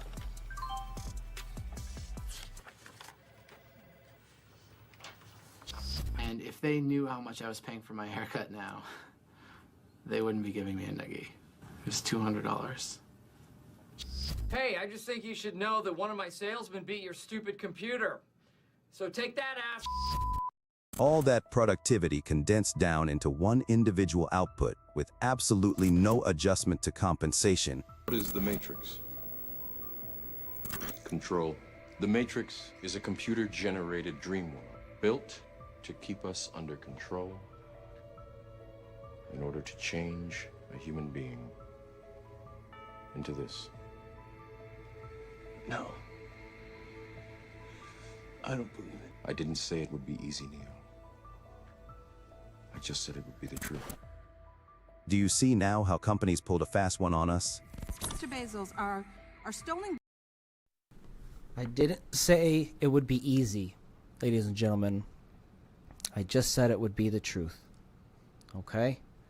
I really appreciate you guys for tuning in with me today for this very special first episode of the Red Pill series, where we think about these issues critically and deeply, and we avoid some of the illogical thinking and flaws that are presented with the mainstream narratives that are used to control us and implement and keep up the status quo, right? And as we know, the status quo isn't working for the majority of us people. We're suffering under the status quo. And if things are going to change, we need to wake up and we need to have a cultural awareness of what is going on and what is happening to us. Otherwise, we're going to be that frog boiling in a pot of heating water, and then before it's too late, we're going to realize right before we die that the water is too hot for us to be chilling in here. Okay? So I really appreciate you guys for tuning in, and with that, I'm going to end the stream. So have a good night, everybody, and Happy New Year. Peace.